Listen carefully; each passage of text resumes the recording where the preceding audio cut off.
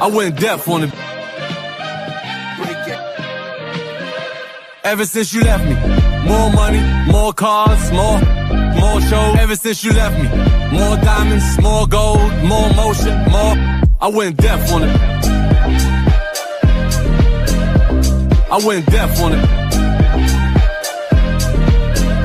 All I need is one night. You gon' have to splurge on it. All I need is one night. Looked in the purse. I went deaf on it.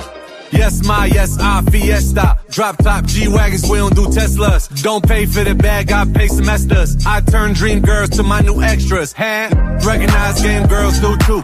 Run through the city like the 2 Live Crew. Got a Harlem broad, got a Brooklyn broad. I ain't come this far just to come this far. A friend to all is a friend to none. So don't push me, cause I'll press the button. I went deaf on it. Alright, let's start it over from the beginning. Man. Let's go, man. 704 Charlotte Brown Show in the building, man. Ever since y'all left me, man, look, one linebacker, one edge, you know what I'm saying? We put it together, Dan Morgan putting the work together. We back from yesterday, man. You know what I'm saying? So we back here to do part 2. We said if the breaking news would have happened, that we would come back, and we're keeping our promise, man. Look, I'm not even going to wait, though, to bring the people up in here, man. We got my man Poppin' Bull in the building. Yeah. You know what I'm saying? First Lady Claire Aries is in the building with us. What's up? All we need is one night, one morning, one thing, or whatever, to get into this. Hey, look, man, got to start off with Poppin' Bullets today, man. That man went to bed last night with dreams of an R&B player. I sent him the text. He woke up this morning. He sent the text back. I won't tell y'all the hour. You know what I'm saying? It said, I know you effing lying, bro. But nah, it was true. Well, we landed his dream linebacker. Pop, how do you feel, bro? Man, listen. I could have got fired today and still would have had a great day. I was so excited. I really hit up Twan like 5 o'clock this morning, like no lie. I called him back, and that was when I got in my car. That wasn't the time I woke up. He did not pick up. Yeah, he was snoozing. Sounded like a baby lawnmower in his house. I had to go and check and research and this, that, and other. And I seen it, and I seen Edge put it in there. I was just like, yo. Oh, you thought I was lying? Oh man, listen, we talking about the Carolina Panthers. It wasn't necessarily you were lying. Hey, look, I know. I gotta get multiple sources. Yes, hey, look, after the shit last year with Milton Williams, yeah, you better. I ain't know if you were trying to pull an early April Fool's joke. I ain't know what it was. That's like, nah, you ain't gonna get me like this, son. So I looked. I said, oh Lord, they didn't win and got him. They didn't win and got the guy we needed. So hey, Claire, I got He said in his text, Claire, he said, I know you effing lying.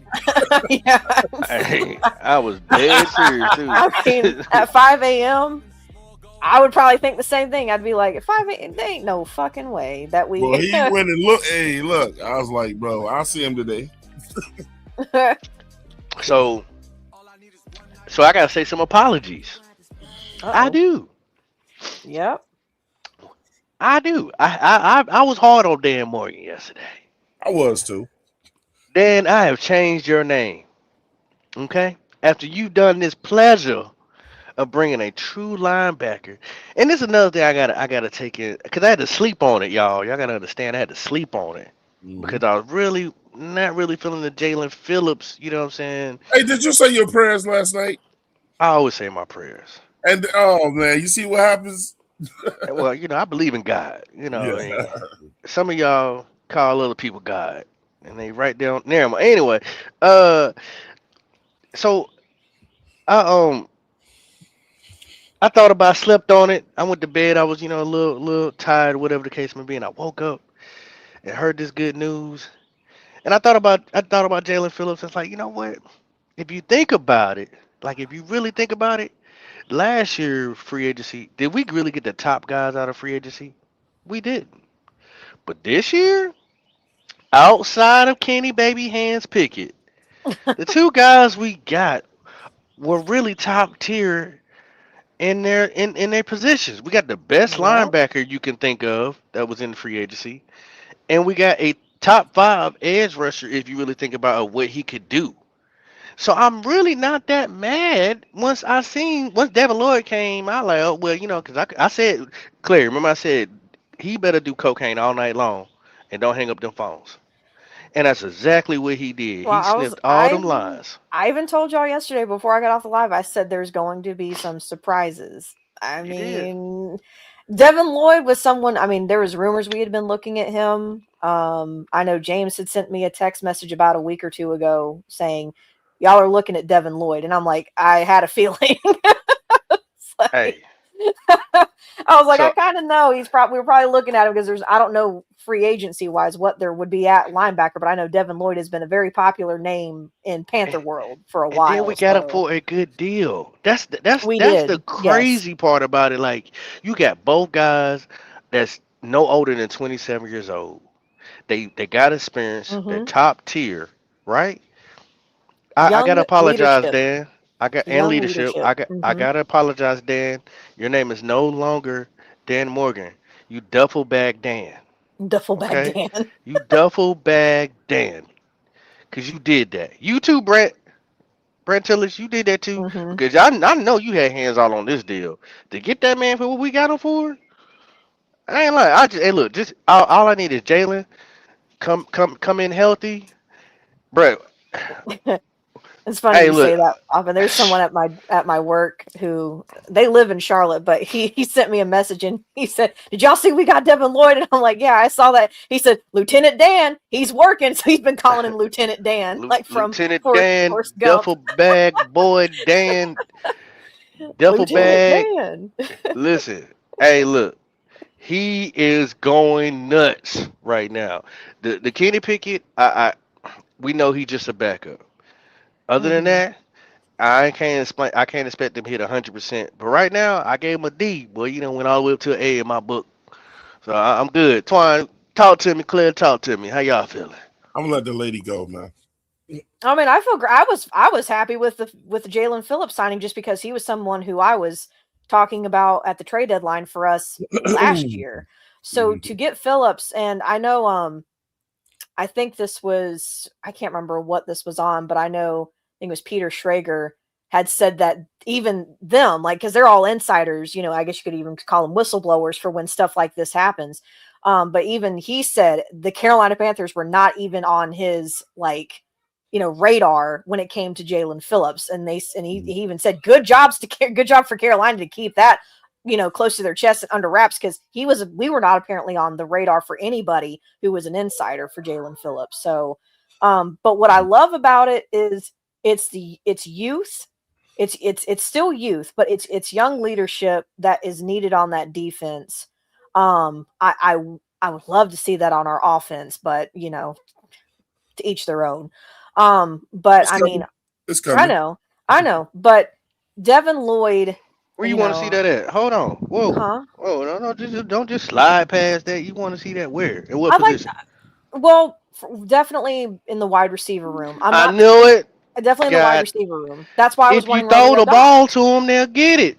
That's why I was talking about Romeo Dobbs, because he's another one in the same kind of He ain't gonna category get the as ball, Claire. well, he's not even available anymore. I But know that, but Claire, he ain't gonna get the ball. I wonder, but see, I think Claire, like, I'm thinking, I want another wide receiver.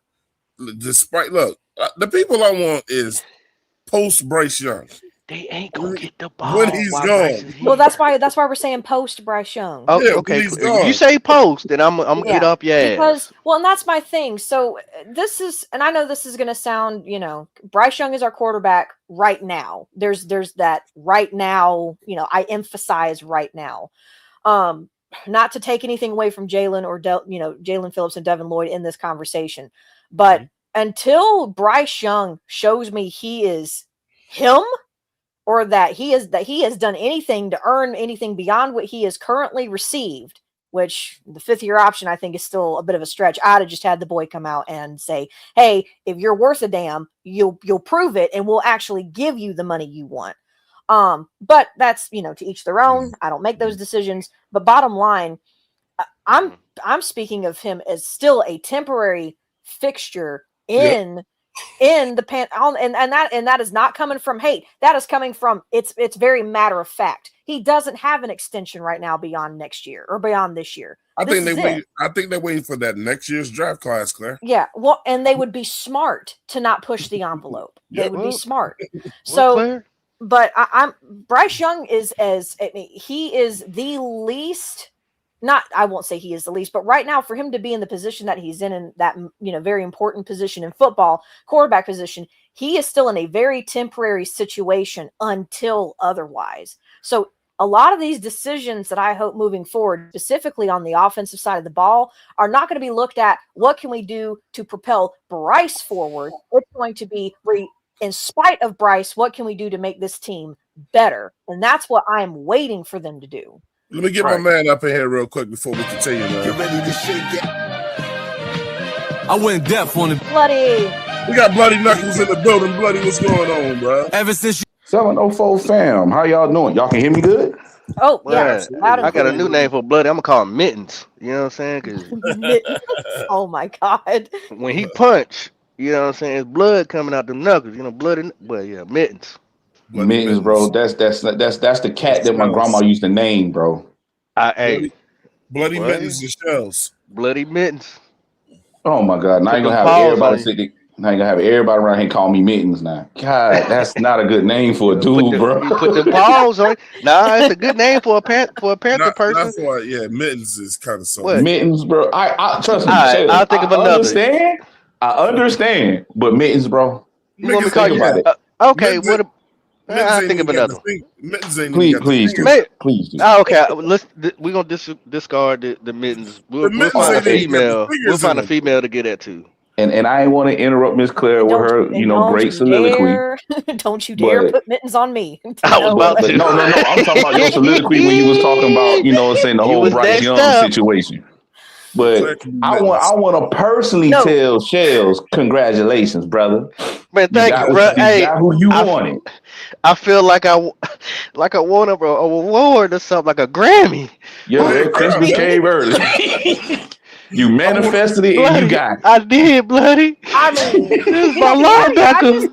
I just thought about this. My linebacker. I just thought about it. So since you don't like Mittens, I mean, not to go back, not to make it like about the Berenstein Bears, but I mean, Big Paw, like a paw. Big Paw is the name of that big bear that's in that. I mean, if you want to keep Panthers related, Panthers have paws. I mean, I'm a plus size. I mean, Bloody Paws, Big Paw. I don't know. I mean, I'm a plus size guy. I'll take that over Mittens. Yeah, I'm still because Mittens is too close to kittens. Yeah, so that's true. That's true. Hey, look, man, let me go to the chat real quick, man. We got Yogi in the building already, man, live in the room. Yes. Love the Devin Lloyd pickup, man. And then he said, "Oh, mess." You said, "Ha." And then Jermaine said, "Top 3, huh? Oh, we coming? Yes, JP. Yes. I'm not. Pause. I'm not. He said that's why. Okay, there you go. That's the way. I like it. Hey, man, shout out to man Quell Davis back from yesterday. He was a superstar in the chat yesterday. Quell Davis is back. He said, "Yo, what's good, Twan, bro? This S is getting real. How you feel, bro? I'm feeling amazing." You should really be asking Pop how he feel, bro. You know what I'm saying? Right. Pop is on cloud 10. Quell was in a good place with me until he brought up XL. You know what I'm saying? I'm an XL apologist, so like we can still get rid of XL. And honestly, I would give you a proposition. The only way I'll get rid of XL. We'll talk about that in a minute. All right, man. Okay. So check this out. Also, Ray said, after Milton last year, I need to see the signature. Ha! Yeah, that's what I was saying. And then he also said, I said, ain't no mother effing way last night, bro. Yeah. Pop had to wake up and hear that. Quell and me said, I'm not familiar with either of the new LBs, but after a little research, they're the truth. Absolutely. He said cocaine all night long. Right. It's still underneath his fingernails duffel right bag, now. Hashtag duffel bag dad. Duffel bag dad. Trying to tell you. Pops, Bray said, "Go and get your money, little duffel bag, boy." He said, Quell said we can still replace XL. Yeah, probably like it's probably coming too, man. I mean, we got to get into that later on the future show, but I wouldn't be shocked. JP said he won't ever be him. No, I agree, Evil Twin. He won't. No, he won't. He's more like a shim. Wow. And he said, "I'm not about to call him Mittens." My bad, JP. Bro. I ain't mean to Y'all are not about to call me Mittens. I mean, I ain't mean to disrespect your twin. My fault. My bad, Bloody. Shout out to Roy Bowman. That was he bad. said, "Cook, Dan Cook." Mm-hmm. Yeah. Hibachi Dan. Then we back to TCJ. He said, "Her, we're looking for a slot corner next."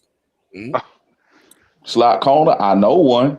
And Zip the do all, man. XL ain't going nowhere. Yeah, talk that talk, boy. Talk that talk. Ain't going nowhere. He's right here. That's money in the building. He said, I mentioned Devin Lloyd being picked up by us. He did. And we got my man D Money in the building. Home family. Powder. And then your twin talking back to you. He said, "Bloody" with the laughs, man. JP was happening, twin. Hey, man. So look, I'm gonna go ahead and open up. You know what I'm saying? Let me see. Make sure my people done talking before I open it up, though. Claire, go ahead. Would you finish the statement, and then we're gonna get Bloody in here real quick. I may as well have been done. I don't even remember where I left off. So you was talking about how that Bryce you don't think he's him. He's temporary. I don't think he until he proves otherwise. He's not, because if he was, he wouldn't have gotten a 5th-year option exercise. He would have had a contract. He'll be with another team next year. But he's, again, right now, he is as temporary as anyone that we would sign for a 1-year deal. That's how temporary he is right now, because that's literally what he's on. So I'm not, anything that we do moving forward, I believe is not really for him. I think it's going to be in spite of him. Thanks. Because and that's not even a shot really at Bryce. I mean, it's just facts, because if he was meant to be permanent, they'd have made him permanent, and he's not. Correct. So that's facts. Well, it is what it is. Speaking of that, that's why because I want Bloody to chime in, but I want to come back to what you were just saying. Go ahead, Bloody. Okay. What's happening? Which you want me to chime in with? The Devin Lloyd news. The Devin Lloyd news. Yeah, the Devin Lloyd. You know. I mean, I'll be honest. I didn't think it was gonna happen. I didn't think they was gonna pull a move like this, and I thought that he would probably go to a different organization than us. But I'm happy to hear that he's over here. I'm happy that he's here.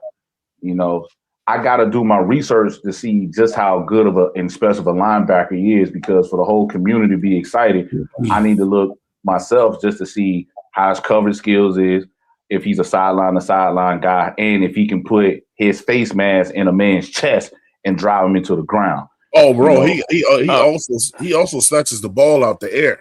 Yeah, he's a green dot. I was gonna say, Bloody. Last year he had 5 interceptions. Bloody, as a linebacker. Okay, he's a green dot, bro. Yards. Yeah, he's your green dot. Like he. Okay. Whatever C2P, you need. Got you. CTP. Right. He whatever you need him to do, he can do it. He would hit the running back. You can blitz him. You can put him out in coverage. He does it all. Like he just does it all, and he's elevated his game year by year. But the thing is that Jaguars, they were pretty much just about as messed up as we were when it comes to their organization of coaches, culture, all that stuff. So trying to have him, they were trying to move him around. And the reason why I think they were trying to move him around, because they know eventually, once he get it, we ain't going to want to pay him that money. So that's why they had him on outside. They had him in the middle. They had him a little bit everywhere. But all he did was took that same chip on his shoulder and elevated his game. So, one of the things you're going to hear about Lloyd in your research, though, is this. He's got 9 career interceptions. Sorry, I didn't realize he had that many. Yeah. One thing I want to share, because we share both sides at the 704 Charlotte Brown Show. So one of the things I immediately started hearing, because the hate is going to be out there too, and it was mostly from Jaguars fans. They said they didn't want to pay him because he only had 1 good year. You know what I'm saying? That they want to see him. I don't know how they can it. say that though. They said Not a lot of looking them at said they stats. wanted to tag him and they want to see him do it again. A lot of them said he wasn't worth the money. Not from what I saw. You know what I'm saying? And yeah, so you're gonna hear some of those things. The main thing you're gonna keep hearing is that he only did it for 1 year.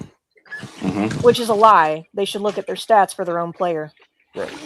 Now, I was trying to compare him in my mind of memory, trying to think about who does he remind me of a linebacker that we've had back in the day. The closest thing I can get to is Thomas Davis. That's the closest I can get to. And that's not a bad comparison. But even though Thomas Davis had 3 ACL tears, I don't think he's as fast as Thomas Davis. I think he's like a couple notches slower. But he's smart though. He is smart. He dissects the play fast, and he ain't scared to put it on you. Pause. He ain't scared to put it on you. Like he's everywhere, bro. One thing I just want to know: since he has good hands like that at a linebacker position, did he ever play safety when he was in college and converted to backer? I'm looking at that now. Okay. Oh, I'm already on it. I'm already on it. Pop. Oh, wow. Nervous with the $5. He said, what do you think our top 3 draft needs are after these big free agent signings, favorite players for pick 19? We'll get into that. So we'll get into that. We'll get into that a little Make later. sure you leave that up there unless, send somebody else donate because they definitely want to address that. Because we're going to address it, just not right at me, this moment. Claire, and Twan and Bloody probably got different perspective of which way we want to go. I'm still kind of firm on what I would do, but I've opened up some options talking to my dog MDJ. So, yeah. I just want to add, because Twan was just talking about how the Jags were, I guess, hating on their own guy. Mm-hmm. He's played for 4 years. Outside of last year, which is, I'm assuming, supposed to be his best year from what it sounds like. Outside of last year, he has recorded over 100 tackles every year but last year. But here's the thing.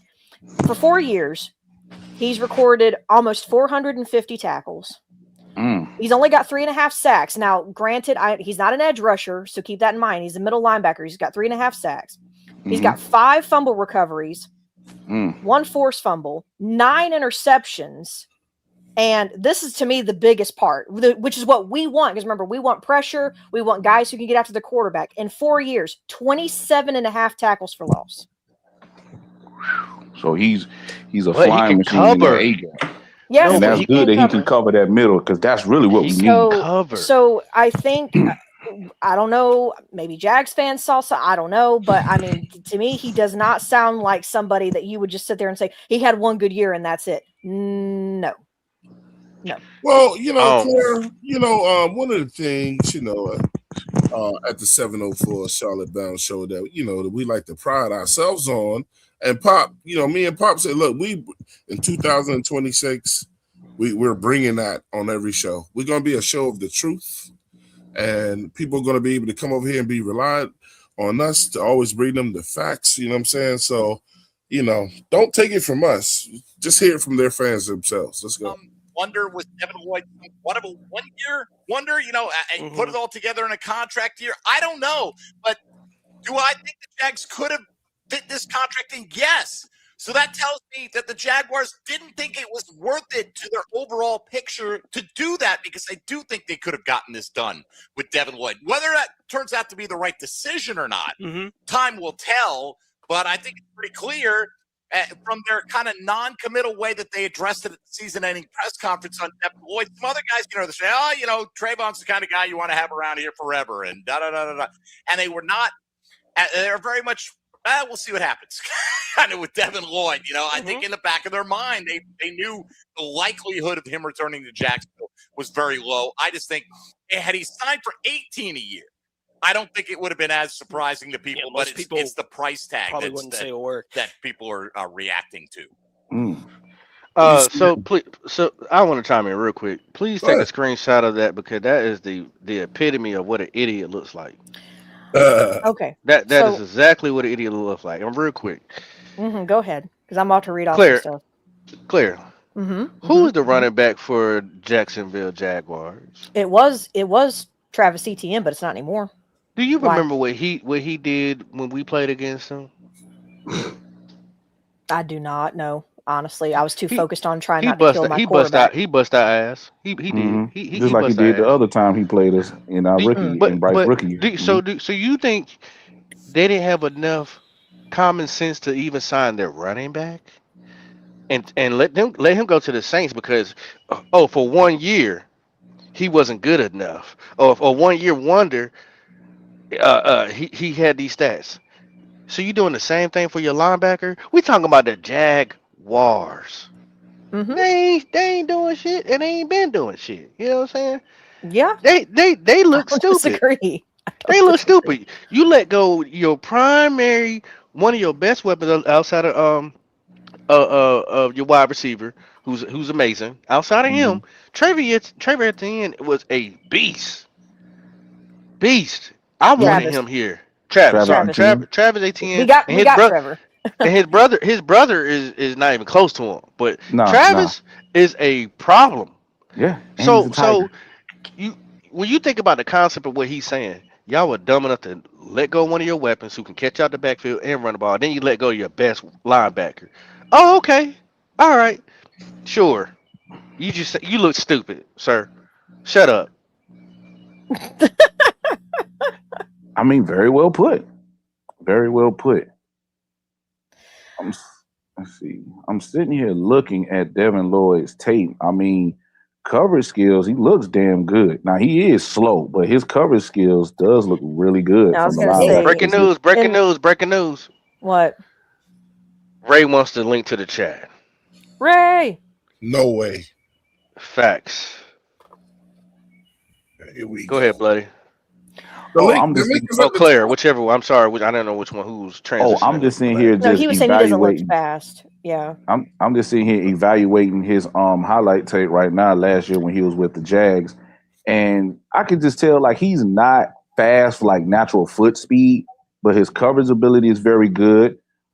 He can get to the sideline pretty good because his angles, he takes very good angles. I'm looking at that right now. He makes good angles. That means he's smart.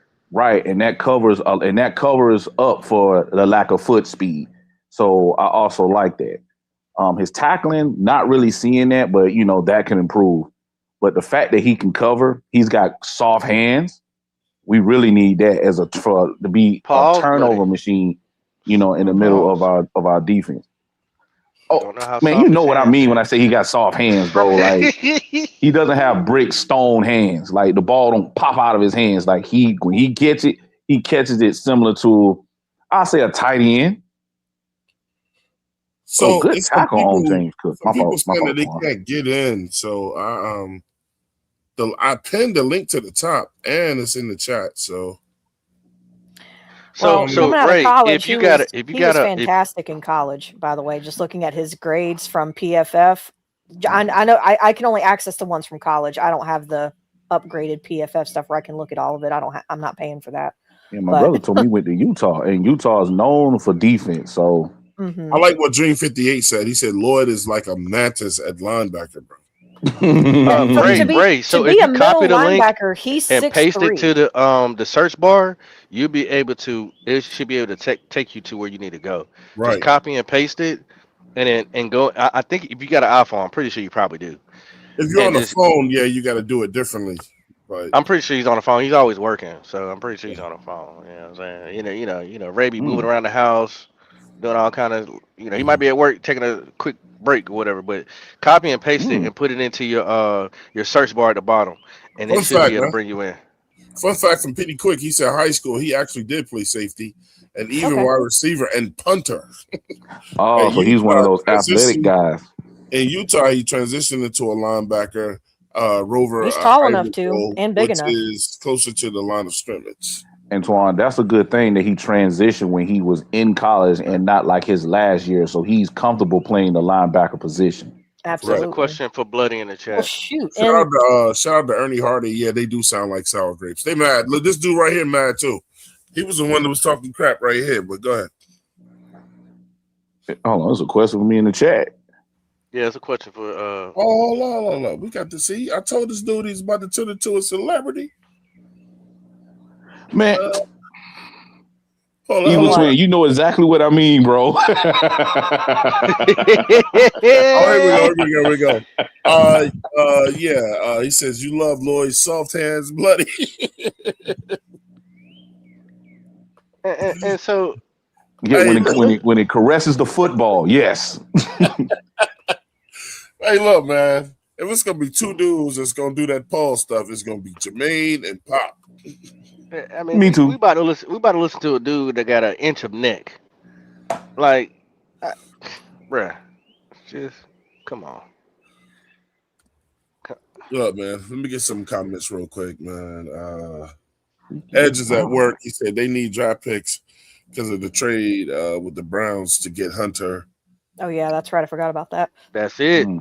That's it. They gave up a haul for somebody who can stay on the field. And Edge, do you remember how many of us said? I believe Bloody was on the same train. You can't do both positions in this time of era.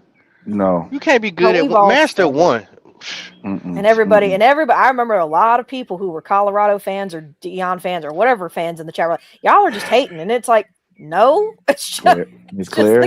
They're prying sexuals. That's who they are. Oh well, is that the terminology now? Okay. Yeah, they're prying sexuals. Catching me up. All right, we've been waiting for this moment for so long, bro. I think I'm gonna cry. Oh, don't cry now. You know, one of my best friends in the whole world, man. You know what I'm saying? Makes his return back. More money, more cars, more show. Hey, we gotta bring him in the right way, man. I went deaf on it. It's Mr. Yogi. More money, more cars, more show. Ever since you left me, more diamonds, more gold, more motion, more. I went deaf on it. Oh shit! Not rolling out the motherfucking red carpet. Damn. Yes, for you. Yes, of course. That's crazy. What up, bro? That's crazy. Well, obviously, first off, I hope everybody's doing well. It's been a long fucking time. I'm trying to check the weather. It might be a hurricane somewhere around here somewhere. It's stay being a hurricane, but we know this. Shit. No, it's fuck. I hope everybody's doing all right. I know. How you doing, bro? I'm breathing. I'm fucking breathing. Well, that's good. I mean, that's all we can ask for. Hey, man, I'll keep it as simple as this because I want to get back to football. I'm just at a point in life where everything is what it is, and I'm just blessed to be fucking breathing. So, me too. Shit, it's just really as simple as that. Shit could be worse. It could always be worse. Therapy is a hell of a thing, and just continue to check on your strong friends and shit. But yeah, also don't ever hesitate to take time for yourself too. But with that being said, love y'all. Make sure you always look out for yourself, your loved ones, all that good shit. But yes, Panthers football, bro. What the? I'm sorry, I don't know how we. No. You can cuss. Twan can't. I can't let you let it slide. Okay, because I see Twan wasn't cussing, so I was like, let me. He can't. You can't. I got you. I'm not cursing because it's Ramadan right now, man. Facts. No, that makes sense. Give me 2 weeks. I'm gonna get the ball rolling with this, where it's just because obviously I haven't been around for a while and we all had the same takes, and we're all hold tight. We're all on the same page usually. So like, here's my thing. Like, what team is this right now? Because I don't ever remember. I'm not talking about a team. The Panthers be spending money like this, especially. He trying to block me from. Look, man. Nah, go ahead. I'm excited. I'm excited to talk football for once. Because usually we just sit here and shit on this squad. So it's kind of nice to have something. I miss you, bro. Wow. I miss all of y'all. I miss you too, bro. I miss all of y'all. You can go ahead and say pause or whatever you want to, Pop. I don't care. Not going to. I can read the room, so you don't have to tell me that. Man, look, that's my brother's back. Carry on. Bro. My brother's back on the show. Man. Have your moment. My bro's back on the show. My brother's back on the show. I ain't gonna lie, I kind of had some goosebumps there in the fucking green room. Shit. Yeah. And I stress green room, Twan. Yeah. Oh my God. We got Petey Quick in the building. Hush Money's in here. Petey Bird. Petey. What's happening? Mr. On Paper himself? Mr. On Paper himself? Yeah, man. On paper, man. Listen here. On paper, we probably top 3 in the defense right now. Top 3. Top 3. Look at the title. Look Oh at the man, title sound of the like show. somebody else I heard earlier today. Look at the title of the show. Carolina's On defense paper. is top 3 right now. Well, that's. I mean, on paper, it doesn't mean it's real, but on paper, it better be real. Huh? Hey, Claire, I'm still waiting to see the ink dry first. Hold up. I agree. Agreed. You might need to get the hair dryer, speed that shit up, right? you said it perfectly when I was in the chat earlier. I'll tell you what. After Milton Williams last year, I need to see the signature first. Exactly. Oh, don't worry. Like, yeah, this is all exciting as shit, but you know, free agency actually don't start till tomorrow. So I don't know about y'all. Like, it looks great, but don't fuck me over tomorrow. I'll tell you that. What we look, Ray. What we went through with Milton, that ain't never happening again. No. All jokes aside, Morgan ain't gonna allow that type of shit to happen again. No. Damn, Morgan eyes don't never close, brother. Look what JP said, bro. Fucking Yogi. Yogi. I was gonna come in with the Yogi, but I just, Oh, you should have. He said I need a Yogi signature high pitch. High pitch. Before the show is over. He said you gotta give him that Yogi. The high pitch, goddamn. Yeah, that is the catchphrase. And man, Kevin Tom said, "Yo." Oh, it's okay. I'm sure we're gonna get a sheesh out of Ray before it's over with. We got the whole family in here, bro. Hey. I'm glad y'all went live because obviously between yesterday and obviously all the news and everything, this is nice. I wanted to hop on for a little bit. I'm actually, obviously kids are getting older, so I'm headed to Bailey's concert, but it don't start for a good bit yet. So I figured I'd hop on for a little bit. She rapping? Nah, she's man, bro, she's doing everything now, man. She's what in her third season of basketball. Yeah. Playing the 4, getting rebounds like Dennis Rodman, fucking monster. Hey, straight up, hey. And then what her shot look like though? Can she shoot though? Hey, anything inside that box is golden, but you take a step out of there, we gotta talk. We know we gotta work on it. So we gotta work on this. The layups are good, the putbacks are beautiful, the rebounds are ferocious. I love it. We need to keep our elbows to ourselves. But hey, look at JP said, no need for a Paul Swan. You love Yogi. We love Yogi. Bloody loves Lloyd Soft. Man. It's all good. Yeah, I'm glad shit ain't never changed. Everybody can get it. Everybody can get them soft hands. See. I should have said that. Nah, that's gonna be winning good. Hey, versus mittens. Now hey, JP, I ain't call them mittens for nothing. You know what I'm saying? My God, here we go. Here we go. It might be stuck now, bloody. You see how it goes back to you? Pause.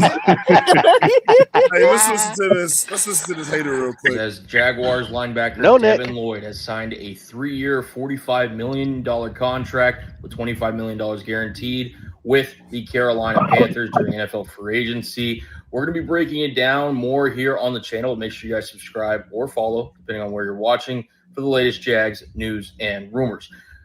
It was kind of expected, right? Devin Lloyd was going to command something I thought closer to $20 million, maybe even at $17 to $20 million range. The fact that Carolina is able to get him at $15 million per year, I think is low-key a steal for the Carolina Panthers. He was one of the best linebackers in all of football last year, second-team All-Pro. He heads to Carolina to join Jaelan Phillips and the rest of the defense over there. We're also going to be talking about Brian Thomas Jr. and the latest rumors surrounding him, and could he get potentially traded here in a video that I'm going to post shortly on the channel. So you're not going to miss out. Make sure you guys are subscribed, turn on your notifications. Yeah, we don't care about that. Yeah.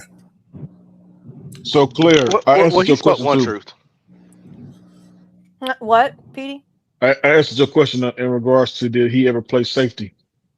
He played safety in high school. Yeah. He played safety in what you said he was also a wide receiver for a stint. Yeah. Okay. Yeah, high school. I got you. Awesome. Which I mean, that honestly, I'm glad he did make the transition when he came to college, because we've already had one guy who played offense and then transitioned to being a defensive end, and we all saw how that went. DJ Johnson. God forbid. So, but I mean, he made the transition at a good time. I think Sonny Styles is in that same boat because he's been that safety linebacker hybrid, and he's got similar measurables to Lloyd. I think he's isn't he like 6'3", 6'4"? Lloyd is 6'3", 6'4". So I'm not saying that they are the same, but there seems to be some comparisons with that safety linebacker like hybrid or transition where they're usually taller. So I like it. So do y'all still want to get another linebacker in the draft or no? Yes. I think they should. Here's the honestly, you brought up Sonny Styles. I thought it was kind of cool. He had a little clip where he was getting interviewed. He was discussing how sitting down with Dan Morgan and him picking his brain was kind of crazy because he's just used to all these interviews were a lot different. And apparently the Dan Morgan interview really stuck out to Sonny. So that was pretty cool. Granted, I don't think we're ever going to. I don't think that's going to be a thing. But I'll tell you what, a man can dream. And I'll tell you what, Sonny Styles would be crazy. But anyway, I digress. Hold on. I got to ask Ray a question. Because I don't know when he's going to bless the podcast again. You know what I mean? I got questions. I got questions. You a Hurricane guy, right? Indeed. And Dan Morgan's a Hurricane guy, right? Indeed. Also, sir, I believe Jaelan Phillips is duffel bag. Yeah, he's a Hurricane as well. Duffel bag Dan. My question to you from Mr. Hurricane himself is, could we use a backup quarterback? Absolutely, sir. Well, hey, hot take. I just don't think he's gonna be there when we ain't gonna do it. But do you think he's gonna take anybody for the good old Miami Hurricanes?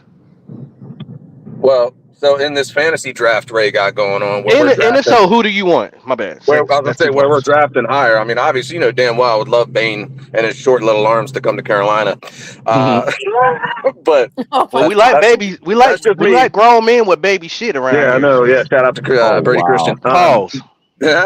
Soft hands, apparently. So. With that being said, I don't know. I guess short answer. Dream draft for me would be getting Sonny for sure. Absolutely, that's dream draft. But Miami wise, Ruben Bain's gonna go high. I know everyone's talking shit about his arm length, all that bullshit. I'm sorry. Speak takes for itself. That's all I gotta say for that. Speak takes for offensive tackle. Offensive lineman they have. I'm sorry. What about the offensive lineman that Miami has? Ain't he coming out in the draft and he's going high? But that should easily be a top 10 pick. Honestly, I think the last time I even looked at, after the combine, I think his measurables and all that were pretty solid. So if not, I think he locked into the top 10 if I'm not mistaken. Shout out MJ to put me on him. Yeah, he's out of here. Mm-hmm. So and I've seen Akeem Mesidor to us a few times, Ray and Mox. So but he's gonna go a little later than at one point at the beginning of the year. He was a little higher. But for whatever reason, I just don't think he was up to what scouts expected. So breaking up terribly. So the guy that I want us to the guy that I think that breaking up, Ray. Breaking up a little bit, Ray. The guy that I would love. My bad. Let me get through this right quick. Damn Hurricanes. The guy that I think, because I told y'all, sometimes it's about the fit, and the guy that I think that will fit with that linebacking core, I like Rodriguez, Claire. Twan, don't even get me started. We all do. Rodriguez. Don't even get me started. Don't even get me started. I like Sonny Styles, but what Rodriguez, he fits with us better. He does. You can't get Sonny Styles, so there's no even need to like. He does. What about CJ Allen? I like Rodriguez. But listen, Bloody. Okay, I'm going to put the draft profile and everything I've got on him. But I do too. First. But no, here's what I think. Go ahead, because you're gonna talk. Go ahead. Before you get started though, let's go. I went deaf on it. All I need is one night. Tua's best friend. Hey, sir. Yes, sir. We got Red Tua Vogler in the building, man. The new starter for the Falcons. The new starter for the Falcons. Ladies first. Yes, ma'am, Miss Claire. Red, I have to know. Do y'all have Matt Ryan listed as a conditional QB3 when Tua finally takes another hit? I'm still hoping they'll bring in Joe Flacco. I don't know, but I think I can clearly see that the plan is 2027 for a quarterback. No. Talk about now, Red. Talk about now, Red. You moving it too far. Talk about now. Well, like I said, I can clearly see that the plan is to get a quarterback in 2027. That is talking about now, partner. No, that's too far. That's too far. Yeah, we talking about this past week. Hey, Red, you know Ray, right? You know I know ball, man. Hell yeah, man. Ray back in the building, bro. Yeah, so what's good, Ray? What's happening? Yogi, what's good, bro?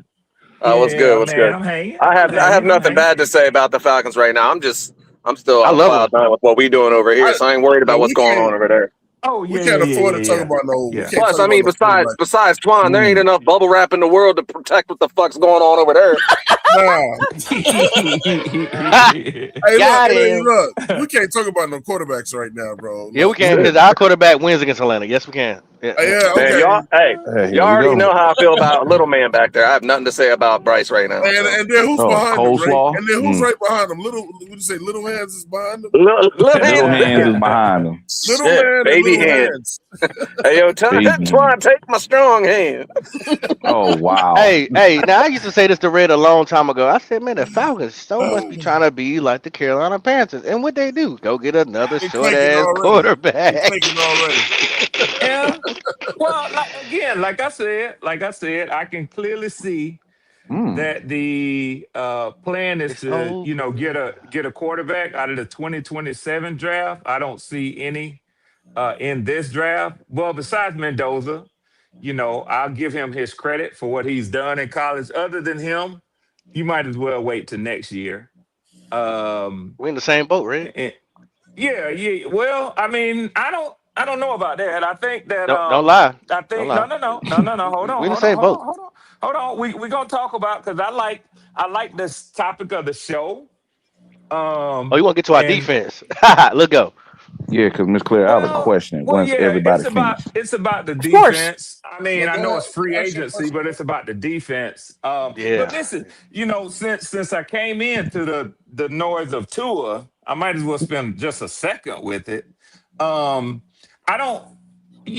to me was a 1-year sign for a league minimum. I think it's like 1.3 million or 2.1 million, something like that. 1.3, absolute steal. Yeah. I said, why the fuck not? You know what I'm saying?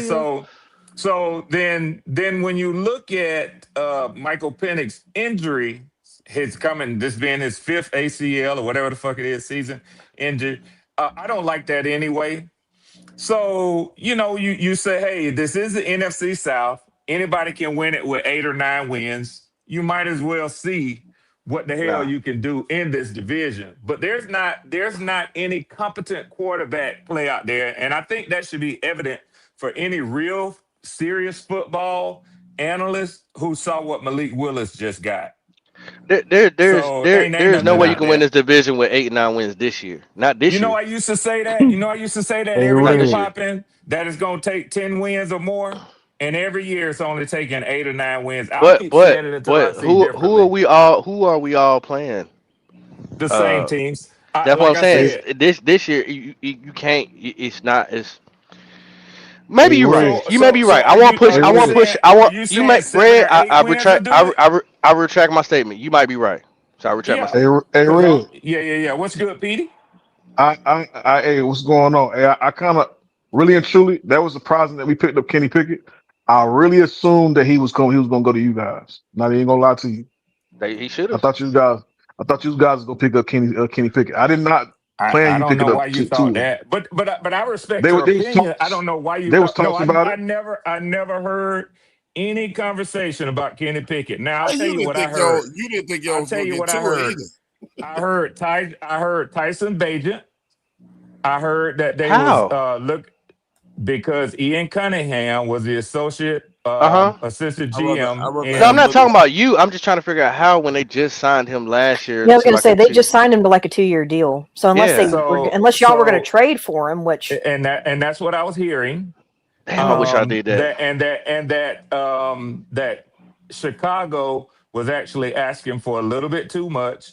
That the plan all along, and what I was kind of settled on, the Tua thing did catch me by surprise, mainly because when I saw the reports of it, I didn't like seeing it. But the thing that I thought was going to happen was Joe Flacco. You felt like Muttley just now. Yeah, he did sound like him, didn't he? I thought the thing that I thought was going to happen was the Joe Flacco deal. So yeah, you ain't getting Joe Flacco. He know better. I ain't gonna lie to you. Look, I would be a little concerned with Flacco, bro. I help you, Flacco. Yo, dude just politely asked for the manager.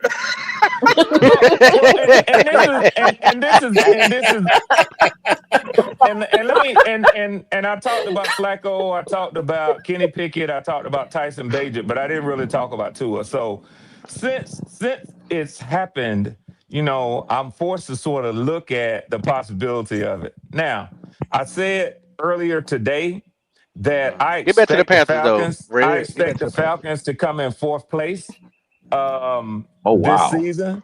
So anything other than that, I will be surprised. Well, if you wanted to hear something about the Panthers, I expect the Panthers to either come in 2nd or 3rd.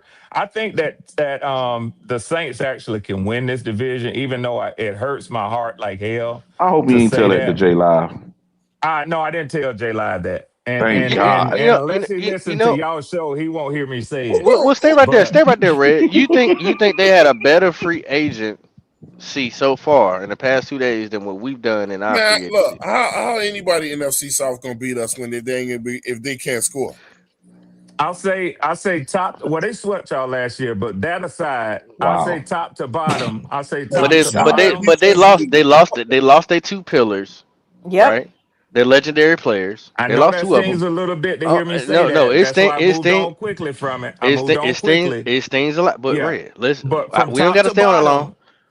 So we talked about free agency. Day one, let me tell you what I said. I said, and Bloody with a kicker. Testify. Damn. No offense. Bloody can testify to this. I said that I think the Panthers had the number 1 free agency in the NFC South day yesterday. I think that the Oakland Raiders won free agency hands down yesterday. I agree. Yeah. And Tennessee made some moves too. But in the NFC South, I give it to Carolina. 2nd, I give it to the Saints. 3rd, the Falcons. And the Bucs hurt most yesterday. Now, let me tell you. What I see. I want to point something out before I forget it. Everybody just giving the Raiders credit, saying they had the best free quality over quantity, Twine. It's kind of skewed. Look, they got. They had the money to go out and do all of that stuff, bro. You know what I'm saying? And they still look. They had the. Let's start there. They had the money to get that done. You just fell into Red's trap. Fuck all that. You see how he wanted to talk about everybody else in the NFL instead of talking about the division? Because we ain't worried about everybody else. Because a lot of people did how the Raiders won. It's like they had plenty of money. He said that he at first said that we gonna be 3 at one point. Then he said we had the best. Responded to that. Right, that's why you got to respond to it, because it doesn't. How do you lose your best defensive end ever, pretty much your best linebacker ever, and you ain't do nothing to replace that? Yeah. And then you lost probably your 2nd cornerback ever. I mean, this past year, and all you gave them was Travis Etienne, a kicker that they so hype about. Mm-hmm. And Noah Fant? How is that a better free agency? It's not. That's not. I was going to say that what I'm saying. Alontae Taylor is gone. Demario Davis is gone. Cam Jordan is gone. Evidently, Red is gone. Right. Wow. The Falcons just traded him. The Falcons just traded him to the Carolina Panthers. Y'all, child. Well, we gotta pluck his feathers first, but you know. He said it's coming. He said it's coming through the fax machine right now. Right. You know, he Carolina barbecue this year. He know that. Now he's transitioning, saying he wants to be number 4. But I know Red got a bet out there, and I'm trying to talk about your pockets, Red. Oh my God. Oh goodness. Because you got some money out there that you won't be last this year. So now you contradicting yourself. So would you rather lose the money or be right? I'm never making a bet on how we land, how the team. The NFC South is the most unpredictable division in football. Yeah, I'm through with that shit too, Twan. I'm tired of losing my ass It off never behind works this motherfucking Star team, man. I'm through with that. Red, Hey, did you but hear what I Twan, just I said? wanted to hear what you said about the Raiders, man. I don't know my damn. I'm gonna say it for you. He said, "Fuck the Raiders." Go ahead, We just talking about the division. Nah, Bloody had to say something, bro. Okay. Nah, I mostly was because I know Ms. Claire was going to talk about Jacob Rodriguez, and I was just sitting there, you know, looking at his tape, which I knew about him when he was at Texas Tech, and I know he's a ball magnet, which is incredible skills that he has. You know, he catches the ball well, since I can't say the other phrase no more. But one thing oh my goodness. One thing I want to know, does he give you like a Manti Te'o type vibe? And what I mean by that is he's very productive on the collegiate level, but then in the NFL, you think that will that translate over properly? Because he doesn't have the foot speed that I was seeing. His foot speed is very. He's talking about Rodriguez. He talking about Hot Rod. You don't think Rodriguez got the foot speed? For me, I don't think so. Now, one thing I will say, he's always in good position to catch interceptions. I will give him that. He punched the ball out. But sideline to sideline. Now hold on, no, bloody is to me. He is correct. No. No, bloody is actually correct. He's not a burner that's gonna walk you down as a linebacker. But what he does is make up for. I didn't see him shed too many blocks. I mean, now you gotta remember the line that was in front of him. You got that boy Bailey, and then you got Hunter that was in front of him. Facts. And I like Bailey. So he can fly.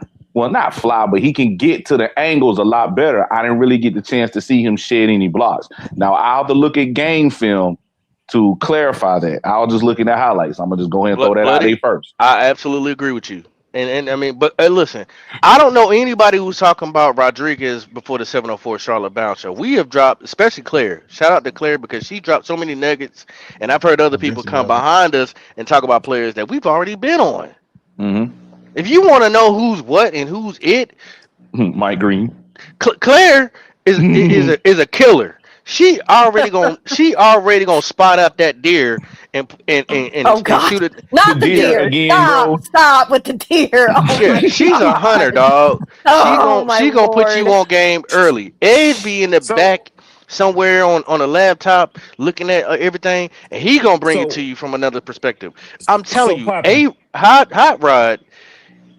Bloody, you absolutely correct, brother. Let me ask you a question, Pop.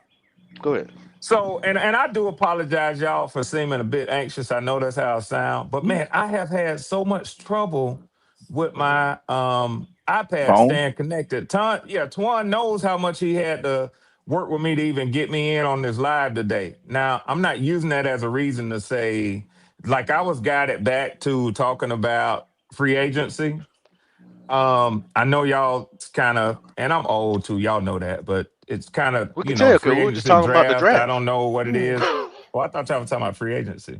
No, we talking about Rodriguez. We were about to talk about Jacob Rodriguez, but oh, my bad. And that's why I said I don't know what I missed. The last thing I heard was Twan talking about the Raiders. He said something about he's getting tired of the Raiders or something. Yeah, the people said that they want free agency. I'm like, I'm not saying that they didn't, but I'm saying like, but they had the money to go get all those people. I like to say who won. The people I like to award winning free agency to is people who pulled off the impossible. Well, Well, if that's the case, or the unexpected. Right, or the unexpected.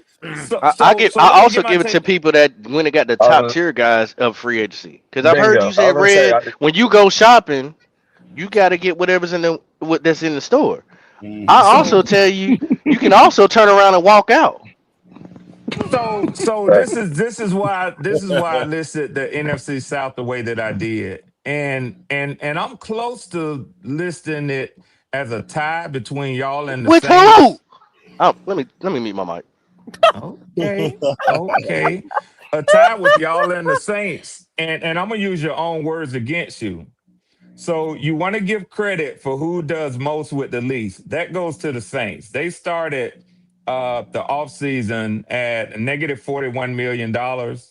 They got their two most glaring positions, same as you guys did. They addressed them, guard and running back. Now, you could argue, I don't know about running back for them, but they overpaid for ETN, if you ask me, but they got a top level running back.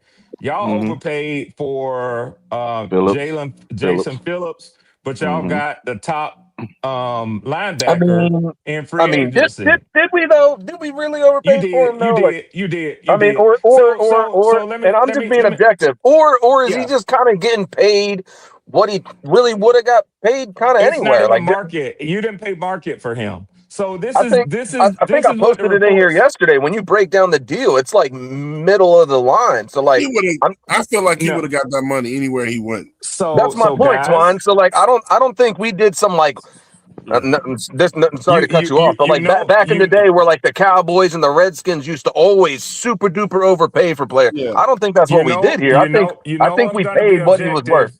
You know, I'm going to be objective when I hit if we gave him a couple of extra mil than somebody else, then that's what you got to pay to play, bro. You know, I'm going to be objective when I hit the link. I'm not necessarily going to agree with you. I'm going to give you somebody good to have a debate with and a discussion. So here's what I saw when I went to CBS Sports, when I went to Fox, when I went to NFL Network and ESPN. That was one of the worst deals struck yesterday. Not for the player, but the money that y'all gave him. They said, and I read this on ESPN, when free agency is over with and all of the contracts come in, they expect that the money that y'all gave him will make him a top 10 paid edge in the NFL. Is he a top 10 edge? And I'm not talking about potential. I'm not talking about what he might be and what he's going to be. You be honest. You don't even have to answer it and say, damn, Red Swan no, made cool. a I'll tough answer it. I'll do what I always do with situations like this. I'll answer it exactly what it says on paper. And until we get to the future to watch this dude on the field, I think that's all I'm going to say. I'm going to keep it as simple as I know. I mean, they hand out Pro Bowls at this point, but all pros still mean something. The dude was second team all pro. All pro.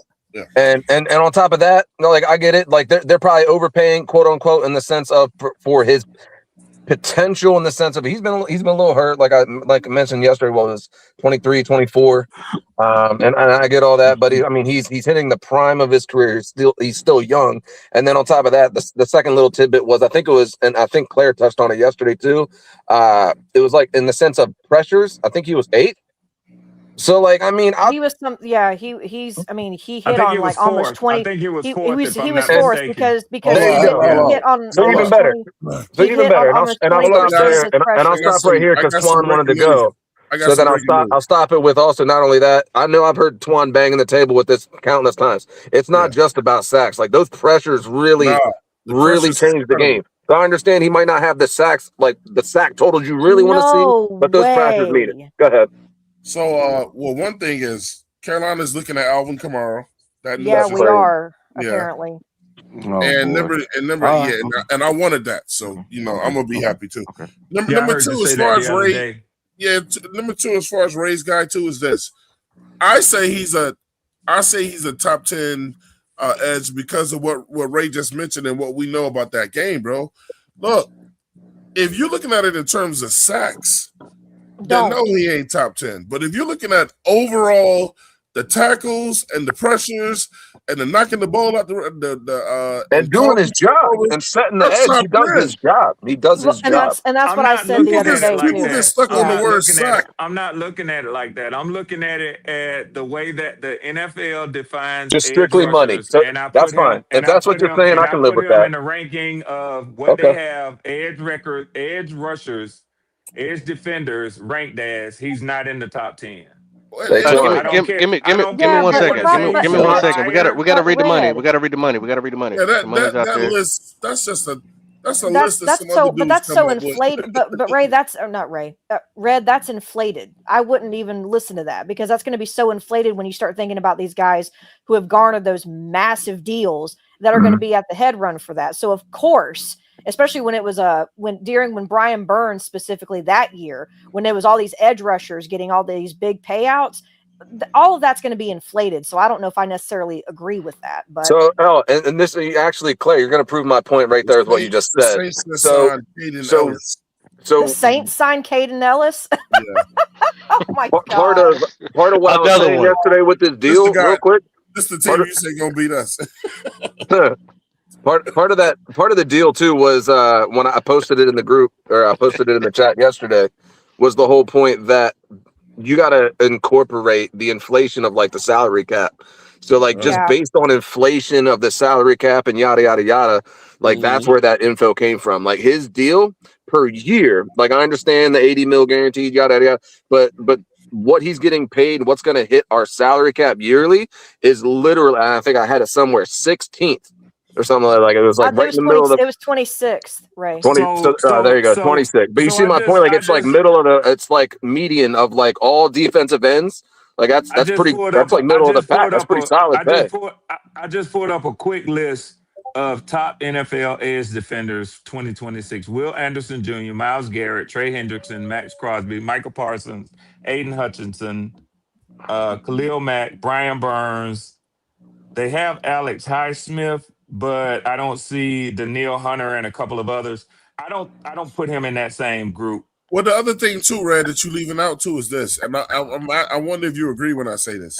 He also played on a Philly defense where he didn't have to do everything, bro. Right. you see that defense Philly had, like I think we're gonna get our money's worth with him playing with us. And what I'm just solely looking at it from what he's 27. And look what he did. He was pretty solid. Outside the injury. Yeah. So, did we read the money? No, we did not. Said anybody. I just gave my there's money. There's money out there. You know, there's money out there. Shout out to Matt Lomax with the $5.30 with the $2 super chat. He said we just improved. What the hell y'all talking? Put it on the screen, Twan. It ain't us. Put it on the screen. There you go. Might want to ask Mr. Red Swan. We know we improved. We up. And he also got a comment for Ray too as well. He didn't prove to top 3, but hey, that's your opinion too. I'm not trying to steal your sunshine today. Yeah, no worries. I was gonna say I gotta wrap it up and run into this auditorium. The concert starts here soon, but I got a minute or two. He just said something was in the chat. Okay, here you go. He said, my boy Ray is back. I enjoy your text. He said, I'm glad that you're back, bro. Hey, appreciate it. It's nice. It's nice. It's a nice little mini comeback here. So yeah, nice vibe, ain't it, Ray? You know, Ray, hit me up on the text, man. And yeah.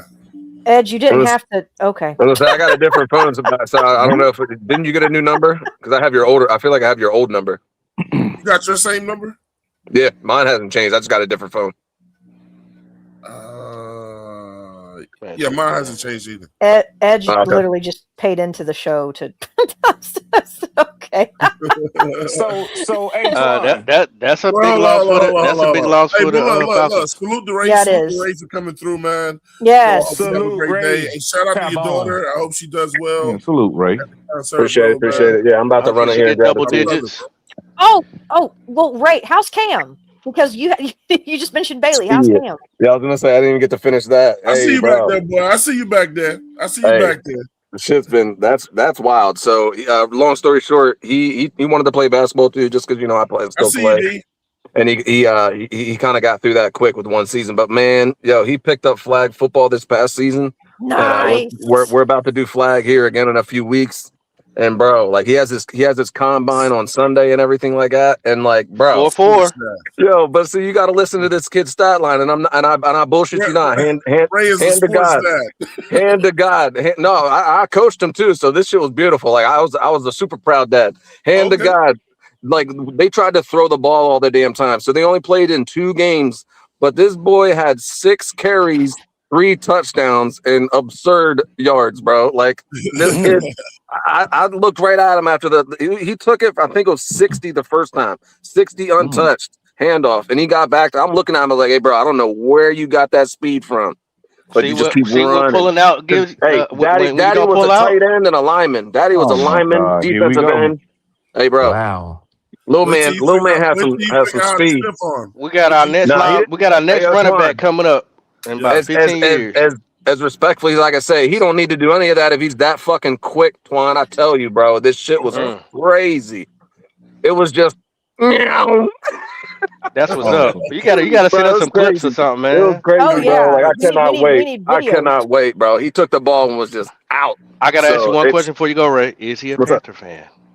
Yes, I'll be honest, surprisingly, because Pop, that's what I'm saying. But Pop's a big Eagles fan, and he's been rubbing Eagles jerseys in his face for a while.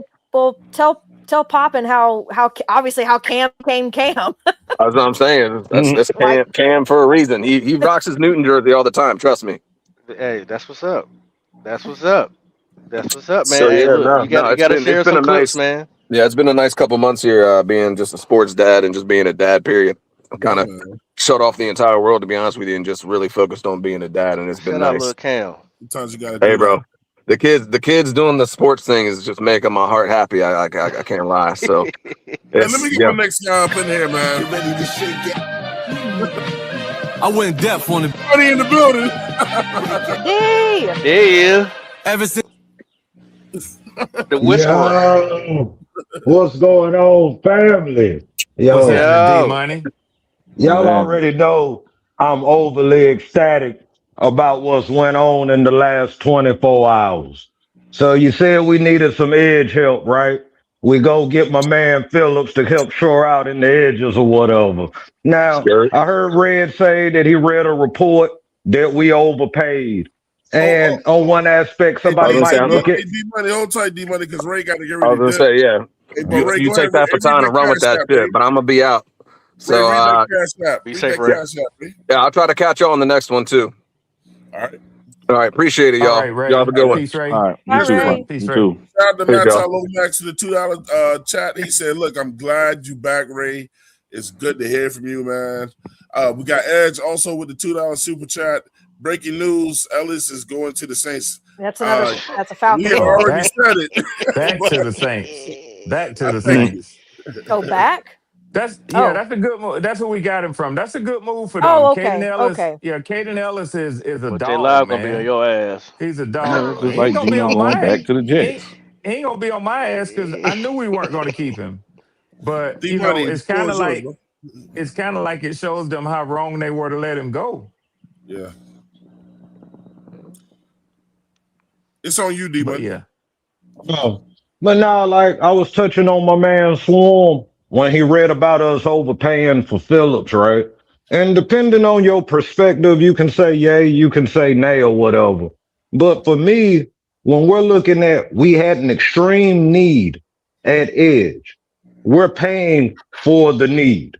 So as far as the money that we gave Phillips or whatever to get down with us, I am more than cool with him taking that money if he can produce for us and give us what we need. Devin Lloyd, that's the dude I wanted anyway. So that was kind of like icing on the cake. I'm not about to talk about a little strong arm or nothing. I think we all have said what we got to say about the picket fence, okay?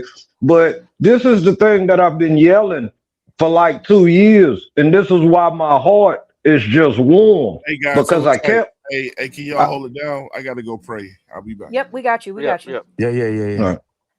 So Like I kept making the statement that this was a building block situation. You got to put your foundations down. And as we start producing with these different foundational pieces and so forth, that we would be able to attract those luxury amenities for what we're trying to build. And now you're seeing that Derek Brown had a great year. Bobby Brown showed flashes for us. Nick Scorton looks like he can be a dog for us. And now we're sitting here adding Phillips into that equation. We're adding Devin Lloyd, who has great cover skills. The dude seems to be pretty instinctual, pretty smart. I think he's going to help Trevin Wallace get up a little bit, because this is now somebody who has shown success and productivity in this league that Wallace can actually take mentorship from in that linebacker room.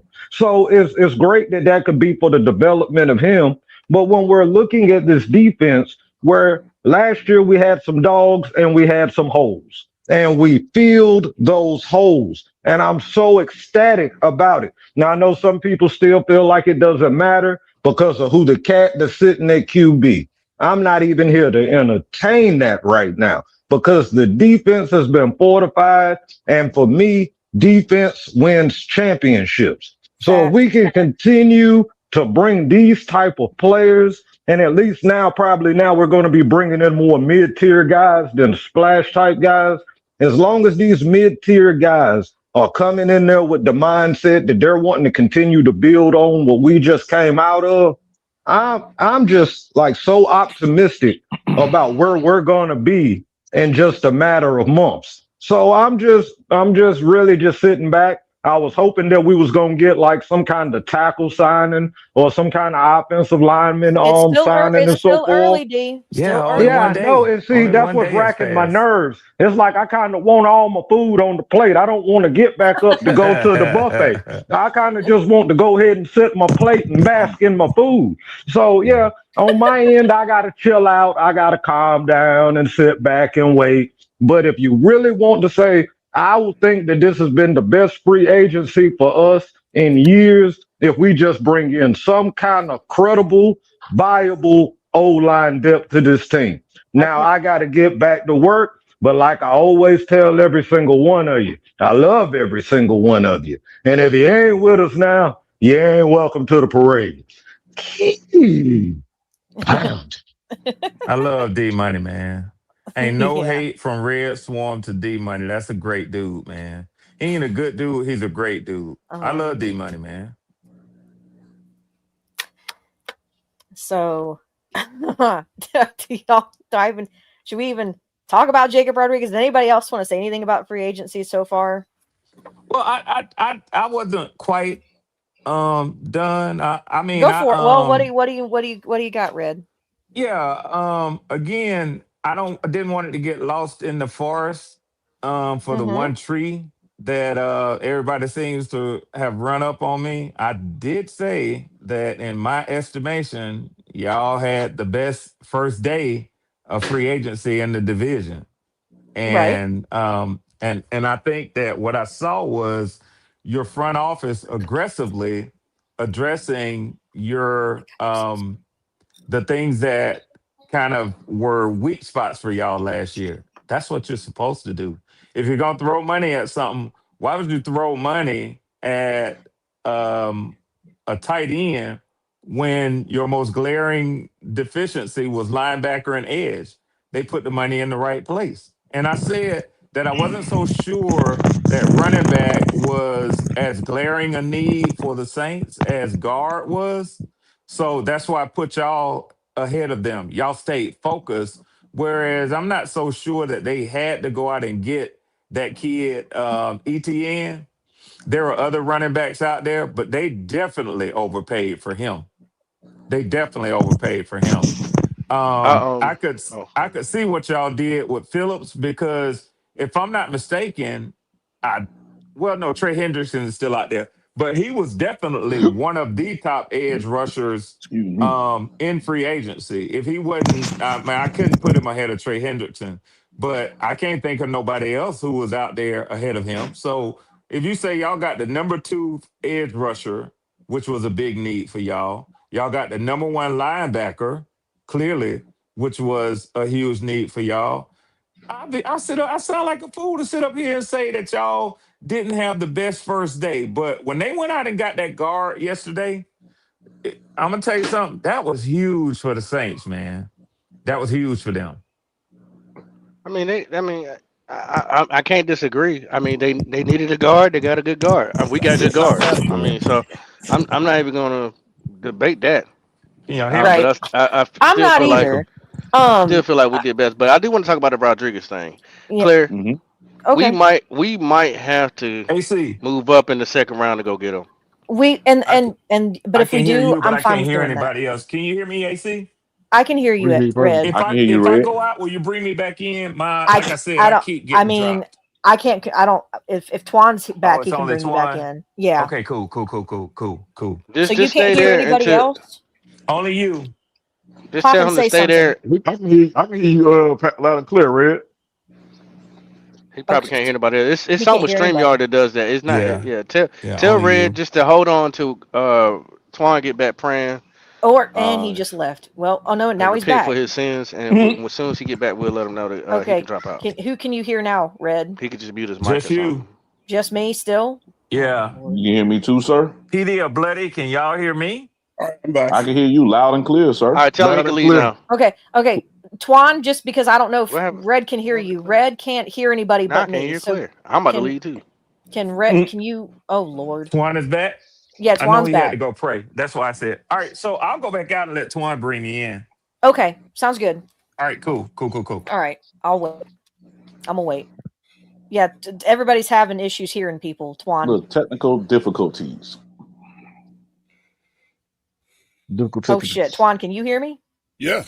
Okay, good. I was about to say. All right. I couldn't hear Claire for a second there. Sorry. Can you hear me? I'm good. Bloody, I'm good. Can everybody hear me? I can hear y'all loud and clear. Petey Cacao. I got Petey. I got I had to go downstairs. Mic check 1 2 1 2. There you go. Put the mittens on you. I got you. Claire, you hear me? Yeah, I couldn't hear you because everybody was talking. Yeah, I'm just out of breath. I had to go downstairs and come back. No, you're good. Okay, I was just making sure because I was like, okay, Red. How about everybody start saying everybody something. Good? Everybody good? Yo. Good. Appreciate y'all, man. Okay, Sorry there we for all go. that. Okay, so as far Sorry as for all that. you're good. I don't know. StreamYard does that crap constantly. It's been bad. It's been bad. Yeah, I can't stay connected, man. Okay, so as far as Jacob Rodriguez, he is at one point in time he was slated to be more in that 5th round conversation. He has easily pushed himself up the board to like that 2nd, 3rd round area. I think he's going to definitely go in the 2nd round. I don't know how he makes it out of the 2nd round. Wow. So as far as Jacob Rodriguez, for anybody who doesn't know, he was actually a former multi-position offensive player. He has played quarterback. He has played running back. He's been a wide receiver and a tight end all throughout his, tackle football career up until college. I think he also did some in high school as well. But either way, he is a linebacker now. The biggest thing, and as far as like his athletic traits, something this is, by the way, this is my draft profile. So if anyone, this is not me saying anyone on any other, accredited whatever has said these things. And if they are on there, then it's purely coincidental. We'll hit you with a copyright. That's all she's saying. Anyway, so athletic traits. No, I'm just saying because I don't want anybody to say, "Well, where'd you get that information from?" And it's like, no, we will sue you. We will sue you. I'm speaking for her. We will sue you if you take what she's already said. Thank you. But anyway, oh God. But anyway, so for athletic traits, I think that he doesn't have elite range, but he does have good range sideline to sideline. He is a fluid mover in space. He is above average burst as a blitzer. He's not going to have that elite long speed, but I think for right now, and this is the only knock I'll have on him, if any, is that he would be more functional in that will or maybe even a nickel linebacker role, maybe not for that Mike role just yet. And he's got good lateral agility. The biggest thing about his background and his role evolution, his defining traits. he, as far as like a linebacker, things that he recognizes immediately because of his former offensive, roles. Great as far as anticipation, ability to diagnose misdirections pre-snap, good communication pre-snap, and just good overall anticipation being in that green dot role, which he did have at Texas Tech. He was considered, and this is funny, I read this in an article, they were calling him the traffic cop. While he was at Texas Tech. I don't even like cops, so we got to change that. Well, they call him the traffic cop because of him being able to identify everything. So being a communicator, an adjuster, and a stabilizer for that. Shout out to Tony and the link to man, Tony the fan. Hey Tony, hit the link if you can, brother. So as far as play style and identity, for him as far as his hybrid uses potential, because he's considered a multi-role potential box linebacker. He's got fast mental trigger, efficient angles, clean footwork, natural feel for space, and the ability to stay on the field for 3 downs. So he's going to be a 3-down guy. And then did y'all read that Cash App? I did not. No, what is shout it? Shout out to Ty Black 7650. He said, "Welcome back, Ray," with the $2 super chat. I really appreciate we can't pull. We can't pull it up. Yeah, I can't pull it. He's got it up, popping. He pulled it up. Yeah. So here's where I think. When I'm not here, I got you. Yeah, when you're not here, yeah. Here's the key thing for me when it comes to Jacob Rodriguez that I feel sticks out, regardless of his. Everybody says he's got shorter arms. He does have shorter arms for a linebacker. So some of these bigger tackles or bigger guards he might have issues with. But here's the biggest thing for me: it's his processing and his football IQ. That is the biggest thing for me that sticks out for him. He's got natural coverage instincts. He understands route stems. He understands spacing, and and this is the biggest one. He understands cube. He sounds like he has good QB intentions. Like he understands all that instincts on reading QB intentions. He has good versatility. Blitz timing. He arrives clean, which is a very good thing. He is a reliable tackler. As far as turnover creation, he has good instincts. He has put up a few PBUs during his time frame and also forces errors for the offense. And the biggest thing of all is his leadership. That is something, again, I've been saying we need on both sides of the ball. Having him be a young guy come in here to work with now a Devin Lloyd and a Jalen Phillips and a Nick Scorton and a Derek Brown and a J.C. Horn and a Mike Jack. Are you kidding me? Yeah. Nick Scott. So that defense sounds crazy. Keep Nick Scott the fuck away from my team. So if anyone wants to know, okay, you're saying all these great things, Claire, where does he need to improve? This is not really so much an improvement, but this is something that obviously he has had to learn to work through himself. He will have to learn how to work through it against bigger offensive linemen. His arm length, he has sub 31-inch arms. So he does not have, great arm length as far as that goes. He is undersized for a full-time Mike, which is why he is considered more of that will nickel linebacker that could transition into a Mike as he progresses and continues to grow. Durability history. He has missed a few stretches across multiple seasons, but again, he's not been like seriously injured from my understanding. And the only other thing is that he will be displaced, I said this earlier, by bigger offensive linemen in downhill run fits. So just kind of keep that in mind. I'm not saying that he can't fix it. A lot of the stuff that I'm talking about outside of his arm length is all coachable. Okay, so when she says downhill run fits, that was one thing about his. That was one thing about his game that I don't like. So to compare it to, like, whenever people said, "Oh man, I love Brian Burns," but it seems like he overruns the plays a lot. That's the same thing that Rodriguez does. Sometimes he runs himself past the play. That's why I was like, when somebody said he was slow, I'm like, at times he's too fast. He's gonna have to learn that discipline to know when to slow down and realize where the play is coming from. Over anxious. IQ. And I would. Sometimes he runs himself out of the play. So here's the thing, and this is where we're going to talk about how he fits in Carolina. This is the biggest thing for me as far as what I've been trying to do with these draft profiles. His ideal NFL scheme fit, match quarters defense, hybrid fronts, sound familiar? Systems that value coverage capable linebackers and teams that also use a positionless defender and sub packages. That's him. That is everything that Evero does. Everything that Evero does. Right. So he thrives the best when he is allowed to flow freely, cover, not take guards, head up, like not immediately, and also be able to diagnose at a distance. So, another thing specifically for Carolina, range and lateral agility will fit that, that will linebacker and nickel role. He aligns with that more modern defensive philosophy, which is what Evero has been trying to also do. Processing and communication has been one of the biggest emphasis for our side of the ball, because we have had, for our green dot was Trevin Wallace last year, a third round, rookie, nothing against him, but the instinct, I think, for Wallace is something that will have to just come with time and, time on the field. But Jacob Rodriguez has been able to hone in on that and all through college.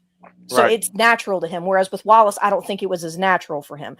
The hybrid versatility, again, the coverage ability, again, all of this stuff is everything that we are needing in Carolina. He matches with that modern defensive philosophy, the hybrid roles, specialty roles. He will be a good green dot candidate long-term.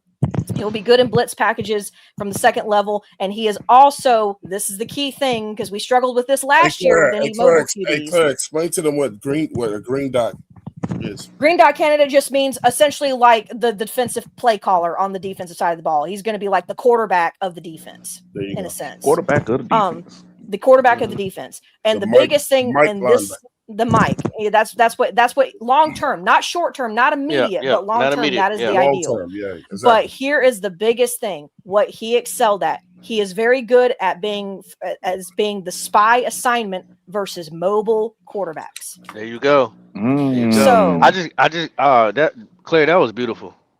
So that is everything about Jacob Rodriguez. And as far as the scheme fit, I have looked on other draft boards. I've looked at other draft analysts. As far as scheme fit, if you were to tally up all the scheme fit scores and then average them out, he averages out for the Carolina Panthers as an A- fit. So I want to call this segment Player Poetry with Claire. Because she just broke this down. She just broke this down so significantly and so eloquently that anybody can get it. Your 5-year-old can get it. Your grandkids can get it. She painted the picture and you could see it. She gave you the pros, the cons, and everything to go with it. The only thing I can add on that, just to put a little sprinkle on there, because she put the cherry on top. What's up? Is that he used to be a quarterback. Well, I said that earlier. I don't know if they heard you. That's why I'm just throwing the emphasis on that. Yeah. He used to play. He used to be on the offensive side of the ball at some point in his career. Yeah, so he knows. He knows. He knows how to break down your quarterback. Like, this is a guy that if you put beside Devin Lloyd, how he can just grow and mature with. Oh, man, you might have. I'm not making a comparison, but the last dude that had that type of intellect was Luke. But hold on, stay right there. There's more. There's more. There's more. His RAS score was damn near close to Luke Kuechly's as well, guys. It was. Yeah. These are nuggets that I'm gonna tell you that Duffel Bag Dan, he said it in his presser. It's okay for us to look at people that have potential, but I like to go for people for production. Now, I hope he keeps it that way, because we've caught you lying. I said I wasn't going to talk bad about you, Dan. I'm sorry. As long as he stay in that pocket. True, we did catch him lying.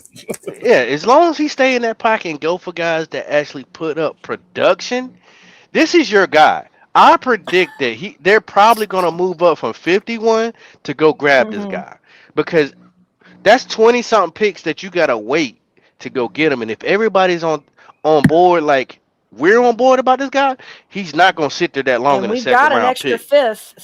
Thanks to Adam Thielen. We've got an extra fifth. So there you go. So let me and that's all I wanted to say. I want to point something out real quick, man. And I'm joking a little bit when I say this, man. But look, bro. I'm proud of this group, man. The 704 Charlotte Bound group, man. Bro, we got pop, man. Nobody else got no pop, bro. You know what I'm saying? We got Edge over here. We got a Nick. No. We got Claire, you don't. Ain't nobody got a Nick. We got Claire, you don't. Nah, nobody got no Clay either, or no Edge. Nah, it's a Will. You know, Nick's alter ego is Will Robinson. Oh, wow. We're not even. They the same person. Look, let's not Beetlejuice that. Let's not Beetlejuice that. Let's not Beetlejuice that. Yeah, don't do band like that. He That's ain't not that going. bad. That look, you would have to turn that show off. You couldn't take it. There's now you know what? That might need to be a future show. Nick versus Will on a debate. I will be a spectator only. That will be funny. Let me know when it's going to air, so I can make that's sure why that would be funny. I would love it. Tap in. Will Robinson, if you hear that, we want to have a nice, clean debate show with you and Nick, actually, and we'll come up with some topics. It's another person who's very what's the word I'm looking for? He has a very strong opinion. It's erroneous, but he has a very strong opinion. Well, these two guys are the most optimistic people you can think of, but love to debate. So, is he? This guy I'm talking about is a certified Bryce lover. He's a who? Tell me more. No, we ain't got to do that. I know. Mr. Swarm knows what I'm talking about. Who Swarm? Who he talking about? His name's hard. No, not Drive. Oh, Ronnie. No. Ronnie would never be over here until you give me my money. Oh yeah. Yo, Ronnie, give me my money. Ronnie, he owed $300. I wish you wouldn't have called that name, man. Ronnie's a broke boy. Y'all are asking. I didn't know. Not Beetlejuicing people. Yeah, I don't want to talk about just got done praying. Don't do that. My fault. I didn't know. I was tracked. You didn't know. Yeah, I don't want to talk about them people. We talking some good stuff. We're not doing the Beetlejuice thing. Well, what I was saying is, man, appear. I love and appreciate all of y'all. I was talking to Bloody earlier, man. But I love most of all of y'all is y'all all got your own personalities. Y'all all got y'all different parts that y'all bring to the show. You know what I'm saying? And I think people like that, man. I think they do. Y'all got good chemistry. I know I like y'all's chemistry, man. And I don't mean no disrespect to the fellas to slight y'all in no way. And I have my own wife, so I don't have to cake for Edge's wife. But I'm gonna tell y'all something. Y'all got something that nobody else has, and y'all got a real queen with AC, man. So she know it. She know it. I appreciate that, Red. Yeah. But can I throw this one thing? Just a small segment of Toxic Tuesdays, because that's what it is. Oh man, it ain't Toxic Tuesday. It is Toxic Tuesday, baby. Turn it up. How? And Red, you're gonna love this one. Turn it up. Turn up the heat. How fucked up is it that you got traded back to the Jets? Geno Smith, my boy. Oh no, my boy. Yeah, he goes back home. Did he really? Yes. Yeah. Oh my God. Yeah. Yes. Yep. I mean, how? He's good now. How? How do you? I would have taken anything else, but it's back to losing. Anything else but death, right? But that's what Ed said. No, Ed said that he think the Jets is doing something over there. Yes, they're trying to get the first pick in next year's draft. Yeah, wow. Hey, Red, you know what they're trying to do? It's gonna start with the head. The head coach trying to get fired. Oh yeah, he going. He gone. They're gonna have a new head coach. They're gonna have a number one draft pick to get their pick of the quarterback, and Geno gonna help them get there. Shout out to my boy MDJ. We've been discussing this behind the scenes. Hey, listen, your black ass gone. Man, you cannot have that many black quarterbacks on any team. Quan, it's been doing that to me, man. Your ass is out of here. Like Tony said, he can't get in either. What's up with this link stream? Here, hold on. I think Ray was able to get in when I put the link in there, so I'll put it. StreamYard has been falling off. We want our refund back. Well, it costs too much. It costs too much money, man, for them to be falling off. Exactly. 2 picks I didn't like. Go ahead, bro. 2 picks I did not like. JP said, "Stop pitching Woo on the job, Red." Oh wow. See that, JP? That ain't me at all, brother. Especially with my wife being home from work, so you know that ain't me. You can forget that shit there.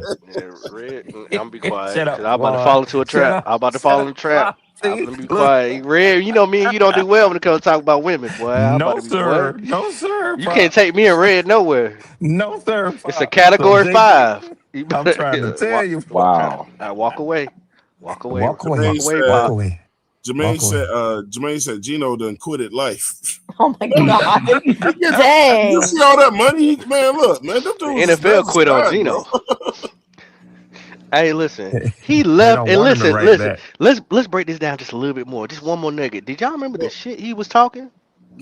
Oh yeah, they wrote me and I didn't write back. They wrote me off and I didn't write back. Who was he talking about, Red? Who? The Jets. New York. And now you gotta go back.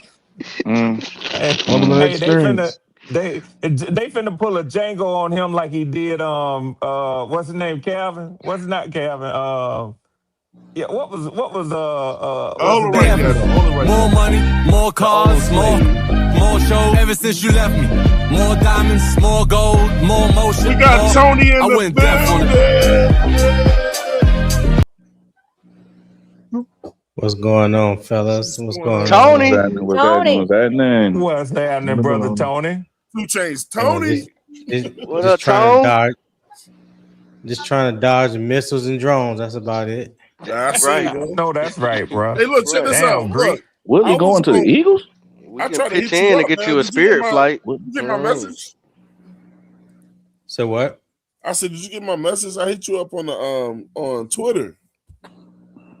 No, I ain't got. No, hold on. I said Tony over there ducking Scud missiles. Let me check on this man, bro. You send the instant message through the instant message through Twitter.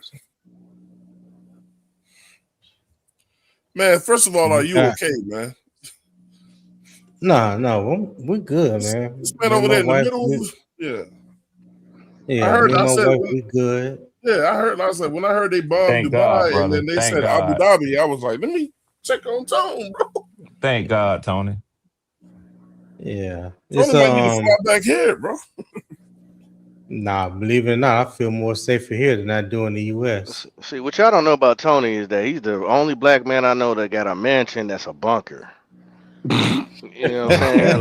Like, so y'all ain't got to worry about Tony. He is solidified. Trust. Bunker mansion. What does that mean? A mansion? You didn't get I mean, he got a bunker mansion. You safer out there than you is. Those who get it, get it. You know what I mean? Thank you. I got it. I don't have anything. I don't have anything for you, Twan. Yeah, I sent it. But I'm glad to hear you good, Tony.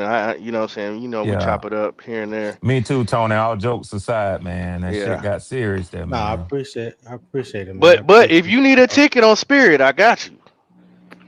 I don't think Spirit fly over there. But it's the thought that counts, Red. Why you gotta shoot my shit down? Hey, Red, look, first of all, Spirit wasn't even over there. Yeah, and that's what I'm saying, Twan. They won't let that shit in their airspace. No, sir. Emirates, hey man, this is yellow plane. Or Qatar Airlines. Out the air. Hey, that's Chuku Airlines, man. Hey, that's all I could do for it, Tony, right now. So I'm just doing the best I can. I mean, if y'all wanna step it up, just say words. Emirates didn't flash me. I'll tell you something else, man. A party ain't a party, man. I went you ain't got MDJ in the building. MD Ever since you left me. Hey, look, man, you put the bat signal up, but something was wrong with that motherfucker, man. I couldn't get in here, bro. That shit got COVID. Yeah, right. Wait, MDJ, hold on. Let me go get my wading boots, man. Since you just joined the party, let me go get my wading boots, man. Yeah, man. Get your headgear too now. That boy DJ say he shooting bombs your way next. You talking shit. It's finna get thick up in here. It's finna get deep up in here. Nah, it's about to get thick.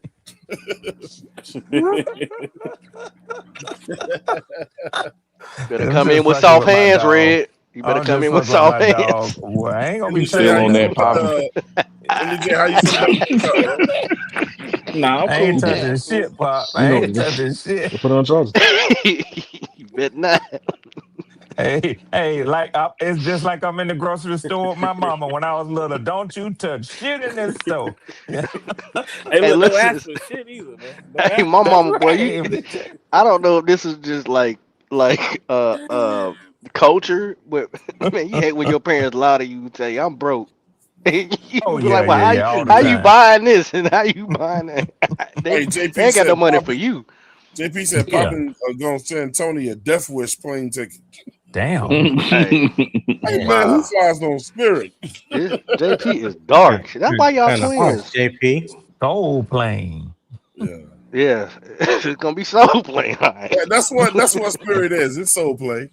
It really is. I ain't been on no podcast in over a month. JP already done called me a lying ass. I don't know what I did. He put the fist up. Get in here, Tony. What do you get in here, Greek? Damn. He called everybody that. That's his way of saying hello. He started the show off every day. He said, whenever you start saying what we lying about today. Yeah, that's what he do. Oh, JP. Yeah, that's what he do. It's just JP. take it as a term of endearment. Have you met his twin? Cool. Tony, have you met a twin on here? Yeah, have you met his twin? Yeah, his brother's on here. Bloody. Yeah, he apparently likes soft hands. My evil twin. He likes soft hands. Hey, Bloody, don't claim that ugly motherfucker. Don't listen. First of all, let me go ahead and just put a stamp on this right now. Don't claim the ugly motherfucker. That's crazy. I don't like soft hands. I just said that Devin Lloyd has soft hands because he can retrieve the football very easily. Whatever. That's what I'm talking about. Now all of a sudden, everybody won't call me mittens. People think I like soft hands on men and stuff like that. No. So we go cut this off of the kneecaps right now. Bloody say no. Straighten that shit out, Bloody. Hey, look, man. Everybody have my name out here drugging no rainbow mud around here. No. Oh, shit. You can't leave it up to Poppin', boy. He'll kill you.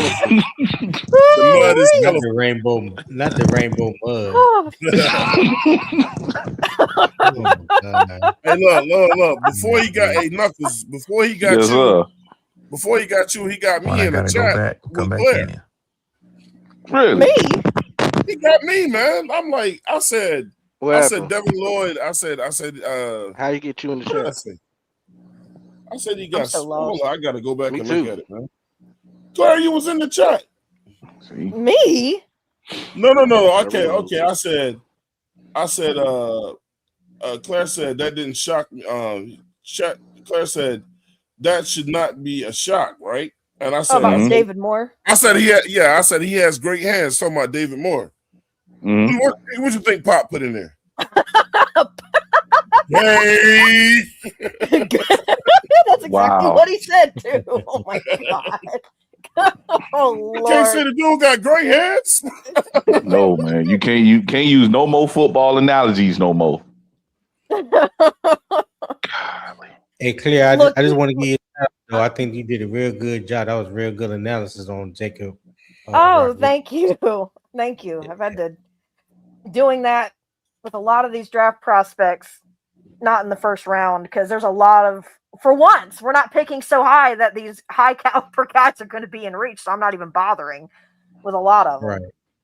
So, no, I appreciate it. Jacob Rodriguez has been, I hope we can get him in the second. I really do.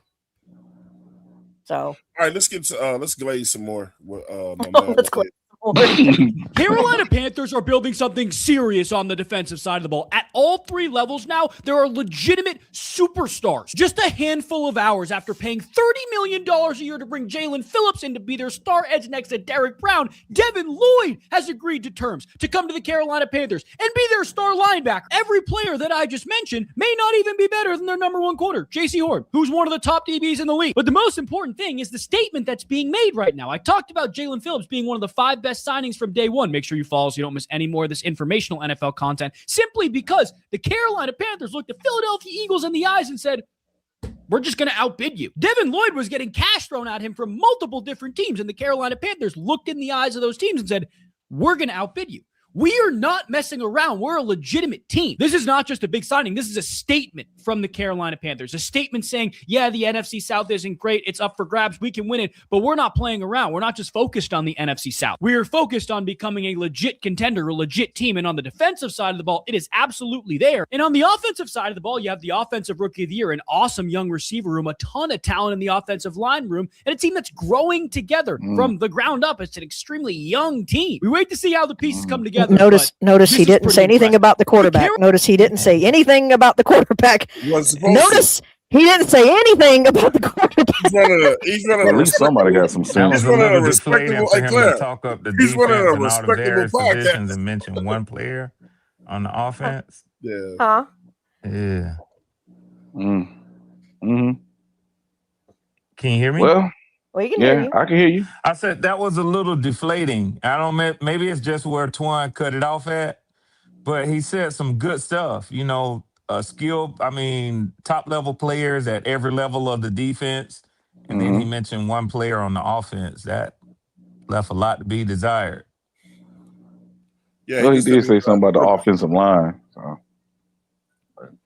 He just didn't say nothing about our quarterback. Nothing really. Well, one thing I know that sounds like one thing I know that sound like expectations. That's what it I gotta sounds go back like. out again, Twan. I cannot hear. Only person I can hear is Claire. Look, you can't hear me, sir? Look, I have not done shit to StreamYard. I promise. I promise. I have not jinxed StreamYard. I have not done anything like. I can't hear Claire, so I'm gonna reload again. I don't know what's so he going can't on. hear either. It's crazy. Oh my God! What is it, Tony? I think it's the Apple products. Yes, Tony. I can hear you, Claire. I can No, hear it's you. other people. Product, man. The Apple products. Good product, man. What you mean, man? I know somebody that's in here though. I know somebody that is in here.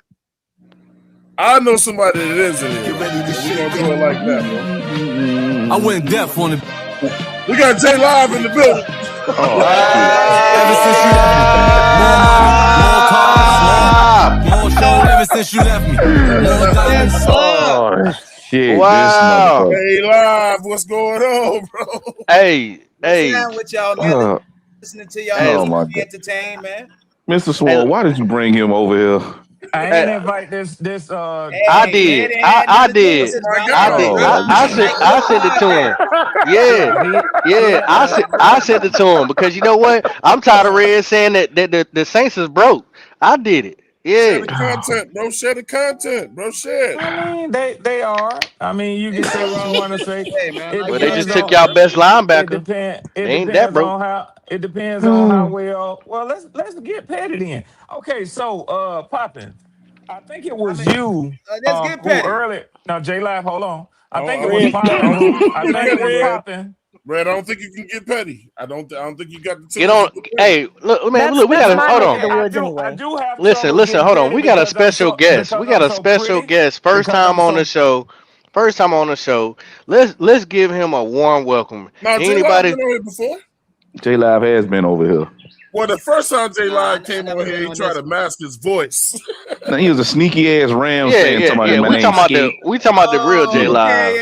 Yeah, we talking about the real J Live. No, he came in and pretended to be somebody, and everybody picked him out. Yeah, right. That's what I'm saying. Rams fan. I remember that day. That's what I'm saying. Let's welcome him in, the real J Live, to the show. It's been a hot minute, especially coming into this new year. J Live, my name is Poppin. Red is of course is jealous of the Saints. Talk about it. Yeah, he is, bro. From top to bottom, bro. Like every time he turned around, we doing something to stick it to him, bro. You know what I mean? Now we done took his best linebacker. And look, let me tell y'all something. Y'all really need to keep this in perspective. Now, I like these signings that y'all made, 100%. But the problem y'all gonna run into, it's a long year and you need depth. Y'all top heavy. Y'all better start getting that depth together because you're one injury away from being the same ass defense from last year. It's called the draft. Yeah, that's why we're gonna draft. Yeah, I mean we got 7 picks. Understand? Is that a Saints fan? But I know what we doing over here. We building. Yes, that's the same thing. It was gonna go did it popping. didn't go the way you thought it was gonna go, did it, Pop? No, it went exactly how I wanted it to. I know. Listen. I sit back. Listen. Listen. What y'all don't understand, and y'all Red understand playing understands. chess right now. What y'all don't understand is Red knows this. J Live doesn't really know me like that, but I'm listening to everybody. You know, I'm listening to everybody. I hear everything. Y'all some chess playing motherfuckers. I knew J Live was gonna go that route.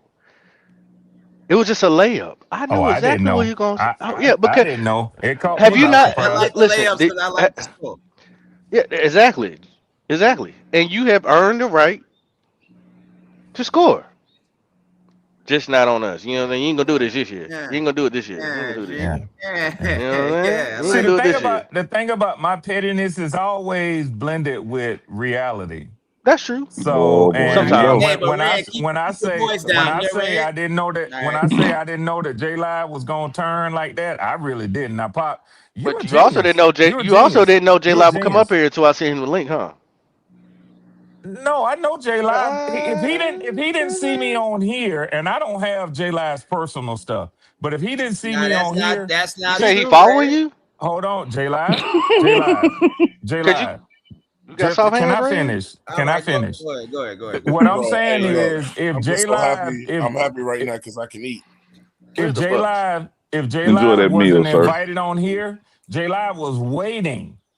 This much I do know for his next opportunity to be on the same platform with me, so he could talk about Caden Ellis. With your red ass, he was just waiting. He was waiting on you. Oh, okay. J Live, how you feel about that? J Live, is that true or I am I feel lying? great, bro. Look, what that does is bolster up my depth, man. Now we have depth at the linebacker position. No, J Live, he said you waited for him to walk into the door before you can get in. That's what he just said. I mean, I hear Red, and yes, I did want to, hold my nuts on him for a second. But I've been listening to y'all, even when I don't know her name, but she was giving some great and analytical. That's That's Miss Claire. AJ Live. You need to tighten up, homie. Just call me. I just got here, Red. Damn. Just stick to arguing with Red for second place, man. Stick to that shit, man.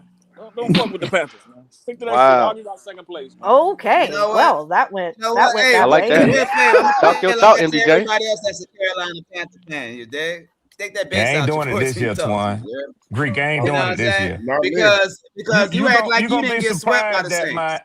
You're gonna be surprised at the amount of fortitude that I show and my resilience. I'm gonna withstand that through a whole season, no matter what each week brings. I'm not getting in that bullshit this year.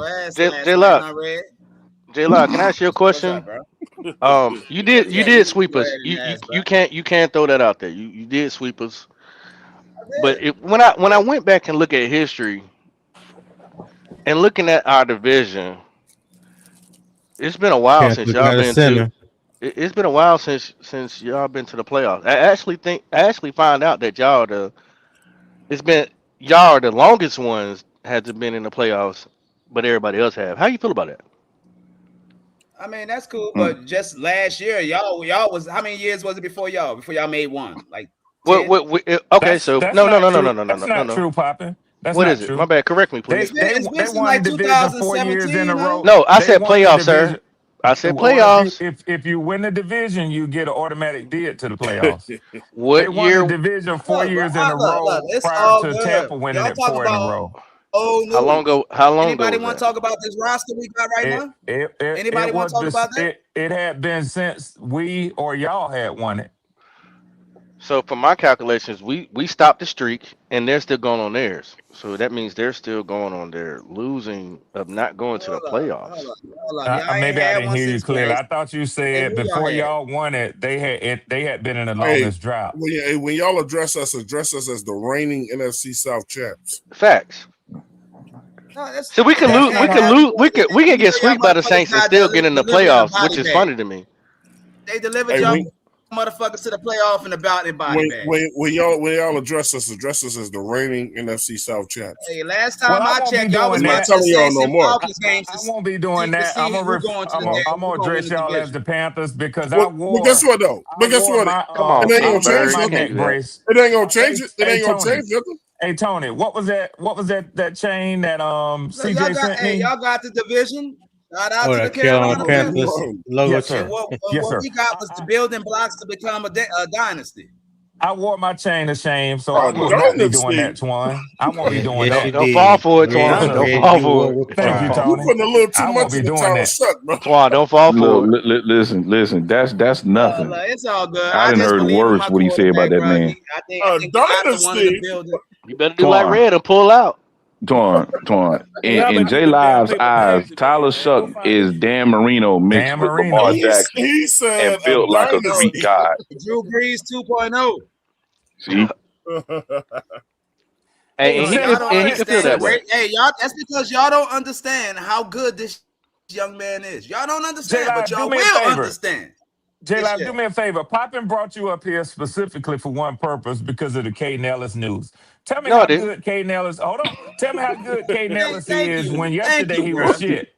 When yesterday he was shit. Now I never disrespected Caden Ellis, bro. What are you talking about? Okay. We like never. So he put on the Saints jersey. Well, I have some thoughts on it, Poppin. Let me tell you, since you wanted to talk about this, because you laughed earlier when the news broke. So let me tell you what I think about it. And let me say this. I think I told Twan what I said naturally was, well, I knew we weren't going to re-sign him. We've talked about it all offseason, whether we would try to keep Caden Ellis because of his age. How much did he get paid? Let me finish. No, it's within the conversation. How much did 3 years, $39 million. He got paid 6 years or annually 2 years less. 2 years less than Devin Lloyd, and he's 30 years old. So you think that was a good contract? I mean, do you think what y'all done in the past draft was a good ordeal too? I mean, y'all gave him first round picks to go get a linebacker. I'm just saying. I mean, it sounds like Hold on. I got a J-Live. It sounds like an organizational problem. I'm not talking about the Falcons. I'm talking about the Saints.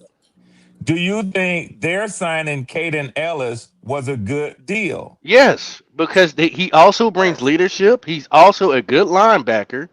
And they just lost a Hall of Famer linebacker in with the New Orleans Saints. And y'all just lost. Hold on. He's definitely a good linebacker. Hold on. Which I know you agree, because that also a void. If you knew, and you're just a pedestrian Falcon fan, and I'm just a pedestrian Panther fan, right? If you knew that about your own linebacker, it would seem like you would try to go out there and get a linebacker too, knowing that you weren't gonna keep that one, right? At 30 years old. We already have one. What is day 2? What y'all doing? We have one. Sleep in y'all nest. We have one. We got. Well, how y'all let? We got Anderson. Oh, calm down, Pop. My bad. Panthers signed the center. Excited. Oh, we signed the center. Oh, let's go. Yeah. Ooh, who we get? Luke Fortner. Yeah, for 1 year, right? 1 year deal. No, 1 year rental. Yeah. 1 year, $4.4 million. Depth, quality depth. That's what we doing. We building a roster. We getting ready. No, that's the Panthers. That's the Panthers. That's what I mean. Y'all all over the place, man. Let me see. Travis, they got Travis. Man, that's because we got shit to address, Red. We ain't fucking with y'all way overpaid for. Y'all overpaid for Travis Etienne. Bro, look. Luke Fortner's not a bad center. No, he's not. Y'all got David Edwards. He's a former Husky, isn't he? That's a good sign. That's UConn Husky or Washington Husky? That's the one I gave him credit for. No, he went. Luke Fortner went to Kentucky, and he backs up McCoy. Okay. My bad. That's great. Oh, okay, you're a Wildcat.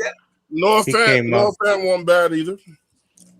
He came out the same year. No, that's great. Number 2 tight end, Juwan Johnson is the number. I think he's about the second best tight end in the division. I like Juwan Johnson better than Cade Otton. I like it.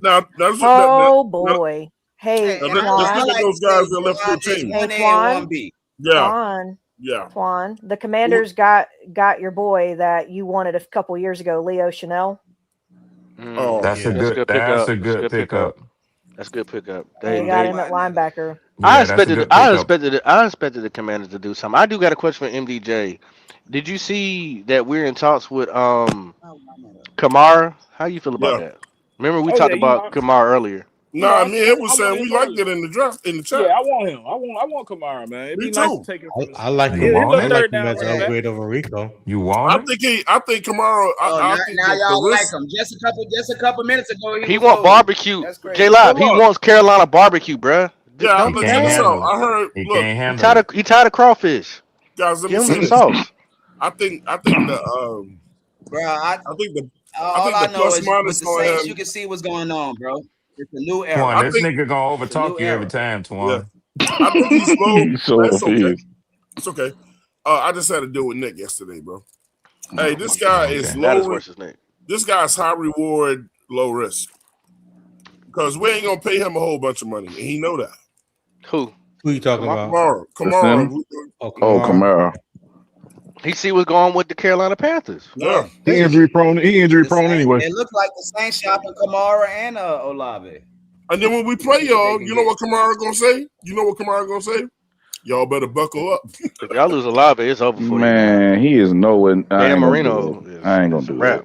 Now let's look at who y'all lost. Y'all lost DeMario Davis, Alante The Taylor. heart of that team, the heart of that defense. Alante Taylor.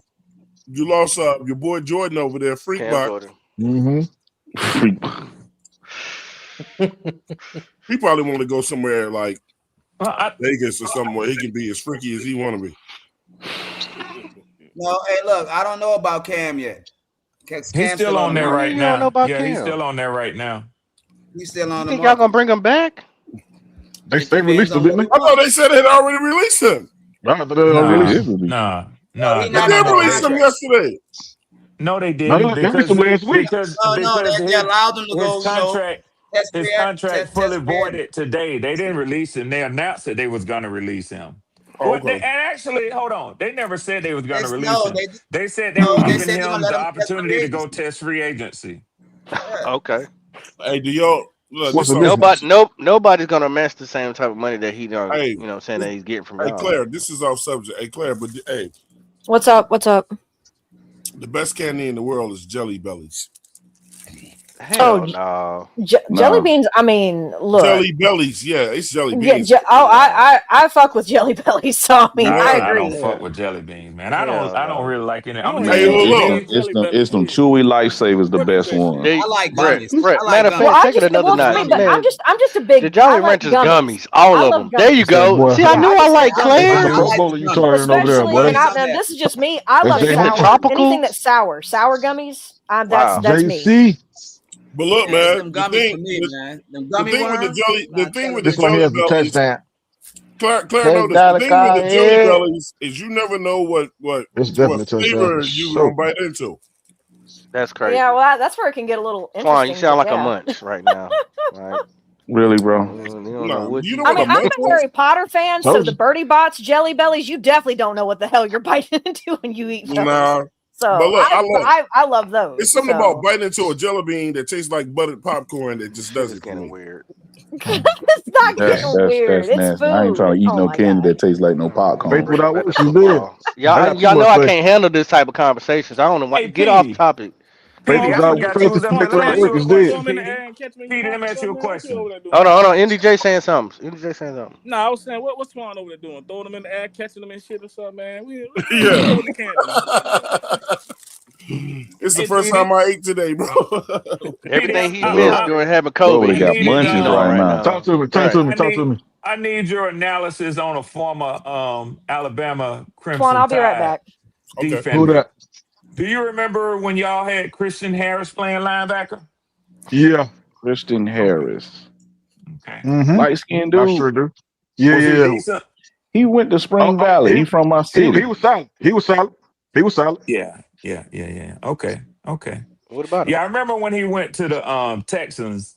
And Tony, you probably remember him too. I know I forget, Tony, you do a lot of scouting. When he went to the Texans, he was having all-pro rookie his year, solid, but he had an injury, suffered an injury, so he sort of fell off a little bit. But Poppin, just because you asked about linebackers and why we chose not to do anything with K. Nellis, I can tell you that our new GM wouldn't have spent that type of money to get into a competition, a bidding war over Caden Ellis. He bit of kind of one? said y'all can have.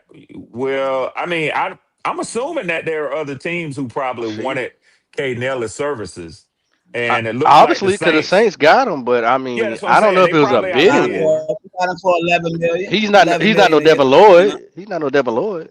Yeah, and that's what I'm saying. So, but they paid a comparable amount to a Devin Lloyd, and they didn't get nowhere near the player that Devin Lloyd is. I wouldn't say comparable. Devin Lloyd getting paid 15 million a year. Good. Touche, Ain't gonna Red. shit He on. getting paid Ain't gonna shit 15 on. million a year. Touche, Red. Ain't gonna shit on. Ain't gonna shit on. Caden Ellis like that, because Caden Ellis, not only that, he is a It's because I great usually locker room talent. He's a great locker room talent too, and just because he went back to the Saints. See, in general, I subscribe to what the Bible says, that a man should not return to his vomit. But you know, if Better flush that toilet. it happens, because we picked up a lot of days of kids. We brought him back. Hey, that was hell of a Red. It happens. You know what I Tony, mean? that was a hell of a saying he did right there. Oh, Yeah, gonna lie to it you. happens. That's what you I'm get gonna with Red let that go. Swarm. I'm gonna let that one go. What scripture can I find that in? What book? It's all good. All I know is a quality The sign. man should never Is return that to his Genesis? vomit. Like I where? couldn't What tell can you I? that part. That's not Ephesians? Genesis, no, because that's the beginning. But if you Google it, they'll tell you. They'll A tell man you. should I never told you that. return to Y'all his are vomit. signing, sir. Somebody Google that. All Somebody is. Google that and put it in the chat. Tony say Leviticus. Bullshit, Bullshiticus. Bullshiticus. Y'all crazy. Why we got the Saints and Like the that, Falcons Tony. fan and MDJ? I do want to ask y'all three, because that way everybody can kind of get their little spill on it. I'm gonna start with MDJ because he probably talked the least. Oh, real tight, Pop. Has anybody heard from Nick Tri-State? Yeah, he said he's at the boy. game. Oh, Nick. Nick He said Tri-State. he at the game. You talking about Wan? I'm gonna leave that alone. Wayne. His name J-Line- Wan. Yeah, J-Line Wan. can tell He you. ain't made it J-Line back. can tell No, you he ain't about made it back to the States. What is yet, band? bro. Hold on. Let me explain this to Bloody. What is band name? Black ass Nick. So that's So the what is white Wayne? Oh, ass I thought it was a bitch. Oh, never mind. I ain't gonna go that way. Okay, There you go. I'm gonna If stay I'm out of throwing it. it out there, he locked up.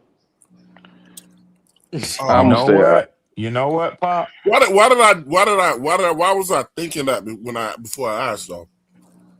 If y'all remember though, I low key talk. If y'all remember months ago, Nick I left him 2 messages. I was like, Tony gonna explain to you. Okay. No, I'm saying y'all remember a few not too long ago, like maybe 3 or 4 months ago, Nick had mentioned that he had caught a charge over there where he at. He was possibly looking at some time. No, he got a charge and he left where he was from and went somewhere else, and he was running. Oh, okay. Oh, I'm out my business. I don't know what's Remember going how he on. said he was cross seas?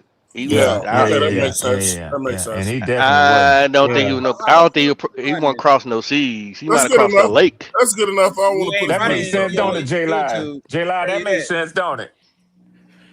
But let me ask the question though. It don't make sense if you running. Why you on YouTube? That don't make sense. Yeah, that's stupid. I was gonna ask, and of course, That's Tony, stupid. I would like, Especially this day and age. That's stupid. We see what's going on. We done went and got a center, a good linebacker, edge. We ain't gonna talk about the quarterback. What way do y'all want? Like, give me y'all three positions. This idea came from NDJ. Which way y'all want them to go in the draft? You don't have to give no names. So I want to hear. You know what I'm saying? Bloody. I mean not Bloody. Bloody can answer the question too. But Red and also everybody else's. Which way you want your team to go in the draft? Well, for me, for Carolina, I want them to get a left tackle. Okay, And left let's tackle. Then second round, you want them to go where? Damn, you want to go first? Pick? Linebacker. Yeah, linebacker. Second round linebacker. Okay. Yeah, I will go linebacker. Third round. The reason why I say that, this is just my opinion. The reason why I say left tackle, because I believe there's going to be some decent left tackles that you can get at pick 19 that's going to be available that can, possibly be a starter for you. because Icky injury was so bad. Mm-hmm. You don't know what he's going to be like or when he's going to return. Oh, he ain't It's not like he was a top 5 or top 10 left tackle. So when he returned, is he going to be 90% of what he used to be? Because what he used to be wasn't that great.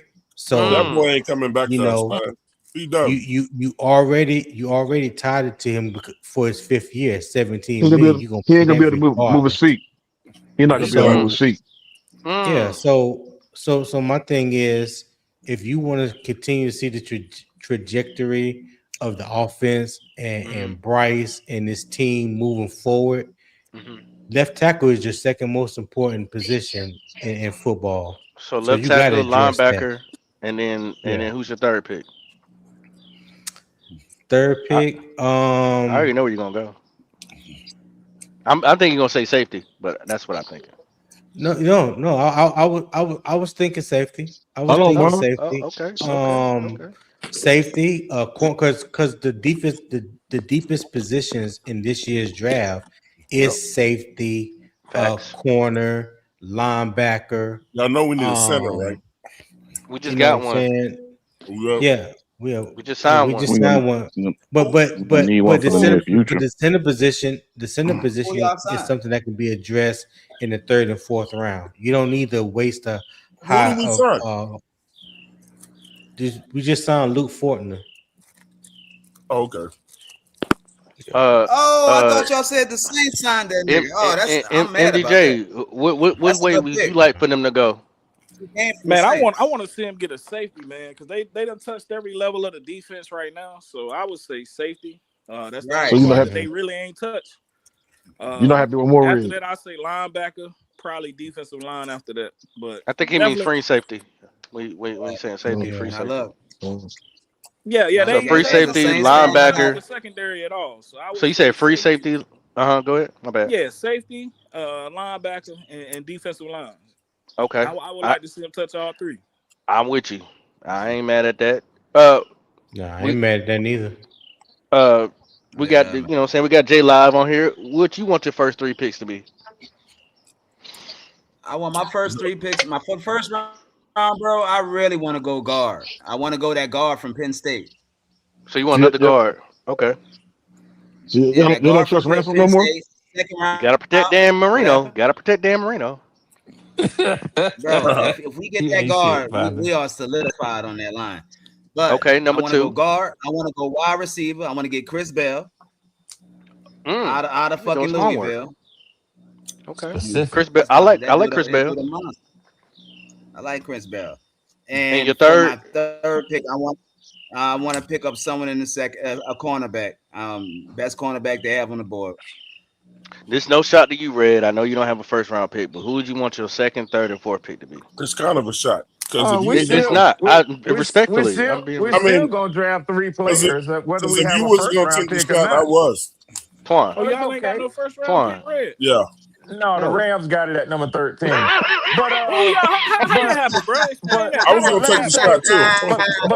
But MDJ they ain't got no first round pick from last year either, cause he locked up. If I could, with all the it's an ABC conversation. It's an ABC conversation. Wow. So how many picks y'all got in the first round, Brad? So what I'll say is how many players we have from first round picks, or how many picks we have in the first round? Y'all have? How many picks do y'all Hold on, man. Let them get to eat. We y'all picking their second round? Let's talk about the last 2 first round picks. Hold on. Let me ask you this. How many picks do you have in the first round? How many do we? Yeah. How many do the Panthers? Nice kids. We got one. Let me try you again. We got one, but we can. Let me try you again. We got one, but we can have 2. No. I'm talking to the Tennessee Titans. Now, let me ask the Panthers fan. How many picks do you have in the first round? We got one for right now, but we can have 2. Okay, that's all I wanted to know. One. One's better than none. So let me say this. I'm knowing how fast. Really and truly, I can tell you. How many picks is the NFL award each team in each round? Listen, you going down this rabbit hole. We just want to know what your second round, third round, and fourth round pick gonna be. Hey man, put some money on that boy books, man. Put some money on his books. Hey, Petey, would you like to tell me where one of his first round picks is currently? You said what happened? Where is one of them first round picks Atlanta had last year? Is he gonna be on the team this year? You know, I really can't blow the show up. No, I really can't blow the show up. He gonna be in jail.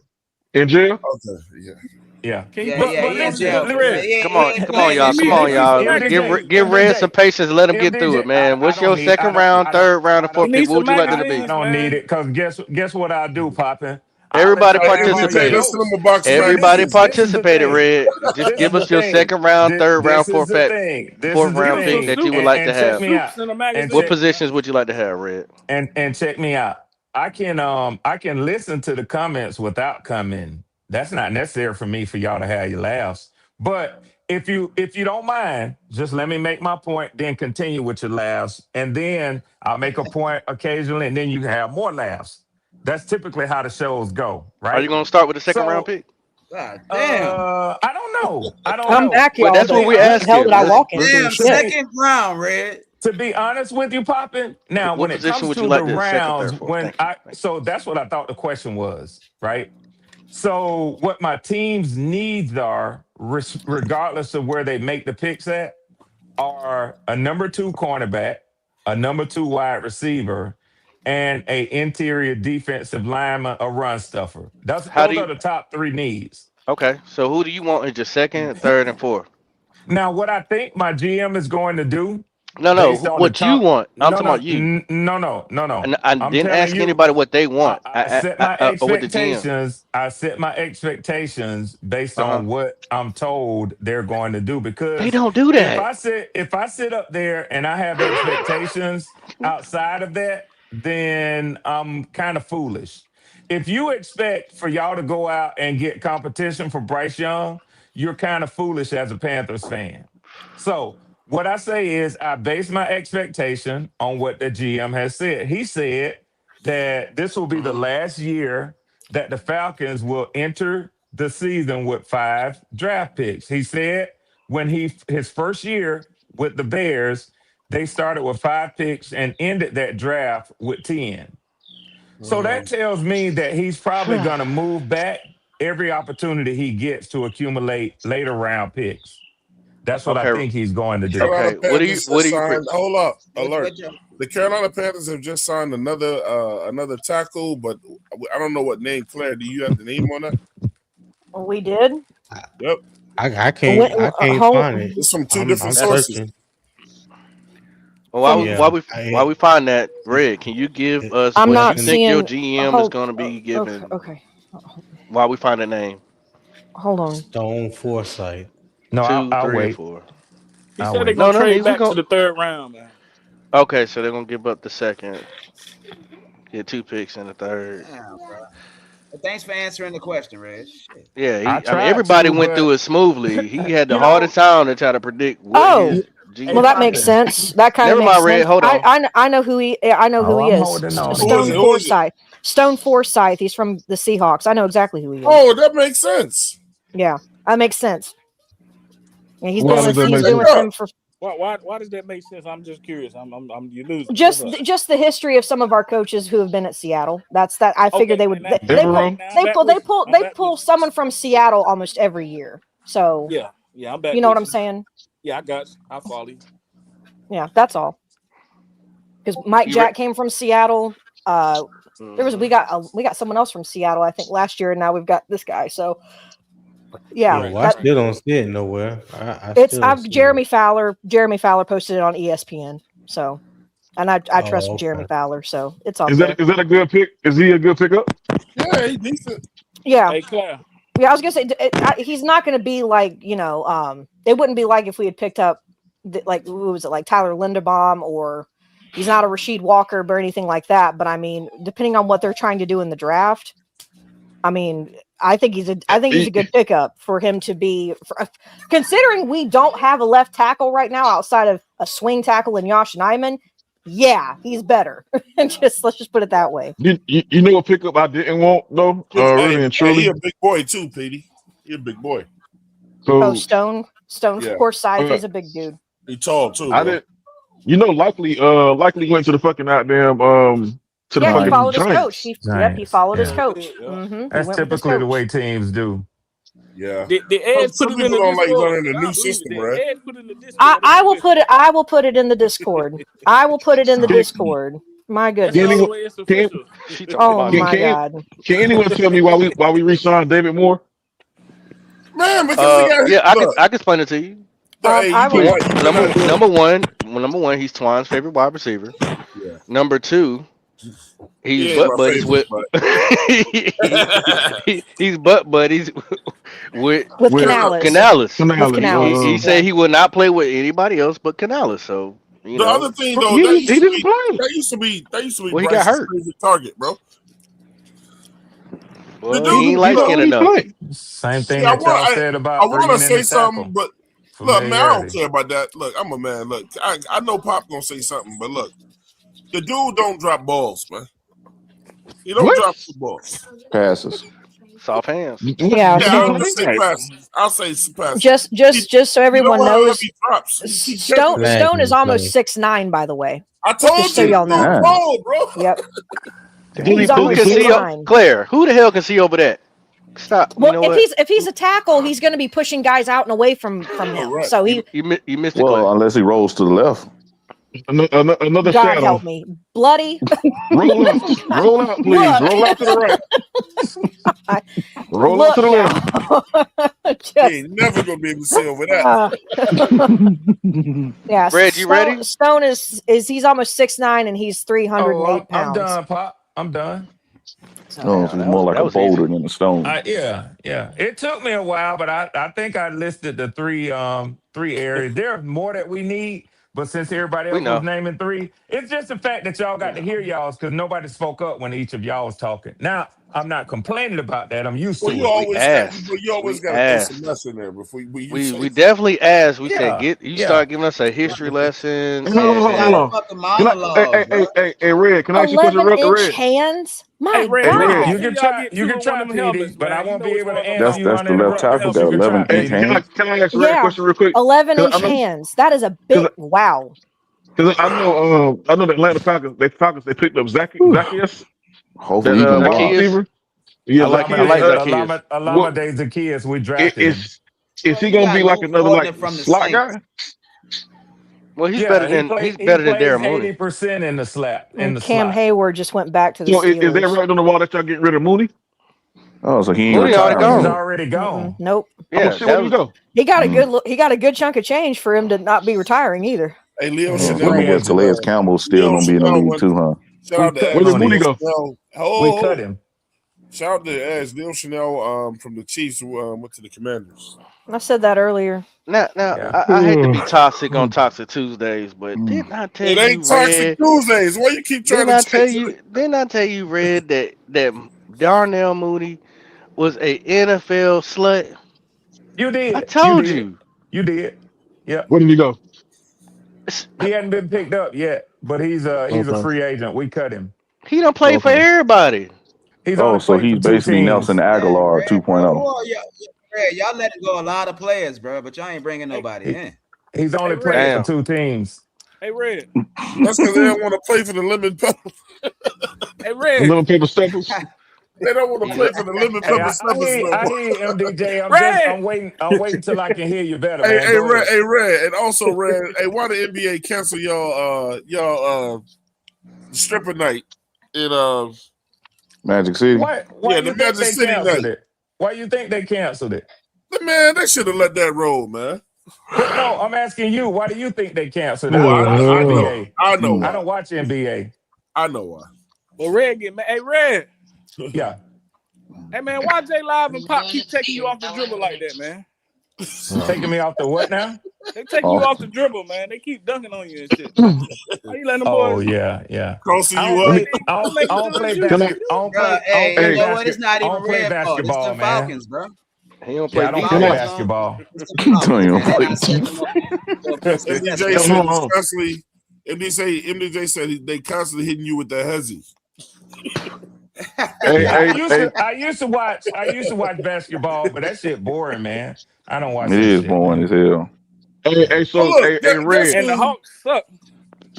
But Hey, Red. Yeah, they do. They Guess do. who spoke up to get that stop though? Luke They do. Cornett. Hey, Luke Red. Cornett I don't will. even play for the Hawks. I don't know who he is. Hey, Red. Hey, Red. I will Petey. give you flowers though, because one thing about Tua, he'll be good for y'all if y'all got them deep threats though, because he like to throw the ball them deep threats. Anybody that's speedy that can get back there, he can definitely launch that ball. I gotta get to it. What deep threat? I'm not entering. PD, As I'm long not as he can entering stay this away. season. I'm not entering As this long as season he with can any stay expectations. But like I said, I Well, don't you have had any expectations for Red. anybody in the NFC Red, I South. call Hey, cap Petey. because don't you got money? Don't you hold on? Don't you got money on y'all not being last in the division? They kept Pitts. They re-signed Pitts though. Hold No, on, Petey. not on us not being last. On the Saints winning the division. So you got Saints winning the And division, the and Saints having a better record and the better record. so Yeah. Saints gonna have a better record. And as long as you don't place what, Definitely. you win your money, right?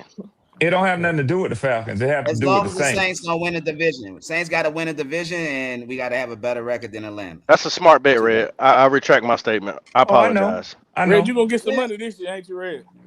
I don't know yeah. why y'all keep Yeah. saying that. I feel you. Red, Hey, we it's gotta a- make it's a- a it's a bet because we board make a bet driven every year. league. It's kind of No, like religion. I'm kind of done with it. I'm kind of Nah, done. Hey, Pop. nah, come back, Yeah. Red. Hold on, Pop. Hey, Don't run to the car. Red don't got his Don't ass handed to run him to 2 days the in a bro, row. car. the fans I ain't believe. they got Kevin Fuck Stefanski up, now, nigga. man. Them boys Don't been doing What'd you about say, running MJ? Wildcat. the They car. going Running RC in the Wildcat draft for all sure. season. I What'd you believe say, Red. MJ? I believe They gonna Red run White sat Wildcat down all and season, said, "No Pop. more." Wow, ain't nobody. Man, MJ, you wild. You talking about they And gonna Ray, run don't be Wildcat? raising your damn voice here. Don't raise your I'm voice. trying not Because we to. ain't trying to hear You that heard shit me in the this house. morning, J Live. You heard me this Here we morning. go. I'm Hey, trying look, not Red. to. I'm Red. trying to Harbaugh just change my took another ways. Raven. So He did. I ain't So what other surprised. Yep. Raven he snatched? six-time Pro Bowl fullback Patrick Ricard. Oh Okay. wow! Who got that? The Hey, Red, I think Giants from the Ravens. John Harbaugh They stole him stacking one. up, running in boy. front of that running back they got. Oh my Yep. God!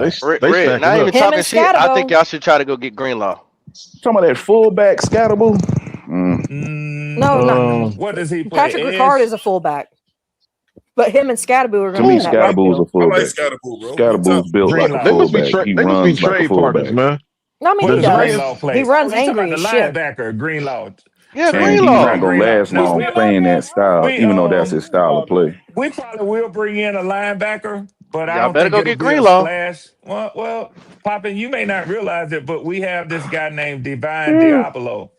So Nigga, I'm you Divine okay. act like you Devil. the Saints and act like y'all broke. What's going I'm on, okay. bruh?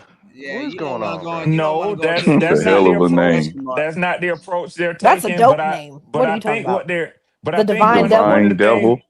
I think one of the things that Sorry, they're Red. I'm doing. sorry. I'm sorry. No, I you're all just right, think he's got a AC. cool name. You all right, AC? Yeah, he does. He does. His daddy was getting down that night. He said, "You gonna name this boy Divine?" Right, Okay. right. He Divine ain't pull out. Devil. Yes, sir. Again But with and he's another from pull North out Joe Carolina. Poppin. Actually, he's from some part of North Carolina. Exactly. Yeah. Yep. We know. Yeah. And so is James Pierce Jr. But I told you though before that, and I was the Yeah, first you one to did. tell you. You did. But you You don't never did. give me no credit. I told you first. I was like, You bro, did. that boy You cray did. cray. You did. He Look, is I'm gonna tell you. crazy. I'm gonna Was tell he you how much good? I respect you, Red. When you tell me about He somebody good. from He Georgia, good. when you tell me about somebody from Georgia, I respect it because you right Well, there in the I state. got to the told you about shower. And when I somebody tell from you about Georgia. somebody from Charlotte, I told you about you gotta somebody listen from to it. Georgia. I You told you did. about the greatest player in Carolina history from Georgia. I know. Yeah. I know. But you know, I gave you credit. Just Yeah. saying. Yeah. No debate on that one. Oh, he's from Winston-Salem. Okay. You got Yes. quiet. I didn't know got that. quiet when I Nah. dropped that one. Damn. Let me Divine pick the Diablo. I mic didn't know back he was up. from Winston-Salem. Let me pick the mic Oh, back up. so Diablo's from the Demon Deacon area. Yep. AJ Live, I'm gonna tag you in. I'm gonna be quiet for a little bit. Makes a You lot in? of sense. Yeah, I'm gonna pick the mic back up. Here you go, J Live. You can have the mic. You can have the mic. Hey, listen, man. I don't disagree. I don't disagree with the safety. Speaking of safety, by no means. But are we losing faith in Ransom? No one's losing faith. You can't. It's hard. You can't lose faith in someone who's a rookie that you picked in the 5th or 6th round. I don't think that's what's happening. I don't know where the idea that people where's the idea coming from that people are losing faith in Ransom. I'm just curious. Because y'all haven't gone out and gotten a safety. Because we keep going to the safety. Granted, I don't disagree. We need safety. What do you mean we keep going? What do you mean we keep going? Because people keep talking about we still need safety, including myself. We need a free safety. We need a free safety. And Lathan has played at free safety. Well, no, but listen, Lathan Ransom has played and spent more time at the strong safety position than he has at the free safety position. That's a fact, he has played free safety, but the reason why we all talked about it when we drafted him, and even before then, he had the best run defense grade out of not just the safeties. Every player in that draft class with a 93.7. He had the best run coverage grade. So because of that means he was oftentimes used in the box, and he was usually in that strong safety position. Mm-hmm. So he's going to be interchanging with Moehrig, and he will be developed behind Moehrig. We need a true free safety. Because Nick Scott ain't it. And I'm glad he's not coming back. I hope. Trust me, I want him going now to today. Right. On the team. He's a free agent. He's a free agent. Yeah. Glad. I'm glad. So unless all of a sudden something pops up that says, "Hey, he's out of here." So hey, Claire, look, I don't care what kind of safety Ransom is. All I saw was a dude cracking backs last year. Yeah, he's the same thing as Moehrig, though. Twan been saying. He can do both. If he's played at free safety and he has done well, is that where he thrives? No, but can he do it? Yes, because he has done it. Back operations, bro. So Twan himself just said he giving people back operations instead of intercepting passes and ball hawking. Well, true. Well, that's because strong safeties don't do that. So, but they don't. Strong safeties are not really going to be your ball hawking type of. That's your free safety. No, they're your in the box type safety. That's what one's supposed. And that's what I'm saying. Go ahead, Ray. Hey, AC, I apologize. Pop, if I were to make a suggestion, I would suggest that y'all do what y'all did earlier. To have 4 or 5 people talk when I'm talking. Because if you let me speak in between 1 to 2 people talking, I'm going to do what I just did to the host of the show. You see how selfish this nigga is? Wow. That's what he wants to interrupt. We heard. How you feel, Red? Yeah, that's what I do. Chief niggas got to triple team me. That's the way it is. But I always been like that. Y'all can call me a pretty nigga, yellow skin, whatever you want to call me. I always been that one. That yellow shit coming out to Red. Yellow skin, that's a first. Do you feel like the Saints triple team you? T. Thompson. Edge isn't even on the live. Hey, look, we ain't never said. Hey, fellas, I'm out of here, man. I'm about to go lay it down. Okay. Bye, Tony. Yeah, you ain't on. Tony. Appreciate y'all. I don't think nobody tag team you get Ellis, but all right. Yeah. I mean, you tried to, and it's cool. But see, Pop. This is the thing, Pop. I'm such an old player. I know when to just be quiet and let everybody pop theirs off. Man, I'm also an Army. Fred, stop that shit. I'm gonna come back down. You don't stop it, right? You don't know how to be right. You hear this nigga, huh? Well, stop that, bro. See how I let him finish all this I already giggling? know what happened. Somebody got his fucking head. Well, you don't stop I know how to that, stay in bro. the foxhole until the bullets get suppressed, and then you come up and spray everything. Oh. I don't know who said we don't need a safety. T. Thompson. It wasn't. Edge isn't even on the live. He's at work, so yeah. I don't know who Pop, said it. You know I do this good, Pop. That's why me and you go at each other so good. You know, most people don't fight with people who they don't feel like is a fair competitor. So, Pop, I respect you, man. He was talking to whoever said we don't need a free safety. I guess he thought it was appreciate Edge, your respect. Yeah. But yeah, we need a free safety for sure. Hey, D, I never said we don't need one. Red was Shut red. up, J-Live. Put your hands up. That noise down there. Yeah, with Stern talking J-Live, to how again, you feel nigga. about Caden Ellis?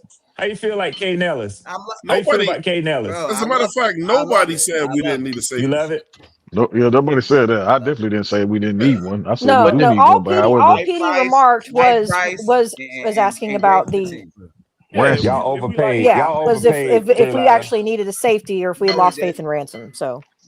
And actually, we addressed a need. That's what I'm love about Duffel Bag Dan. We addressing a need. Like we needed a tackle. I don't care nobody saying Dan Morgan's cooking, and I know Red knows exactly what his GM is doing and all that. Even though they're not making no noise, and even though Jay Live, that's why he's putting his nuts on the table, because they're even with everybody commenting on they're not having enough money.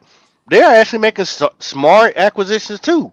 I'm curious about what the Bucks is doing and what the Saints is doing because I don't see the vision.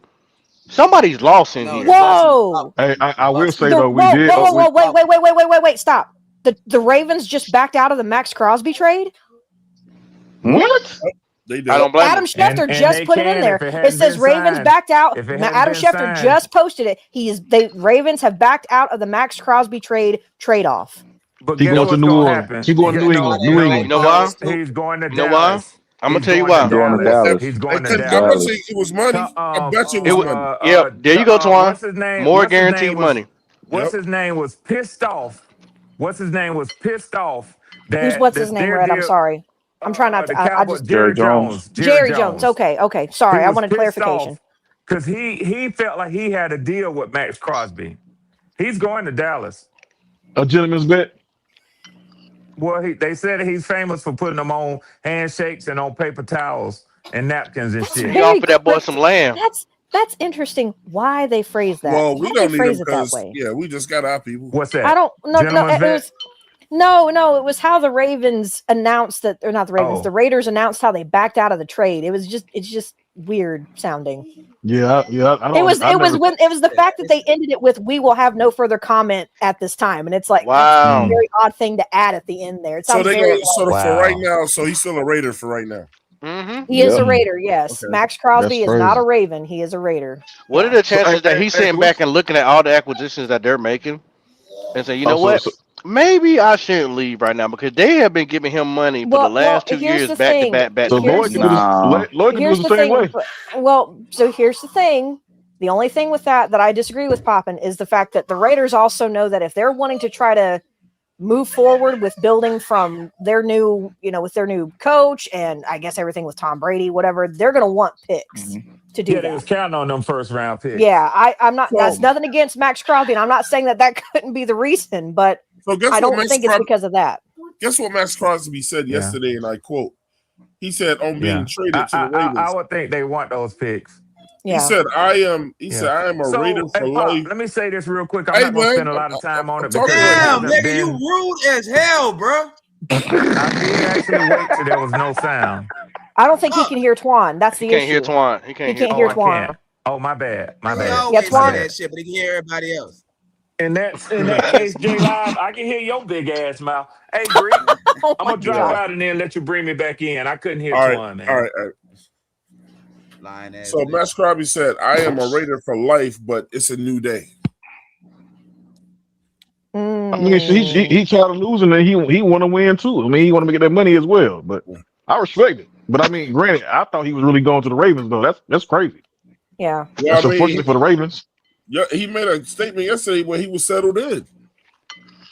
Yeah, well, that's what the Ravens are. They're making it sound like the Ravens are the ones that backed out, not the fact that. I'm just saying when he says when the first thing you say is I'm a Raider for life, but it's a new day.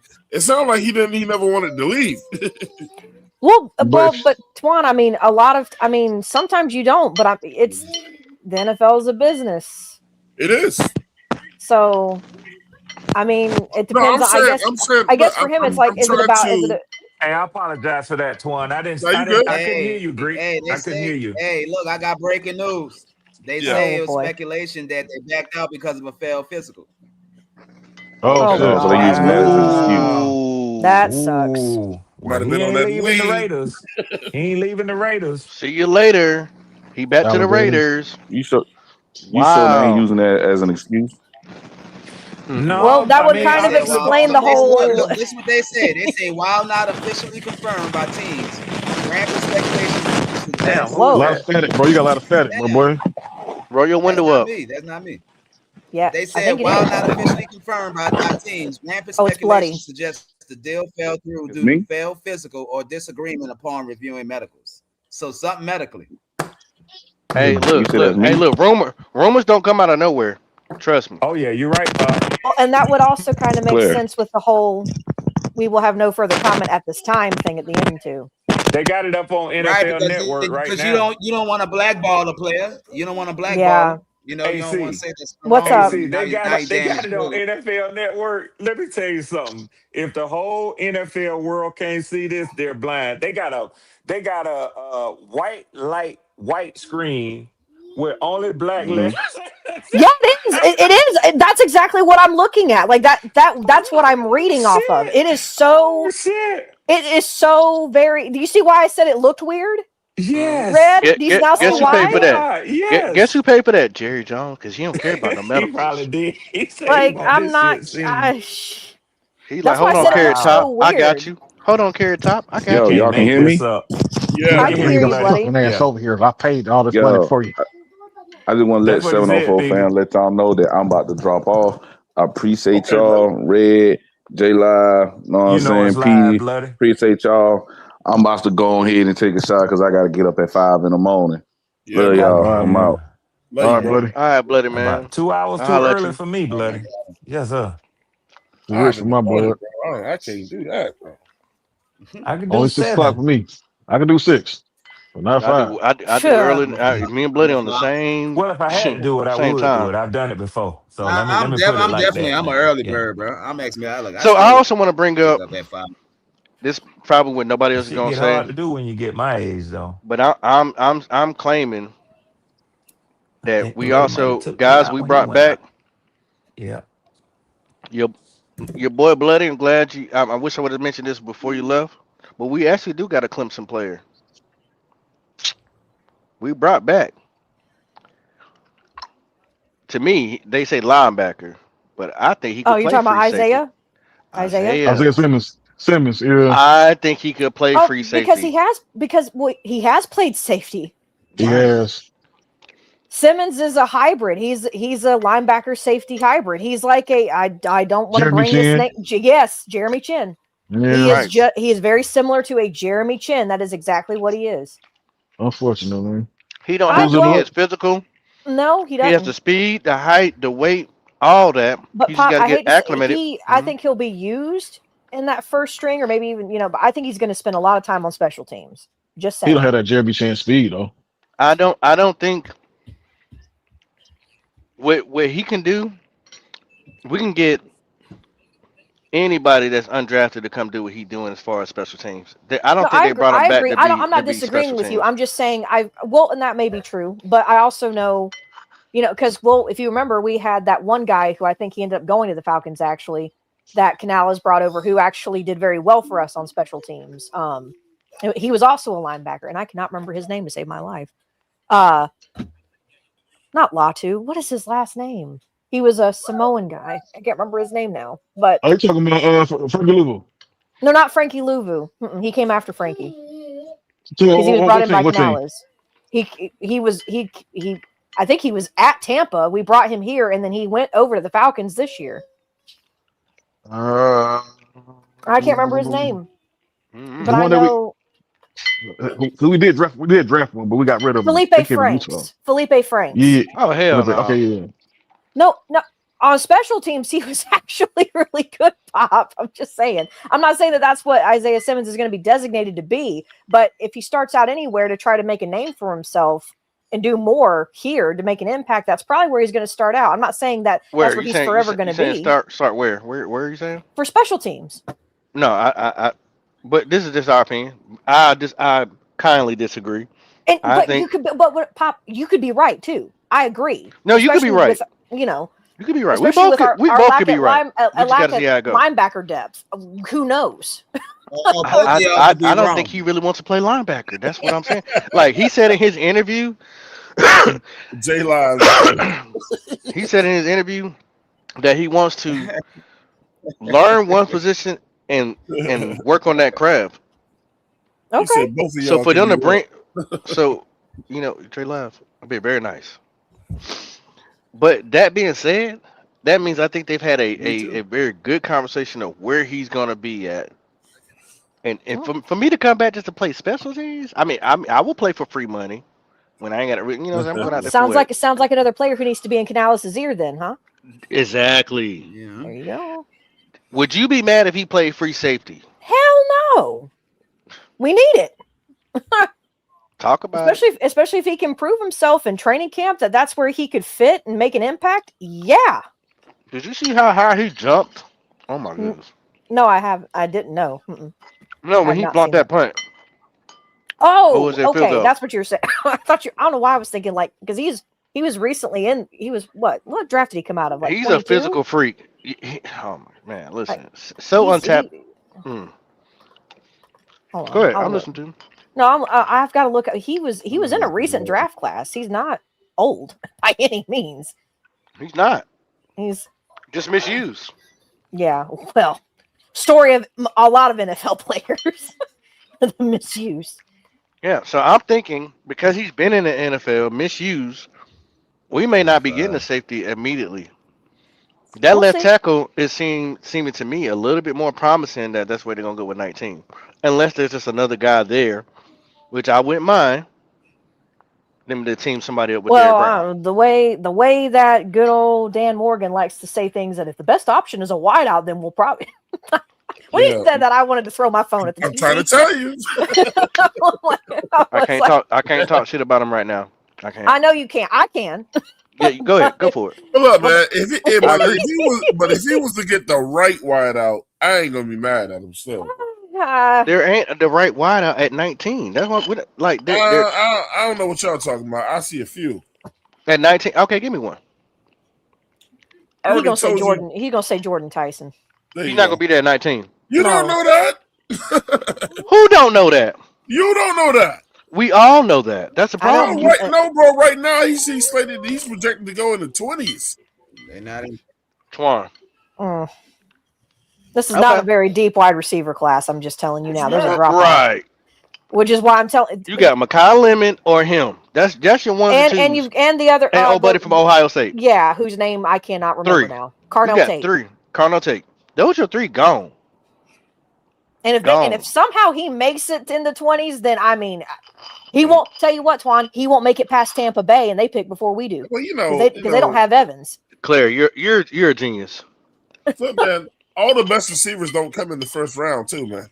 Well, that's not what we're saying. We're not saying that Puka Nacua is killing the league right now. We're not saying that. We're not saying that. We're talking about Twan. What wide receiver have I been saying that I wanted us to draft, and he's easily going to be there in the 3rd or 4th round? Who?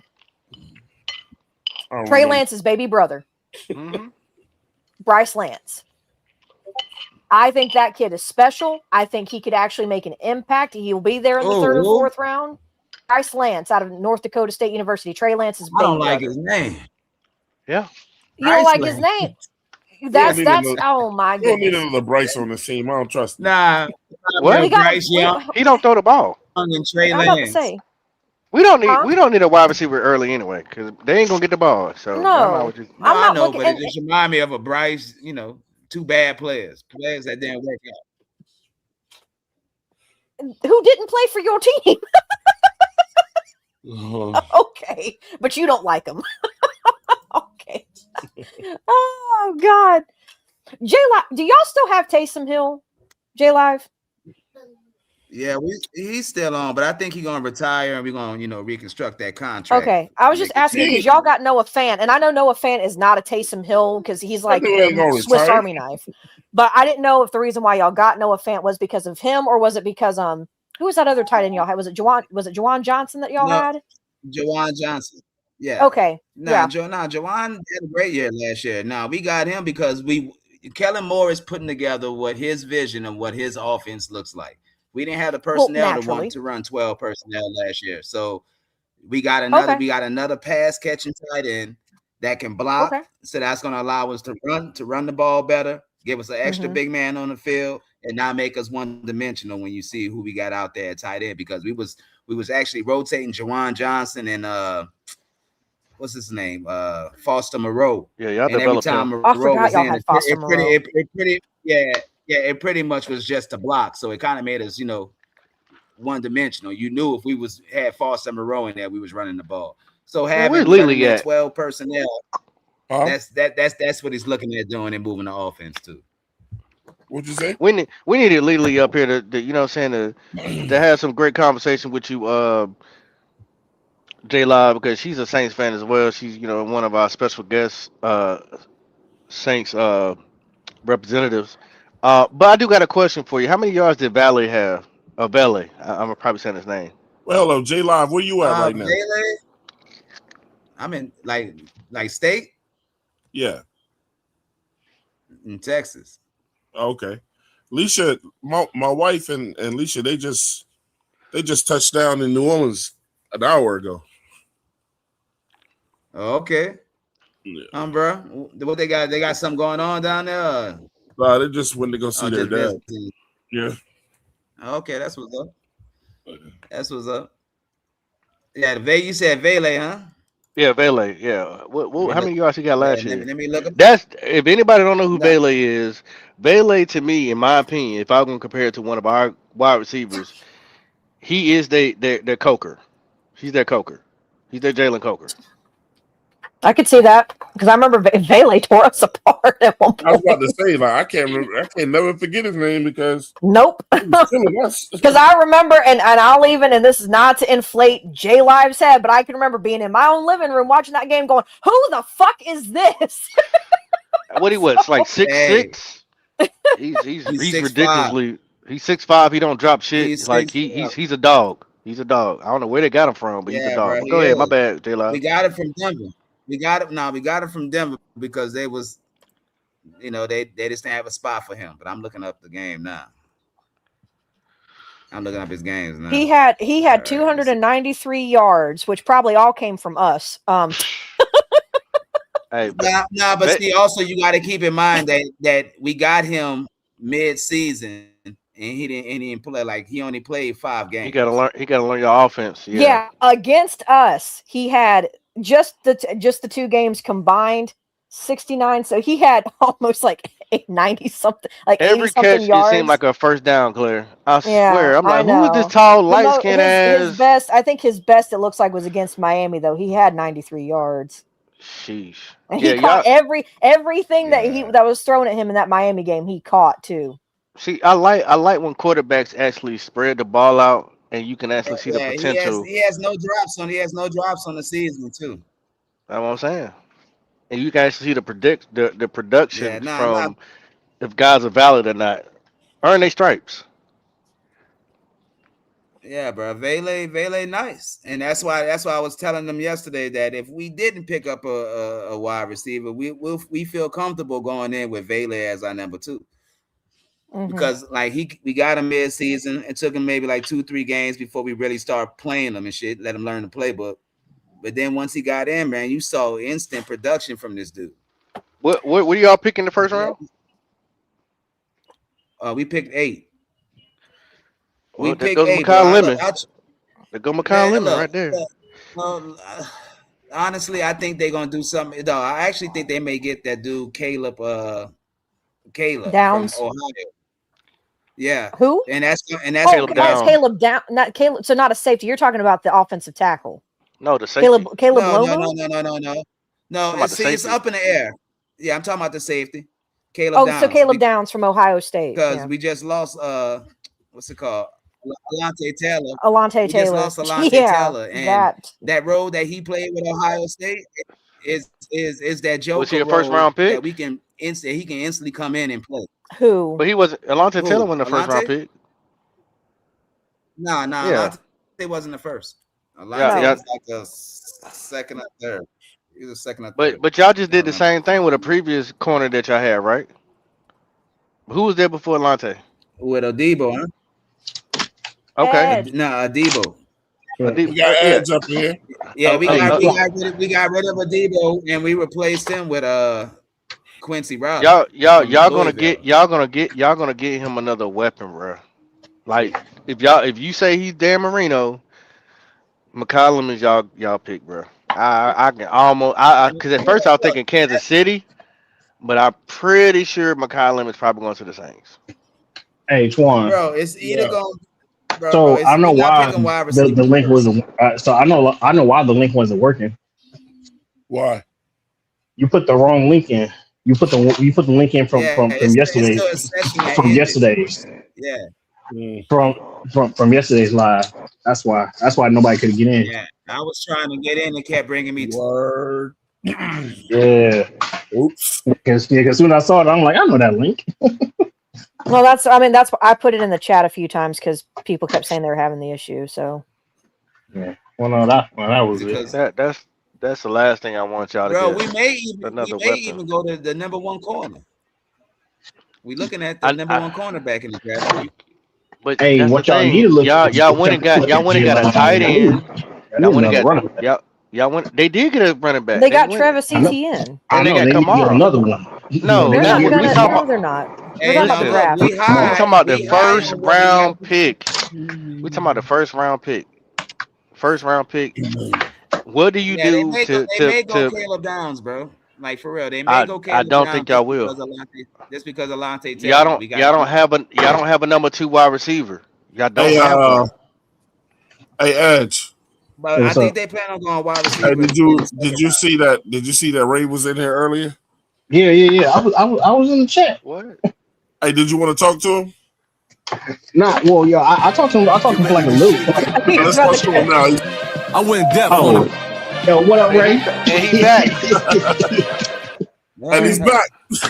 Hey, yo, what's up, Ray? The eye of the hurricane is back. Mm-hmm. The eye of the hurricane.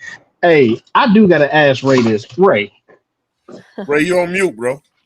Oh, you on mute, bro. The throwback joint. Yeah. Hey, Ray, what's up, dog? Hey, that mute button is still undefeated, I see. So, okay. Exactly. It got you, not me this time. Exactly. So obviously, real quick, Claire, give me the rundown. What the fuck just happened? I just got out of the concert. What the fuck just happened? All we know is that the Baltimore Ravens have backed out, and per the Raiders, they have no further comment at this time. So I don't know. That knee didn't check out. That's what happened, Ray. Yeah, they said it might be something medical. It might be. Well, that's a rumor, but let's just see. Let's just see. And Ian Rappaport just confirmed it. He failed his physical. Yes, my man. No, he just got confirmed. Ian Rappaport just confirmed all that partying in Vegas. Yeah, my man couldn't pass his drug test. Come on, bro, yo, he was so. Look, man.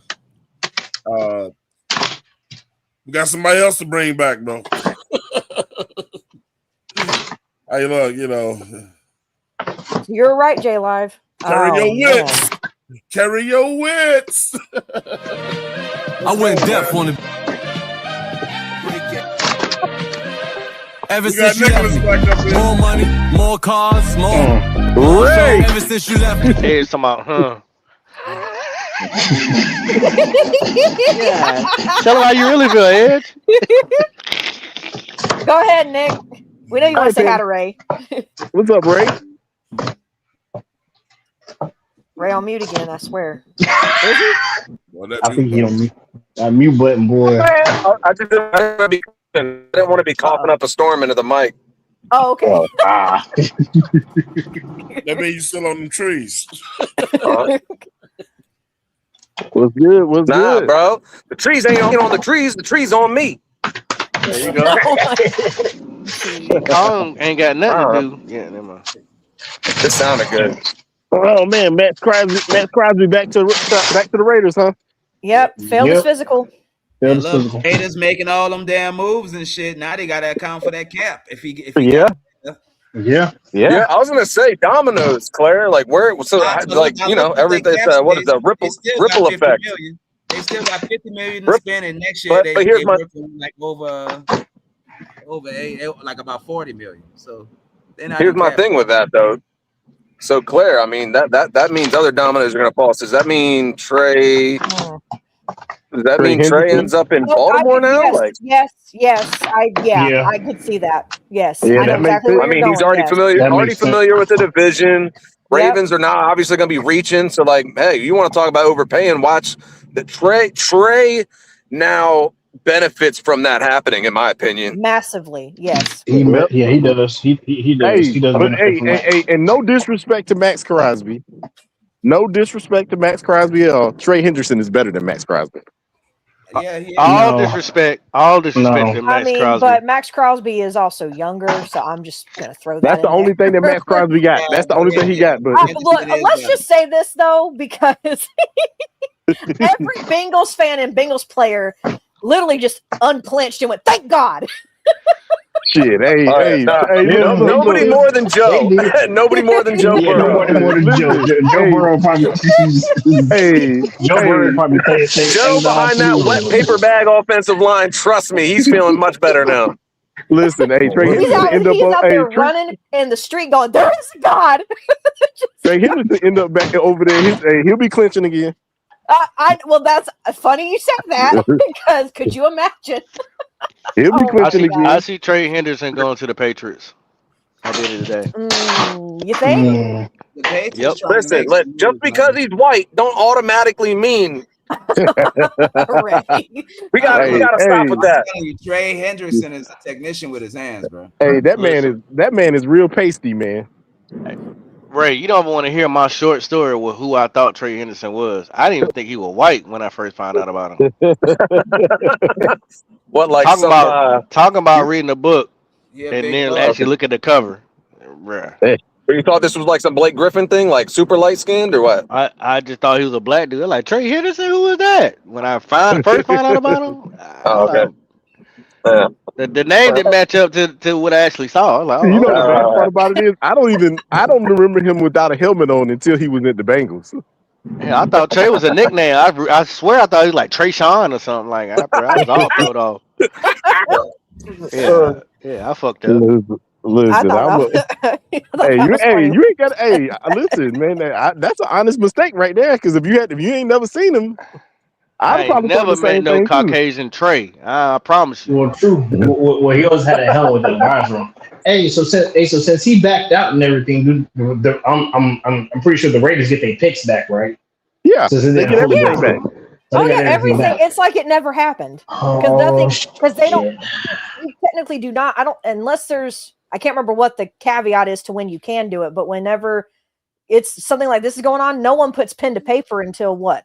Is it tomorrow? Oh, yeah. Tomorrow, period. Wednesday, 4:00.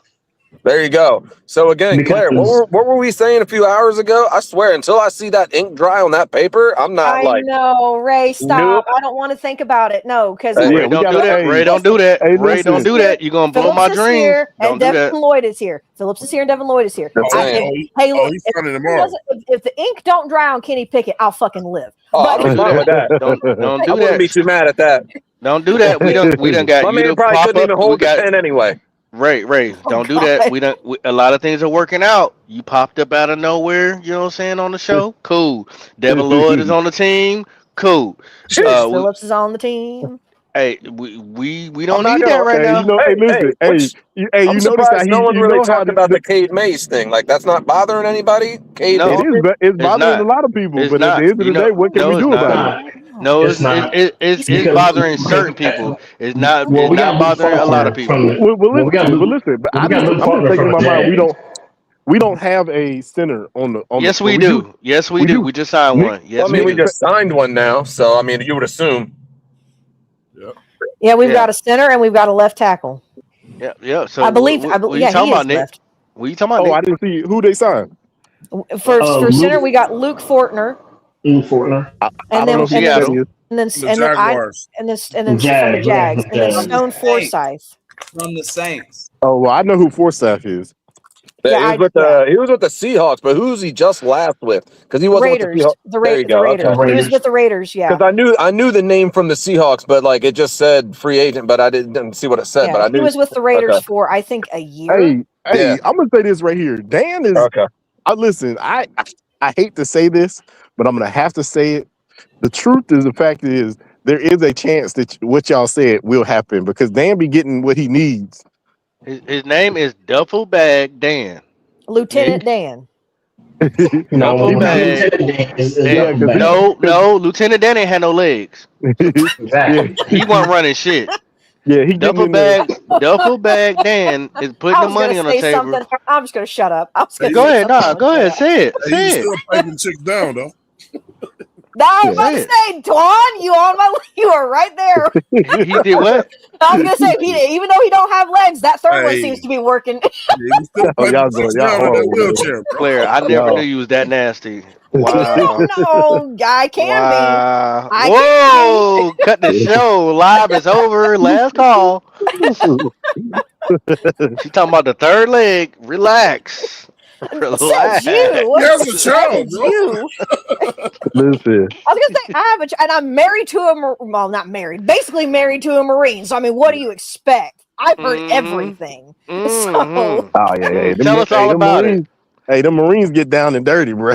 Yeah, don't they? Deep dive. Marines get down and dirty, bro. Deep dive. Edge, talk about it, sir. Exactly, Sean. I was on the mute button. I was heavily on the mute button. Look. He was about to walk into the other room. He about to walk into the other room. I ain't got nothing to do with this. Exactly. You want to see the submarine? that is definitely Navy. But anyway. Wow. $5. Y'all are horrible, bro. What they say now? Clock it. Oh God. Hey, listen. Hey. So what I was saying about Dan is you right, man. That man be filling his duffel bag up before he even get to the draft. So his eyes don't close, Nick. This mug is literally about to go into this draft and probably pick BPA. You're right. And you know, I love to hear that. That's my favorite thing to hear every draft. Hey, well, Ray, you remember last time we did a freaking best player available? Look who the fuck we got for quarterback. Yeah, but see, here's the problem. We were all unanimous. Time out. No, we'll glaze through that quick, huh, boss? We were unanimous. We were unanimous with that was not the first overall rated quarterback in our estimation. Yeah, we know. Yeah, nobody really wanted. Nobody wanted Bryce, but at the end of the day, hey, Fitterer thought it was a good idea. No, David Tepper. David Tepper thought it was a good idea. I think we again the same thing. I think we're all in agreement that was Tepper's doing. I'm going to tell you right now. Yes, it was Tepper. Some of y'all was very positive. It's Tepper. No names. It was Tepper's fault. I don't know who the y'all is. Yeah, I'm not. It weren't you. No, I talking about. This say the name. Don't be being like that. Don't be. Hey, who doing all that barking? Who doing all that barking? Arr. Hit dog holler. Arr. I said it, man. I said David Tepper. I wasn't scared to say no name. I know. You lost over here, bro. What you talking about? Nah, some of y'all were real positive. Listen, I was being positive and hoping for the best. I know. Because you always say, I'm a positive person. I live my life like that, bro. Ain't nothing wrong with it. I'm not knocking you. I can't be walking around here with the I-8 ass face every day. Whoa. Okay, and y'all thought I was bad. All righty then. That's another person who used to serve your country. Nasty as hell. Look at him. Potty mouth. Well, the Army can't be nasty. They can't be nasty. Not like the Marines, though. The Marines, y'all must get down and dirty, bro. Don't listen. All you can say is there's a lot of us. Y'all don't talk about no AIT. We know why. Hey, listen. I'm gonna tell you this right now. There's a lot of us, so there's gonna be weirdos. There ain't that many of y'all, and y'all got extra amounts of weirdos. What you saying, Daylive? I was saying, especially in AIT, right after you get out of basic training, and you get your first duty station. All of them got STDs. Man, that's y'all motherfucker, bro. Y'all be doing the most. Don't leave your wife. Oh no, I was what wife? Hey, I was single. I was single when I went to Germany. Bro, the military, the wives so bad, bro. Them guys, especially the ones that go overseas and shit. Oh, God. I was single when I went to Germany the first time. Oh yeah, Germany the shit. Trust me, I know. Hey, that boy laughed so guilty. Hey, that's another nasty nigga right there. He was. Another nasty one. All the niggas don't play with it. We know. We know. Shit. Another nasty one. Germany. Hey, listen. I know you is not talking about another nasty one. You don't remember them foreheads? You don't remember the foreheads you was talking about? That's basic. I didn't go through half the things. I didn't get as many shots as y'all got. So yeah, I don't compare. Foreheads. Them foreheads, they live. Them foreheads. So football. So football. Yeah. So back on football. So where is Trey Henderson going? Blair started. So not a Max Crosby.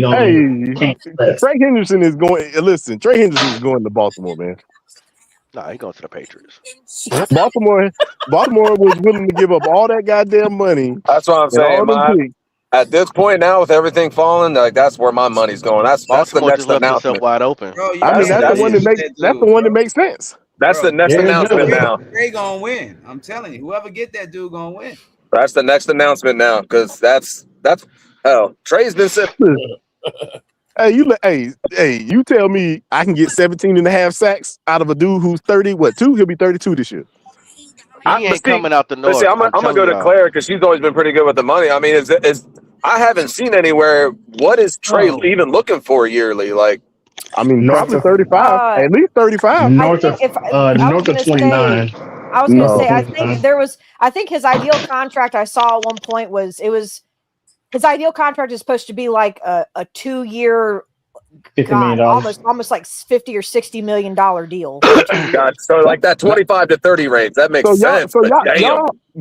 And he wants probably 75% of that guarantee. Easily. So listen, so you telling me in the last 3 years, this man has had over 30-something sacks. 30-something sacks, and you telling me he's gonna be trying to get in the same range as Phillips? Yes.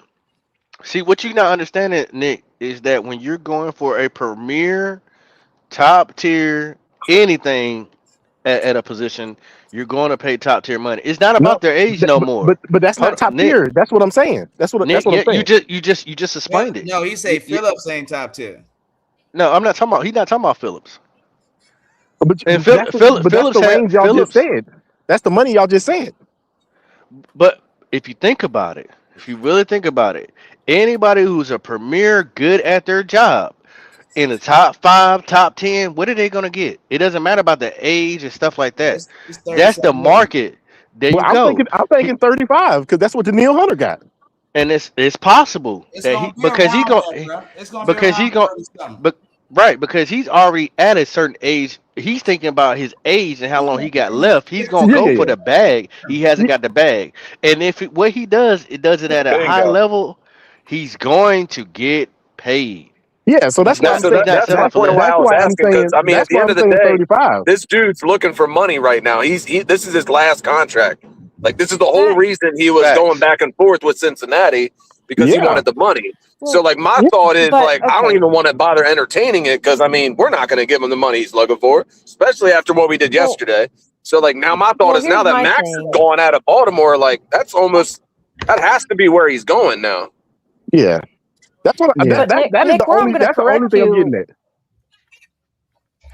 Well, I'm just going to correct you as saying that he's going to be getting Jaelan Phillips. Jaelan Phillips is essentially getting the same thing. Jaelan Phillips didn't get that 30. He's not going to get 30 million. He will if he does and gets all of his incentives and everything else. He will.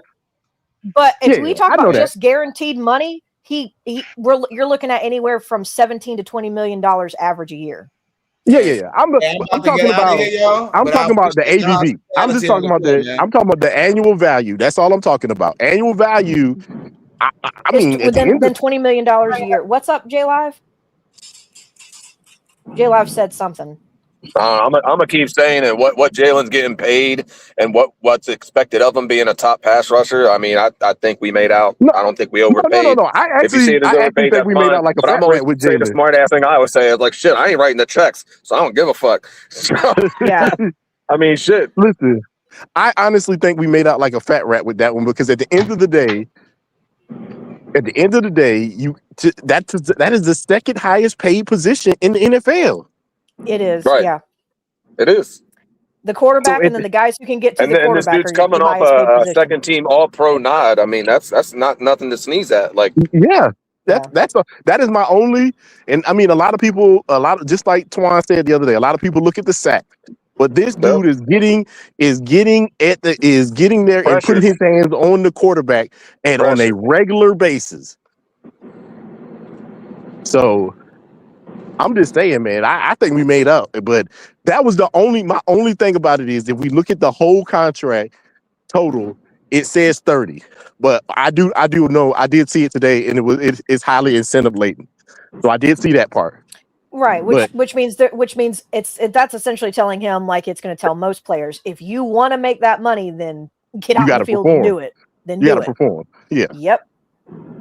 So I'm just sitting here thinking, I don't think Twan probably remembers, but I mean, I think it was in like a green room style thing of we were all sitting here talking when Jalen was in the draft and everyone was giving me shit for being a homer. I'm like, man, it'd be crazy to see him in a Panthers jersey. Now we just, 5 years later we see it, but never. If you would have told me back then we would have got him 5 years later, I'd have still been happy. Shit. And here we are. I'm fine with it. You know what's ironic too, Ray? Something similar happened to an offensive lineman that we paid top dollar for in Robert Hunt, because guess what? We could have gotten Robert Hunt, but guess who we took instead of Robert Hunt right before the Dolphins picked him? Yatir Gross-Matos. I was going to say, I'm going to assume some I was going to assume some of that's not even on the fucking roster because that's usually how that goes. Horrible. And then I wanted Kenny Pickett Jr. or Kenny Pickett when he was in that draft. I was thinking that as soon as I saw that we signed him, I'm like, wasn't Twan saying he wouldn't have minded drafting him? Sure did. I remember that. Yeah. He said, "Hey, look, Twan." Now you got him, Twan. Also, Twan and Claire. I mean, wasn't there a point in time where I was getting shit for having a Sam Darnold jersey? Yeah, bro. I thought about that a lot of times. I mean, that jersey's still in the plastic. That jersey's still in the plastic. That might be worth something. You know what I'm saying? No, is it worth something? It's worth a lot. That jersey flipped. A lot. Yeah, it's worth a lot more than it is right now, or than it was before. Let me say this to you, Ray. Let me say this to you, Ray. This is a huge stretch. I'm talking about this is a hell of a reach. This is like almost touching. Like high-fiving God right now. What you about to say? What I'm about to say. And I said it earlier. I said it on the other show the other day. What if Kenny Pickett is our new Sam Darnold? Uh-oh. I mean, but that's not outside. Okay, but listen, Poppin, had Sam Darnold not done what he did, I would have told you were a fool. But right now, at this point, anything goes. Anything is possible. If your boy don't, listen. If your boy don't work out, he's been in different offenses. I'm hoping that he's learned. I mean, he's been doing what you Ray. Can I be negative? Can I be negative as shit? Yo, come on, roll the tape of when Lil Hands Pickett was with the Eagles and he threw a pass to the ground. I don't know. Fuck, what was that like? Negative 3 yards? I don't know. I've seen worse. Complaining about Baby Bryce back here. I don't need Baby Hands Pickett. No, come on, guys. I agree. That's the only positive I can take out of it because I don't like it. That's all. I was going to say, I said earlier that if we like that, if he backed out, Right. Can I be just tongue in cheek here? I don't know, Twan. I miss the days of like when quarterbacks were, 6'6", I don't know, about 250, Heisman Trophy winner, So Cam Newton. No, played at Auburn. Like I just miss quarterbacks that were like, I don't know, with like just get a whole crowd going, like a quarterback that would run out to the field and you could see him. A quarterback that could see over the line, a quarterback that would give up his body for a touchdown. I don't know, a quarterback that could be somewhat intimidating. Because I don't know if y'all think Bryce is intimidating or not, but like. Hell no, he ain't intimidating. I don't know. This is the Ray that I just missed the day that quarterbacks were built like quarterbacks and not like I don't know. If Bryce Young this. ever thought that he was intimidating, I would want to know what deserted island with no hope of escape he was on, because there's no way he could ever. That was in his brain. That was in his mind. Because here's one thing, Twan. I want to say this, Ray. Twan, what is one thing you and I have always said about Cam, all jokes aside?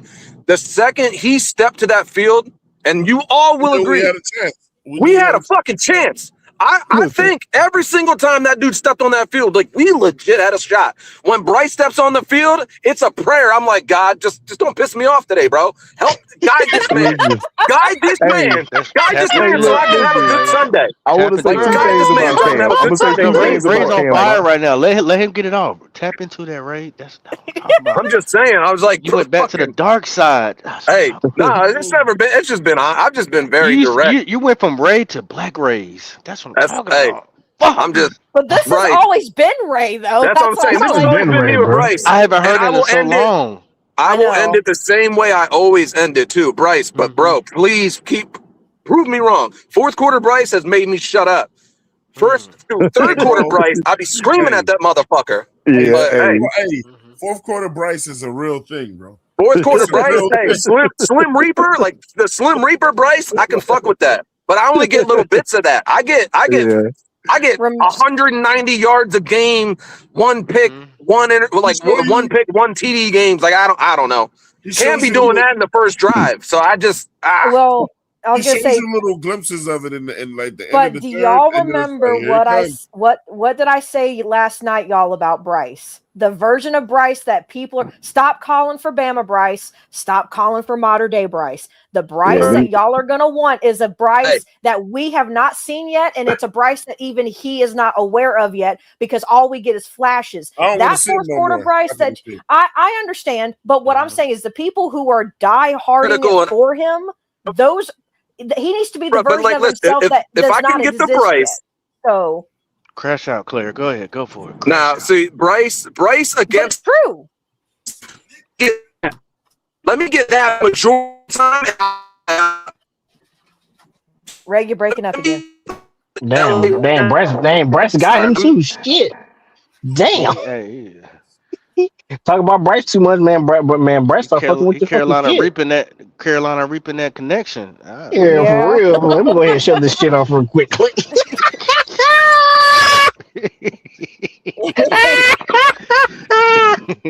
Y'all over here talking shit. We'll fix that real quick. For real, that Carolina Reaper came in and said, "Let me cut this shit enough out of you, sir."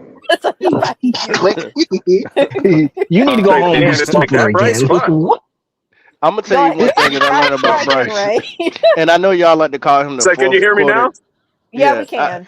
Ray, I know y'all agree on the fourth quarter. Bryce, you know what I'm saying? He will find a way to win the game, and I absolutely agree. But the thing is, he was started off fucking it up first. Like he don't need to wait on anybody else to fuck it up first. He was started. He's like, oh yeah, let me throw this interception real quick. Let me fumble real quick. Okay, now I can get in the game. It's so crazy that he does that shit. It's so wild. I don't know. I guess so. It's like I said. Let me get fourth quarter Bryce. Let me get LA Rams. That style Bryce. I can never hear that again, popping. I can't. Oh man, yeah, I don't. That was tough. It sounded like a fucking. You heard that? You heard that? Yeah, it sounded like a fucking. It sounded like the JV team at your high school down the street. Absolutely. Down by 3 at halftime. Down by 3 at halftime. You can hear that shit in the JV locker room down there, bro. Like I said, though. I need a leader of men, and I'm still waiting for that, but that's a whole nother conversation. So all jokes aside, here's another one, Claire, because like sometimes I try to be serious. I'm looking at all this, and I'm thinking to myself, man, Bryce, like, and this is going to sound familiar the last time I kind of spoke on Bryce. I'm like, please don't fuck this up. Do you see what Dan's doing? Dan's cooking. Dan is cooking right now. Like we all in agreement. Like this is nice to see. This is not typical Carolina Panthers football. Like at least front office moves. This is not what we do. Agency. Yeah. Mm-hmm. Right. So like it's nice to see all this, but I'll tell you what, Bryce. Like as they are finally building around you, cough, cough. Something they never did around Cam, but whatever. As they build around you, don't fuck this up. Because I watched last point. I watched what a quarterback with nothing did for this entire organization at one point. So let me see what a quarterback that's being handed everything. Let me see, please see you produce. Let me see, please produce. And that's the moral of this free agency, Claire. And remember I said the other day, I said people are going to say there's going to be another excuse for Bryce. Oh, we don't got a left tackle. Can't say that now. Oh, he ain't got a center. You can't say that now. Oh, we ain't got a defense. You can't say that our now. Our defense was better last year statistically by a large, wide margin than anything on our offense. So I don't. There's more. There's more, Claire. There's one more spade that they can throw out, and it's a deuce of ace of spades. This is a baby. So I got one more. You got a big joker. Too, shit. You got a little joker, and then you got a deuce. This is the deuce of spade they're gonna throw out there. Oh God. And it's something we're going to deal with immediately. But I hope what you said comes true. Well, we got a first-time play caller. That's going to be their next excuse. And we talked about that yesterday. Paging Bevel to the front office. Yeah. But no, it's just but it's true. Brad Isaac. Brad Isaac. But no, but this is the one thing that I've said multiple times, and it kind of alludes to what Ray is talking about, and it's the fact that the last several free agencies I felt have been, at least hordes better than what we have done in the past, including the hordes? Hordes. Okay. Hordes better. Just meaning a lot. Better than any of the ones that we have had with with Scott Fitterer. So what we have done, we've revamped that O-line. We just fixed the O-line again. We got more help on the defense where we knew we were having issues, which was in that sack and pressure rate. That's hopefully going to be resolved now. So all that's left, Bryce, is for you to just, in a way, not mess it up. But the biggest thing is, and I don't want to make it sound like that it's all just him, because they are still keeping him in this position to do so. If you are given everything, all I am asking for you to do is can you just yes. Because if you are because I'm sick and tired of everybody talking about how great Bryce has been, how he's been better than CJ. I'm so tired of hearing that argument. I could throw up. But my biggest thing with Bryce is if he is so damn awesome the way a lot of people want to make him out to be, if he's that damn awesome, then why does he need greatness around him to also be great? How great are you if you need all that around you? Claire, you're not asking, Claire, you're probably not asking him no more than what his ex-girlfriend asked him to do, and that's to produce. That's what I'm saying. Yes, to produce and for the love of God, please be consistent. Can you consistently win for me, please? This past season, we did not. How many straight games was it a win-loss? 9. Like there was. Thank you. Like I don't even remember the exact number. But you could bet on it that if we just won, we're definitely going to lose. So we went 4-5 on a 9-game stretch. We went 4-5, alternating between loss and win. Can we please be consistent and win some games, please, Bryce? And that is a lot. That has a lot to do with Bryce. There's a lot of other things that go into it. But my biggest thing is, and this is what people keep saying, and I've said this last year, people keep saying that Bryce has been inconsistent. No, he hasn't. Because believe it or not, y'all, and everybody here should be able to go to the stats and look at it, regardless of that stupid big time throw thing or whatever everybody likes to throw out there, whatever. Bryce has not even been he's not even been an inconsistent quarterback. Because an inconsistent means you have just as much good as you do bad. Bryce doesn't even have that. He has been a bad quarterback. Accept it. He has not been back and forth. The team has, but him as an individual has not been an inconsistent quarterback. He has been bad. He's been consistently bad. Not even. I can't even say that to pop him because he has not been. Here's an inconsistent quarterback. One game, I have a bad game. I throw for 190 yards. I have 1 touchdown, an interception, and that's all I've got, right? Then the next game, I turn around and I'm able to produce a 315-yard game with 3 touchdowns and no interceptions. Then the next game, I'm going, Bryce has more Bryce has more bad games than he does good. That is not an inconsistent quarterback. That is a bad quarterback. Sorry to say it, but it's just the truth. And that is not me hating. This is called go look at the stats, go even watch tape. Right. He is not a good quarterback. He's not even inconsistent. He's just not good. So you're talking his stats. So like, here's another point that I feel like kind of drives this point as well. It's like, okay, cool. So like anybody can throw a stat out there, and this is something I've said so many times. You can throw a stat out there to your benefit or to your detriment. So watch this do the same thing. Oh my goodness, Bryce has so many comeback wins. Pause. But with that being said, I mean, you take those away, you take away those quote unquote miracles. What the fuck? Have you looked at this man's record? You take away like some again. It's usually these comeback wins, these fourth quarter comebacks. It's like a player too, right? Right bad to think of. Say what? I think it's like in the high 20s or low 30s% win percentage. I feel like his wins would be in the single digits if you take away his fourth quarter comeback wins. I don't know. I don't know because the last time I remember looking at it, I could have sworn it was maybe in the double digits of his wins total, but just barely. And the majority of this man's wins have come in the fourth quarter, which yes, on one side of the token sounds great, but on the other side, it's just like, oh, so we just constantly just coming from behind, and you just can't consistently play good football, huh? Like. Well, that's what I was about to say. So the interesting thing about that crazy stat that everybody loves to think, if you lead the league in comeback wins, that means you are playing from behind all the time and a lot. That's not good. Just saying. I feel like it's a very misleading, like, oh my God, stat. Like it's a, you know what I'm saying? It's an inflated stat. That's all it is. I got a question for you, Ray. Because I haven't got your opinion on this, and I know. And Brandon Malone, I'm sorry, Poppin.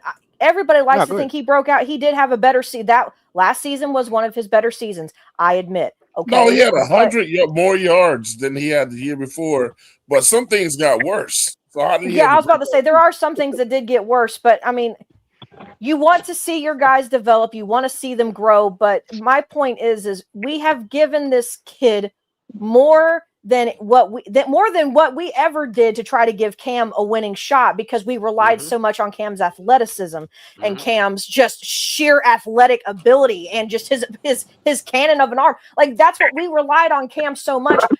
That means we can't rely on Bryce if we're having to do this. I don't think people seem to get that. That means you can't rely on Bryce. So you can lead a horse to water, but you can't make it drink. And Gip Eastwood, you can call me a hater. Go for it. I've been called worse when it comes to talking about this kid. So go for it. I call you a deer killer, but I mean that's worse than. Look. Sorry. That's what our defense did better last year than our offense, Gip. But sure, let that be on our defense. I want to ask Ray this because, like I said, we got a chance to get him on here and talk a little bit. We haven't got his opinion. I know where Claire stands, Edge. Nick is straddling the fence, and Twan stands. So to ask you this, Ray, what was your overall opinion on Evero? That's funny because a few minutes ago, I don't know if you heard me trying to chime in, and I feel bad. Sorry for over talking you, Claire. At one point, I still had one dart to toss out. So here we go. Boom! It's funny you bring him up. So I knew it. We were all essentially in agreement because obviously I was still watching the show and everything, and we are all just trying to scratch. We are all scratching our heads, wondering like what's going on with this prevent defense. When up to this point, you were calling a great game, great pressures, everything's man to man, all this. But then you go to this just soft ass zone. Like what? I don't understand how you can be aggressive for 90% of the game and then just let them walk it down the field. So like honestly, I'm gonna come at him again for the playoff game. In my opinion, like I solely believe that playoff loss is on Evero. Like I think we could have beat the Rams. I truly believe we could have beat the Rams. I don't disagree. I know tampons that put up better defense than him. So like for me, it's just like I'm trying to even keep calm because like I'm not. I don't want to yell. I don't want to blah blah blah blah. It's just like that's been eating me up. It's just like Why is it that the seat for Evero seems to not be too hot? Like it's very. Can I tell you something that I went back and looked at, man? I don't know if you guys even noticed this though, right? So you know when we played the Rams the first time and we beat them? Evero did the same thing. He had us in that same defense as like coming towards the end of that game when they were driving on us.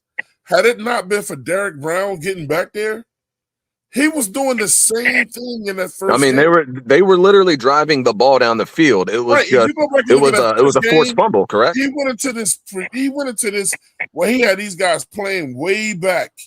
It's called passive aggressive. That's what he does in the fourth quarter. Nah, it's called the please don't lose defense. Like I don't like that's what it is. And knock that ball out of his hands. It's passive aggressive. That was what saved us. I'll always be that, cliche person that's gonna say like when you play like that, when you're playing not to lose, yeah, you're hold this L. Like it's passive aggressive. That's the only way you can put it. I just don't get it. Like I mean, for me, sometimes I'm just too like simple, black and white, yes and no. If I'm just looking at you, I'm looking at you call a defense for 3.5 quarters, and you are making Matt Stafford look terrible, and then all of the sudden. You know what? Let's just switch this all up and just give him time. Let's not here's my next thing. It was literally night and day in the sense of blitzing and in that time frame as well of those drives where they both were going down the field. Now to Twan's point, luckily Derek Brown bailed us out of one. I'm like, I think it was Derek Brown that forced the fumble, yada yada. But now in the playoffs, we weren't that lucky. So again, to essentially circle back to your question, like I'm still looking at Evero like, okay, now you have Jaelan Phillips. Now you have a linebacker. Like I feel like the linebacking core last year was pretty weak. So now it's a little upgraded right off the bat, just solely plugging the one person in there. Now we have the draft coming. If we continue with Dan to draft on defense, just like I'm giving Bryce shit, where it's just like Bryce, like Coker worked out. Like that was an undrafted free agent, and look at him. Like that's a bona fide number 2 for sure. Sorry, XL, you're getting pushed to the 3, and now you're going to compete with Jimmy Horn, which I think it's Jimmy's time. So like, have fun with that. Then you got you got T-Mac outside. Like I guess the main point I'm trying to make, without starting an argument, Bryce has everything. And then some. It looked like he's getting his line. I need you to produce. Do something with it. Exactly. So now on the defense, Evero, you've been here long enough. I was at one point saying like, hey, especially when it comes to defensive coordinator, the culture, trying to establish, how you're going to do your scheme. It's going to take some time. Fine. But okay, now it has been years. You got your players. You got Derek Brown back last year and he played phenomenal. Now you're putting the defensive end out there. You're putting another linebacker out there. You got to draft. This defense better be top 5. I'm gonna end it with that. Defense better be top 5. So look at it, and I said this last year, and you might agree with my statement. Canales has moved into a CEO type of role of coaching. I'm not necessarily saying that I agree with him making Izzy the OC, but I'm not surprised. You said fall guy, bro. The fall guy. I'm not surprised that he did it, but he's moving himself in the CEO type of position where he can be able to touch every room. Before then, though, I have said it once, and I'm gonna repeat myself. Until he did that, to me, this was a 2-head coach team because he was not stepping in that room of defense. I was listening to that show with you guys talking about that, and I found that pretty interesting myself. And it's just like, so maybe this is that point where it's just like, so is this the move of like, all right, so now I'm gonna start watching you, like how is this? I'm gonna be in your room. I'm gonna be bingo. I'm gonna be there for your game plans now. He just took his ass off the hot plate. I've also said this too. Evero did call. He was a better coach last year as far as the production that he got out from the worst team ever in NFL history to being somewhere around 16. The pressure is on because everything they went and tried to get you top tier talent, paid big money in free agency this year so far, right?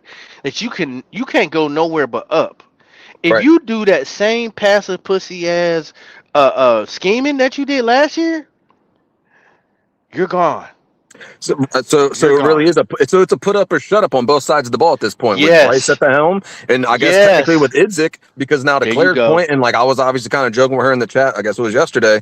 I mean, shit. At some point, if you're Idzik, you better call the game of your life week in and week out. Because guess what? Head's gonna roll. Bevel's gonna be upstairs, and he's just waiting. He's waiting for you to fuck up. That's all he doing. Waiting for you to fuck up.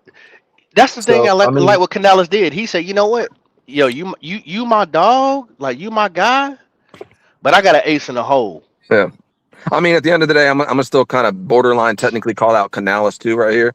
I mean, I feel like this was definitely him kind of quote unquote saving face and kind of like shifting blame a little bit, where it's just like, all right, so let me just give you this offensive coordinator, like my offensive coordinator, the actual job now. You know, if the offense continues to fail, like you can be the fall guy. I'm the head coach. You know, it's not going to be on me. Let me get into this defensive room, see what's going on here. If this don't change, now my hands are in here. I can get my guy because Everett's technically not his guy. He just inherited him. So is this going to be Canales getting more hands on? I mean, Canales is Dan's guy.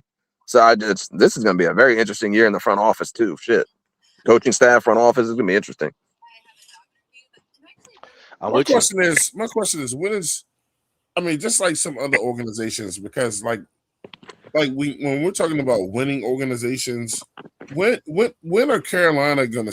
I think when we was at our best, there was no buddy system going on our team with the coaches.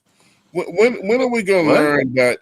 When are we gonna learn that we have to get people that's going to win and stop always trying to get people that you know? No.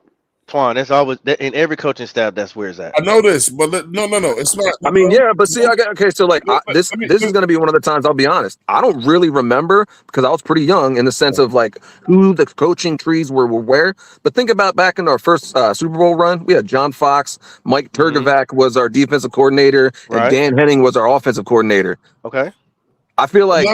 Did they all three come from the same place? I mean, no, they all got put together. But you see what I'm saying? Now, the only thing that comes to mind is I know at one point Jack Del Rio was with us, but I think he was gone because I know John and him were like good friends. But other than that, yeah, when it was Dan Henning, offensive coordinator, you know, back when we had, you know, Stephen Davis, all that good stuff. And then, Mike Turkovac was our defensive coordinator when, in my opinion, we had the best defensive line. And I mean, you can put it up there in history. Shit. Yeah, but I looked it up. Every team. But think about okay.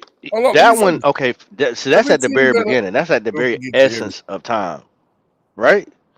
Not. I mean, it's right. No. That's at the very beginning. That was 10+ seasons in, but well, I mean, but it started with them. Pop, can you hear me? He can't hear you. He can't hear you, Twan. No, I can't hear him. It don't sound like it can hear you. Yeah. Yeah. Let me remind. No. What I'm saying is this: every team, people say that, but every team doesn't have a bunch of buddies on the team. I mean, yeah, they're gonna come together and form something great. But the good teams, a lot of the good teams now, like you can go to the Rams. That's not a team full of buddy coaches over there. They were craftily put together. Right, they have a tree and everything like that, but it is a tree. Getting all his buddies. Listen, it is a tree. We did with Ron Rivera. Oh, so you're seeing this little Shanahan? It's the Shanahan tree. It's the Shanahan tree has been passed.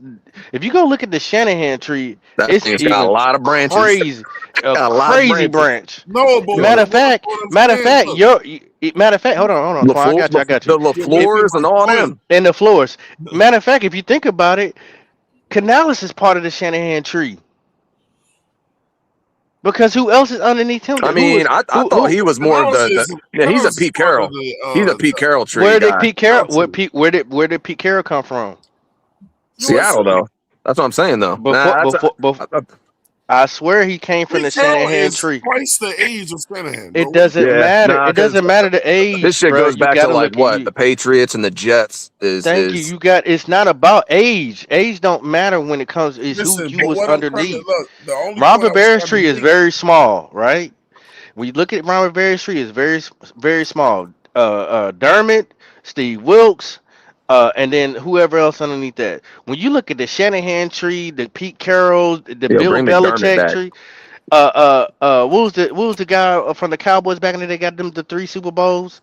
them trees is crazy. Oh, you mean Jimmy Johnson and Jim Johnson? Yeah, Barry Switzer and all that. But those trees branched out to go it's some exactly. other places. So Listen, guess what happened to those trees? What I'm saying is, not a lot of teams. It's incorrect for people to say that when all those people are on the same team together, that they're all buddies. You're talking about trees and trees and branches and buddies is two totally different things. But that's not what you said. You said because you didn't let me finish. I did. I didn't say anything. But what I'm saying is, go ahead. The friend thing when you got to go hire your homeboy, you know what I'm saying, or whatever, and bring him, knowing that he's not going to really help you out, but you're hoping that he can get better, opposed to a general manager and an owner going, I want this guy, I want this guy, I want this guy, and I don't care if they all came from the same tree or whatever, but like craftily selecting and putting that team together like that. I don't like when general managers look. I like if you go get a guy that's proven that can do his thing, but like the whole thing with Canales. Come on, man. Damn. But look. Twan, they tried that. You guys no, Twan, they tried doing what you're saying, and it turned into this. what. Okay, I won't interrupt. That was the only thing I was going to say. Yeah, I'm good. I know our situation is a little different because we had to get what we could get because of things. I'm not talking about. I'm not talking about Dave Canales and his regime. I'm talking about the prior regime where they did do what you were saying. Yeah, that's what I'm saying. Okay, I got you. That's all I had to say. I agree with you. I'm just saying, like before, like when Tepper went in them, when they tried to go out there and pull all those pieces, and we said, "Oh man, we got the Avengers" or whatever. Those guys didn't work out like that, man. I think it was too many Chiefs on the same team or whatever. I'm confused. Are you saying that you don't like when coaching staffs bring in other people that they know that's their buddies? Because if you're saying that, that's not what we had with Frank Wright. They gave him a blank check to go get all type of random people and all type of Chiefs to try to make it work. What I'm telling you, they didn't go get the right people. It doesn't matter because if they are not a part of the same philosophy, that's why you have nepotism where people go get their buddies because they're a part of the same. So which one are you saying? So what I'm saying is this. I said I want to see Carolina get back to, and I'm not talking about when we did what we did with Reich, but just like and what I was saying was comparing us. What I want to see us get back to is like the good teams out there right now. You know what I'm saying? Okay. When they get the right guys on their coaching staff and not a bunch of guys that's just buddy and like, I'm going to go get my guy. But look, I'm the GM of this team now, so I'm going to go get Pop. I'm going to go grab Claire and bring them over here. Is Claire and Pop going to look? If I wasn't winning with them somewhere else, why am I bring them over? Twan, I think what Twan here. No, I got you. This is what Twan. This is what Twan's saying, and I feel like I'll try to clarify. And Twan, correct me if I'm wrong. Confused. Because what Twan is saying is now you're looking at your boy instead of this dude that is technically probably better for the position, but since this is your boy, you're my OC. You're gonna give it to him. I get that. that. That's what I feel like Twan's saying, and I agree. That's usually the case. But that's usually the case. What Twan is trying to say also is that if you're going to do that, that means you're plucking from people that you know has already had the experience that you can pull from that you may know or may not know. No, they can come in here and be. Ray said, listen, I know what Ray is saying. I care. I like it when you don't even have to know or be familiar with the new guy you bringing in. Only thing you need to be familiar with is everywhere he goes, he wins. That's it.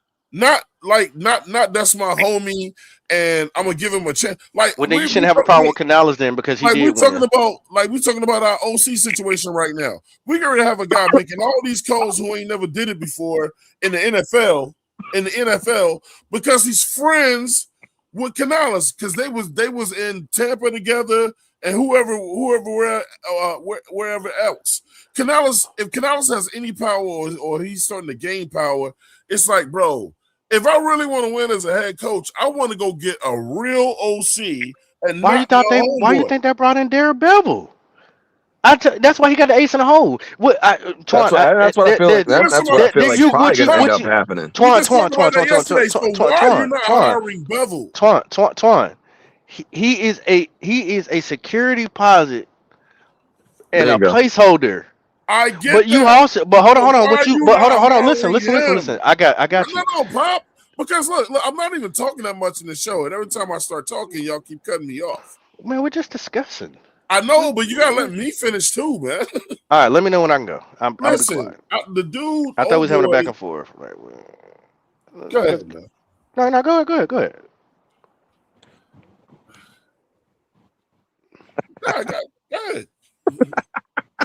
This when it gets awkward sometimes with me and Twan. Cool.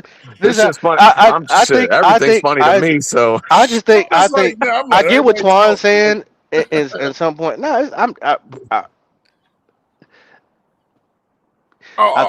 get what you're saying. I think there's a new era going right now, and of course we are questioning the vision, right? Yeah. Because we are the youngest as far as coaching staff, as far as the leadership. Is not what we're used to. We're used to having the OGs in here. Right now, we got some YNs. Let me put it in that perspective, right?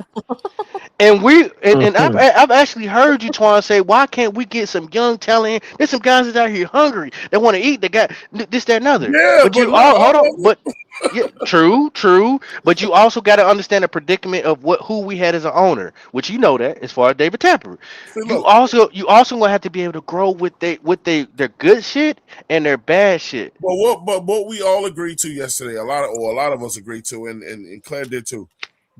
Bringing dude in just tells me, man, that they don't trust that his days are numbered, Twan. Yes, it's only a matter of time. The thing is, why are y'all even doing this experience? It's only a matter of time before. It's not your boy. Just do the job. I can tell you why, and it's not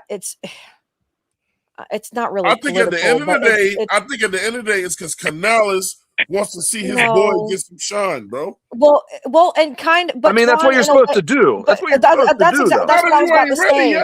No, but Twan, but here's the thing. So, and this is something that Canales has talked about, not really in I already know what you're gonna say. Go ahead, Claire. Like in formal interviews, really, but I know he's talked about it in different, when he's had I don't even want to formal interviews, meaning it's not our beat writers. Yep. Huh? It starts with a D. I know what you're gonna say. Go ahead. I like it. I the word I'm thinking of doesn't start with a D. So anyway, but shut up, Ray. Oh my God.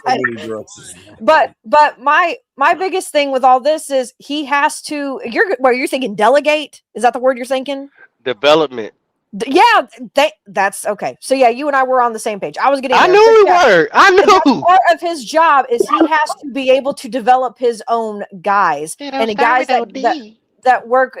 I was trying to. The word I was not thinking of was not going to start with that. But anyway, you got me there. But yes, he has to develop his own staff. That is part of him. His role as a head coach. That is part of it. That is something he is required and supposed to do. That is what he is supposed to do. So him wanting to do this and choosing to do this now, I get it. And the reason, and it's still a means to an end, I feel, because what I say the other day, I said, I just have a hunch, but don't be surprised if by game 6, guess who's probably going to be calling the plays? Darrell Bevell. But it goes back to what his name start with a D. It goes back to what Pop was saying a couple of shows ago, though. Canales is not doing this for the reasons that y'all think he's doing it. Right. Canales is letting that dude be the OC, because Canales knows if he continues to be the OC and the head coach, then he could get fired.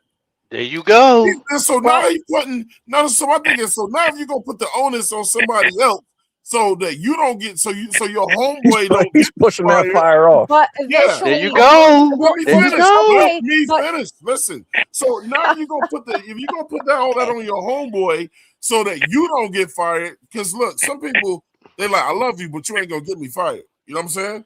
So why are you just not gonna go with the best person, to make you look good or whatever? Look, man, I love Popping to death. I love y'all to death, but I'm not gonna make y'all an OC if y'all ain't ready yet. But that's why they're giving it's an opportunity, and if it doesn't pan out, it's not stupid, Twan, because by now, yes, Brad Isaac should be calling plays. He should. I mean, he is the offensive coordinator, right? He is the OC. He should be calling plays going into his, what is this now, year 3? Yep. Right? So he should be there by now. That's part of his developmental. We all, at every place of work, I have to go through them all the time. We all have development coaching. Seen any success? All he's But- seen is So, like, Mookie. Oh I my guess so. goodness. Real quick, But if my I can point is, interject, but my thing is, here's the thing. What I am saying and what you're saying, Twan, Oh, yeah, we both talking things with can passion be tonight. true. I agree with Both that. things can be true. I agree with that. So- But look, I agree that he's deflecting, but I also agree with the fact that, like it or not, rather he's ready or not, Brad Isaac has had 3 years plus to see what Dave is doing. If he Right. hasn't retained shit by now, So then this guess is- what? bingo. He's So out. Claire, I guess I'll technically ask it to you first, it's everybody. Like, so do y'all think Brad's ready for the spotlight? Like, He do better you be. think he's ready to do it? Because, like, I said this No. yesterday in the chat, and I was trying to get your attention, Claire, because you were saying something about it, and I was like, okay, well, it's like we want to talk about Brad. I was like, you got to think this dude is a part of the game plan week in and week out on offense, even though he's just a figurehead. Like Canales is calling the offense. Like, you know, every NFL offense has scripted plays. It's like 10, 15, 20 plays to start the game. Like, you don't think Brad has a say or some input into those plays over the last X amount of seasons? and that's So, like, what I do you- said. Hey, Ray, hold right. on, So hold I on. was saying it in there. Like, he's probably already had some say in that or whatever. I was like, Hey, so Ray, is stay he right really? Is he? But real quick, is he really about to go into this season as the OC? Like, Yes. No. not ready? No, Like, do no, you think he's no. really about Well, to he's go in gonna there have a not ready? babysitter. He's gonna have a And I'm- babysitter at the same time. I'm glad Ray No, he's said gonna that. have an incredibly short leash, and That Bevel's gonna too. be sitting Yes. there like, "Hey, bro, the second That's you the fuck up, I'm gonna babysitter. take this shit. That's Hey, the bro, babysitter. hey, don't fuck up because the second you fuck up, Ray, that's what I said yesterday. I said I refuse to believe that he had nothing to do with play calling when Canales was making. Canales went to that podium often and said, yeah, me and Isaac, we get together. we like the play calls. and We like the play we calls. play the calls and blah, Yeah. blah, blah, whatever. My thing is this. Canales wasn't very great. I don't like Canales to begin with. He wasn't the greatest play caller. He wasn't. And then Canales has only had one other year as an OC, and that was with Tampa. Mhm. So then his young career continues over here, and you telling me a dude who's been an OC for 2 years, 3 years, now he's ready to pass the reins off to somebody. Well, Twan, He only it's had because one good it's year, and because that he with was. Tampa? It's because he's the quarterback whisperer, and he was the quarterback coach over there when Gino had a but resurgence here's in the thing, Seattle. And then he the went to one- Tampa, and he was and- part of Baker Mayfield's resurgence and the as one an thing- offensive coordinator for 1 year. And the thing that I absolutely hate about that, and I've said it a few times. It's been a while since I've said it. The media and other people have bestowed that title upon him. Canales has never claimed to be any of that, and that's what what they gave him. irritates. But that's what I'm That's what saying. gave- But hey, Let me drop hey, this nugget. Claire, Can I drop this hey, nugget? Claire, but that's what Tepper paid for, though. There you go. Let's stay right there. Ray, I know you have been in plenty of leader management situations, leading a team, right? Right. Where you're guiding people to get whatever you need done. How many times have the CEO came down and trained you as the branch manager? Oh, I had my first set amount of time to go, and then I that was it. Every once in a while, you might get a seminar every once in a while, but otherwise, you get your training, and then it's time to lead. Yeah, they call those refreshers. There you go, right? They call those refreshers. But once you're the branch manager, what is your job to do after that? It's time to teach everybody what to do. Lead the team. Step in where I'm needed, and I need to delegate. And from experience, I promise you, if you delegate, if you don't delegate, and or just don't delegate properly, you're fucked. Guess what? That's exactly what. See, Canales is not an idiot. He is trying to put himself in a position where he gets this almost, if not more, the respect that Tepper was showing so much love to Matt Rule. He gave all that power to Matt Rule from the get-go, right? Canales is trying to build it where he's going to get that type of respect. Bingo. Well, see, this is what I'll say. So and I'm going to say former GM because I refuse to go back and do that restaurant bullshit again. So as a former GM, I used to always say to my staff, and I'm fine with it, but when the store is doing well, so like when the team is doing well, like when, you know what I'm saying, when the organization overall is doing well, we all get the credit and this, that, and the third. And it's we. But the second everything starts going to shit, it's all on my head. Right. Yeah. So what he did was pass So the here we are. playoff. There you go. And when I respect what Twan is saying, what I'm trying to get to Twan to understand is that you had David fucking Tepper. You weren't going to be able to get no other OCs to come here to Carolina Panther anyway. You wasn't. Because ain't nobody, we all knew that nobody wanted to even deal with David Tepper. He didn't want no alpha male in here. That's why you wasn't going to get no hardball. So you had to get a beta male who was now trying to put his foot down and say, you know what? I'm going to build this how I'm going to build it as long as you allow me to. Because remember, like we were saying, we was questioning why Evero was doing some of the things and not starting the rookies, right? So that told us like, hold on, bro, maybe he don't have as much control as he says he does, or he should have as a head coach. He doesn't even know what's going on over there. But him making this move right here, it was a chess move. Whether is it works out or not, he has experience and at the same time, he as a guy that's came in here with notoriety with Bevel. We don't have to like that. It works out. Cause next, I mean, if he doesn't work out, guess what? He's counting jock straps. That's cool, whatever. But at least it doesn't. All of it doesn't fall on Canales. This is what we was gonna be left with anyway, because we knew it was gonna be young. It's a new culture here. We just gotta go through the good and the bad with this storm. That's all you got to do, baby. I mean, we can't get these OGs guys who got it all figured out. We are a brand new culture here now. It's brand new, and we just got to get with it. I'm very much at it. I feel like it's my coach. We are in a win-win situation. I guess let me be a cheerleader. We're in a win-win situation because we already saw what with Dave, quote unquote. Obviously, I'm sure Brad had some help, but with Dave calling the plays, quote unquote, we saw what that pretty much was. We've had a good, I don't know, you want a taste test? We've had a good, I don't know, sampling. There we go of what that looks like. All right, well, we all in agreement. Just not being funny. That could be better, right? Like that offense could clearly be better, right? Right. All right. So now let's plug in Brad. Brad, you got X amount of weeks to see what you can do. If the offense still looks anemic as shit, if Bryce is still throwing for $180 or less, real short completions, blah, blah, blah, the offense isn't scoring points. Well, we got Daryl upstairs. Like, we're going to give him a shot next. So, like, no pressure, but, like, on some real shit, like, no pressure. The leash isn't too long. So, go get him, champ. Like, I feel like that's where we're at. So it's like at a win-win, because I guess I'll end it with this. We always talk about how, like, and I played sports all my life, whatever. Like, we're on agreement. Like, competition breeds, like, like depth and all that kind of stuff.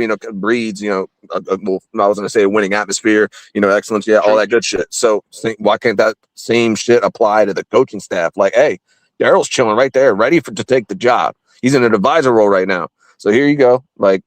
Yeah, here's the offense. Because on Bevel resume, he's had the number one offense ever. Like, bingo. Because like the dude behind you's proven. Like, we know he can do it. But like, I want to give you a shot. To now Twan's point, like, you're my guy. So like, I'm gonna give you the shot. But like, hey, like Tepper is also like wanting results. So like, I'm gonna give you a shot. But like, yeah, that leash is gonna be like hella short.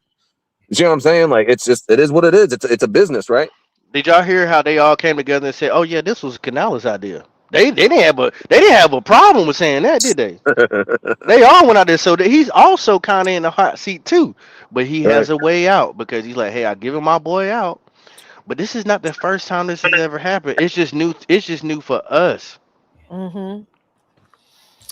Yeah, I don't. I think gotta start somewhere. It is a win-win. I agree with Ray, because either way, if it doesn't work out with Brad, Daryl Bevel's going to step in and hopefully make things better if it doesn't work out. But I mean, Canales, he kind of gains, in a way, he just gains another chance. Yep. Just like I feel if something doesn't work out with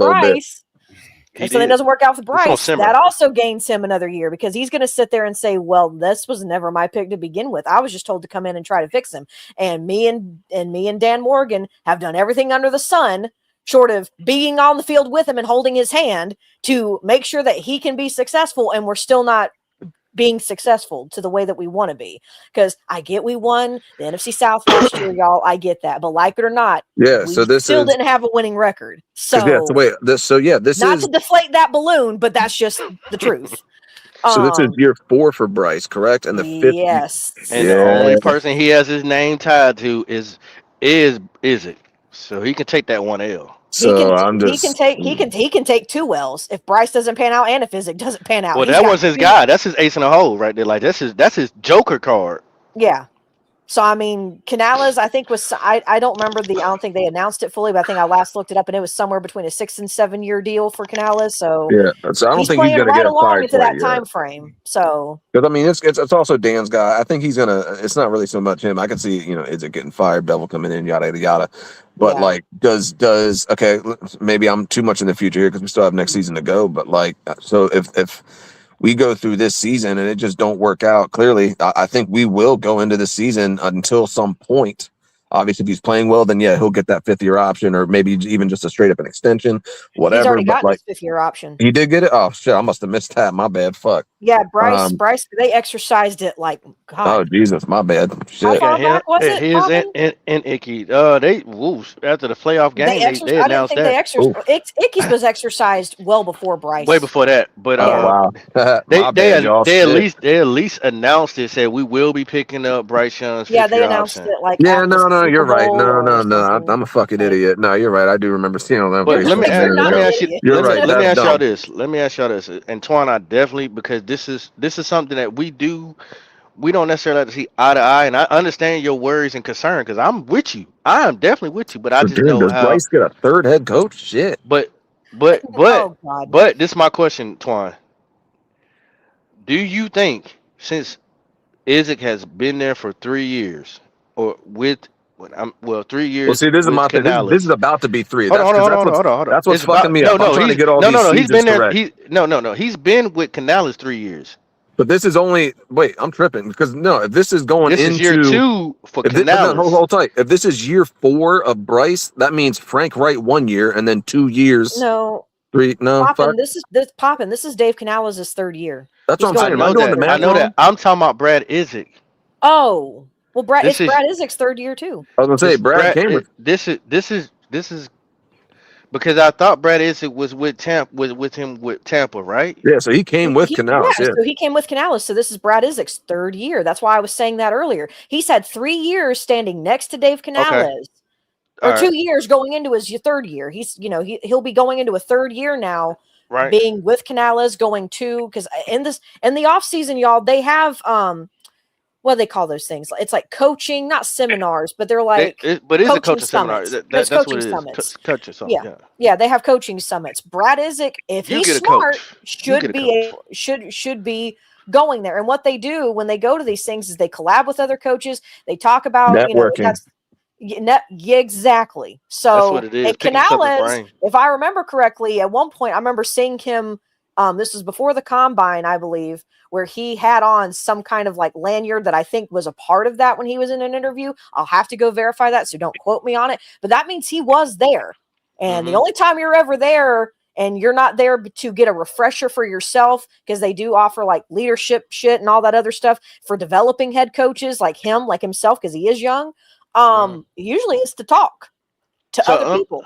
So let me ask Twan this. I want to pressure him because I know I respect that Twan does have concerns because I do too. But I also see plan B and C if things don't work out. But within these last 2 to 3 years that Brad Izzy has been here, do you believe that Brad Izzy, because when Brad speaks, he speaks with a lot of passion. And that's one thing I do like about him. You can tell he loves the game. Whether he's good at it, we won't know. Do you think that the players respect Brad Izzy? I don't know.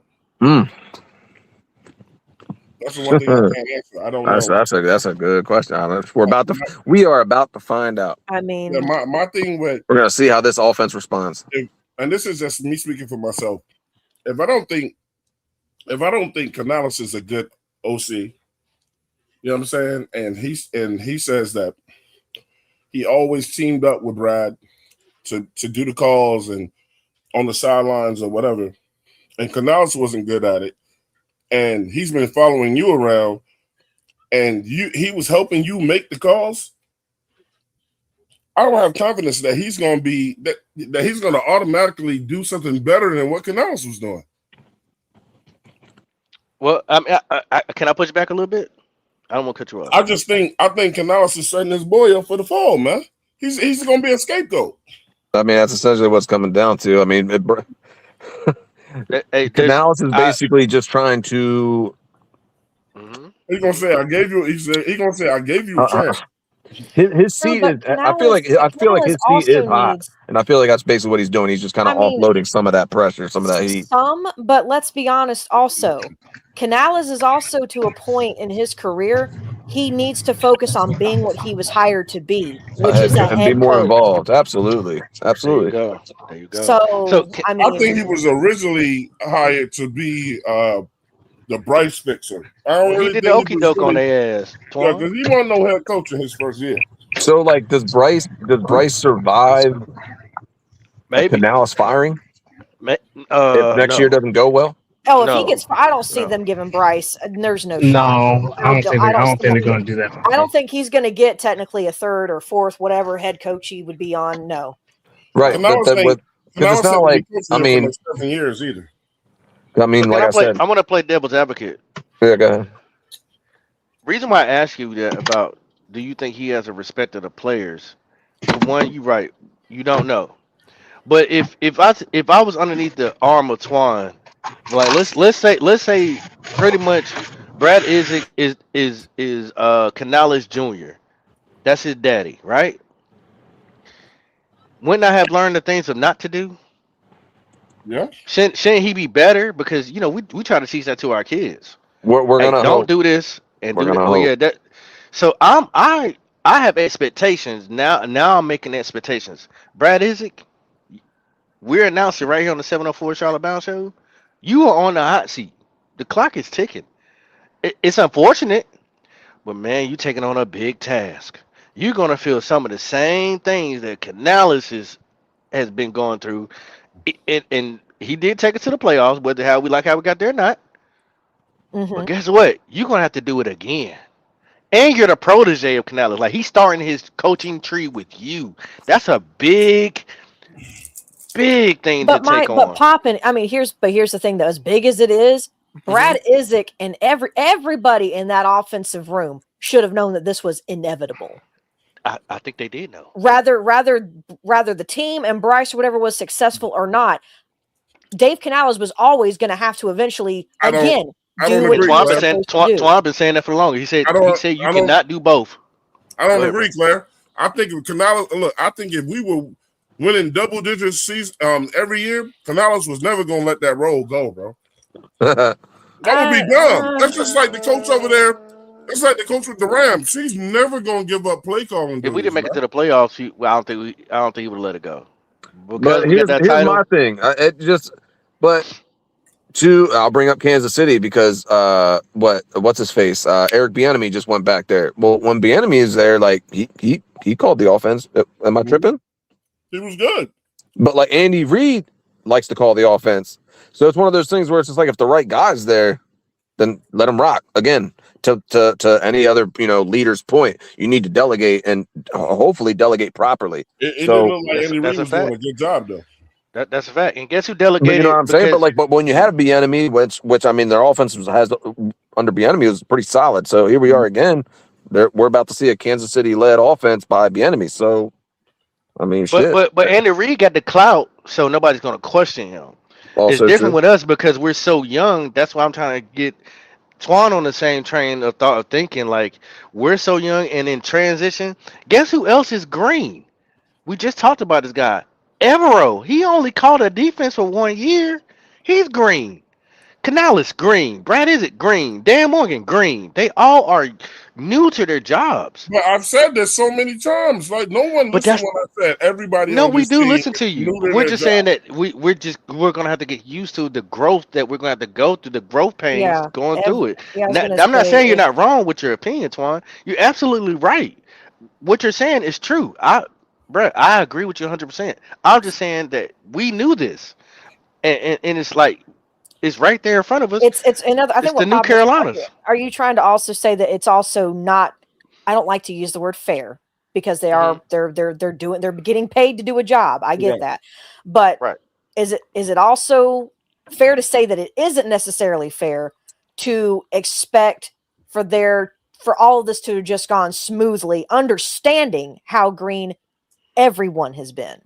because I think anybody and your coming owner, in, your owner did this.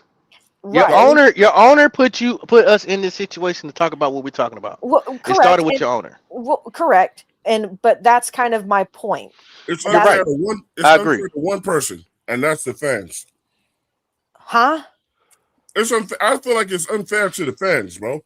I don't. I mean, Ultimately- it is ultimately unfair to us, but at the same time, It's just like every year we're doing some kind of experiment, bro. Every year. Well, I'm tired of the experiment. Keep trying shit. But okay, I get it, but it was coming. You can only tell people to stay patient for so long, bro. But that's what every organization Trust the process. I'm so tired of hearing that, but it's also true at the same time. But I think the thing is though, is I get what it is definitely not fair to the fans because we are the ones who are ultimately, we're the ones spending our hard-earned money to have the streaming services to be able to watch all the games and to buy all the memorabilia and to go to the games and everything else. I get it. And we also expect to be able to have our Sundays filled with watching a winning product on the field. I understand that too. But we at least once in a while, shit. We also can't sit there and act like that. If we also knew. Now, I mean, we have to accept it because unless you just don't want to watch the Carolina Panthers anymore, you have to accept the fact that these are the moves that they made. You have to if you're going to watch this team. So with the understanding that we knew everybody was green, then we also can't sit here and unload a crap ton of expectations and just expect them to meet them, knowing they are also going to have to go through their growing pains. Green. I don't have any expectations. I already told you. I think we're gonna fall back this year. Well, true. Well, we can't say that we don't have any expectations because every single fan will tell you, "What do you want to have happen this year?" As to what? Win. I'm trying to win the division, yo. So there's your You've already set an expectation without knowing it. I don't think we are. Okay. Well, no, Twan. No. Like, and I feel like I'm gonna call you out. You know damn well you expect to win the division. You expect to win the division. As a fan, you want No, I mean, shit, I'm looking at it from the athlete's point of view. You gonna tell me that there's two dudes on that screen right there really just signed? I understand they're getting paid, so hey, enjoy your bread.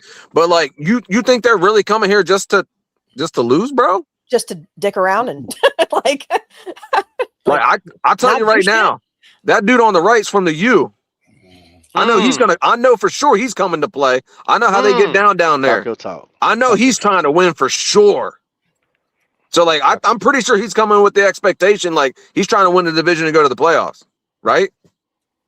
And that's all he know.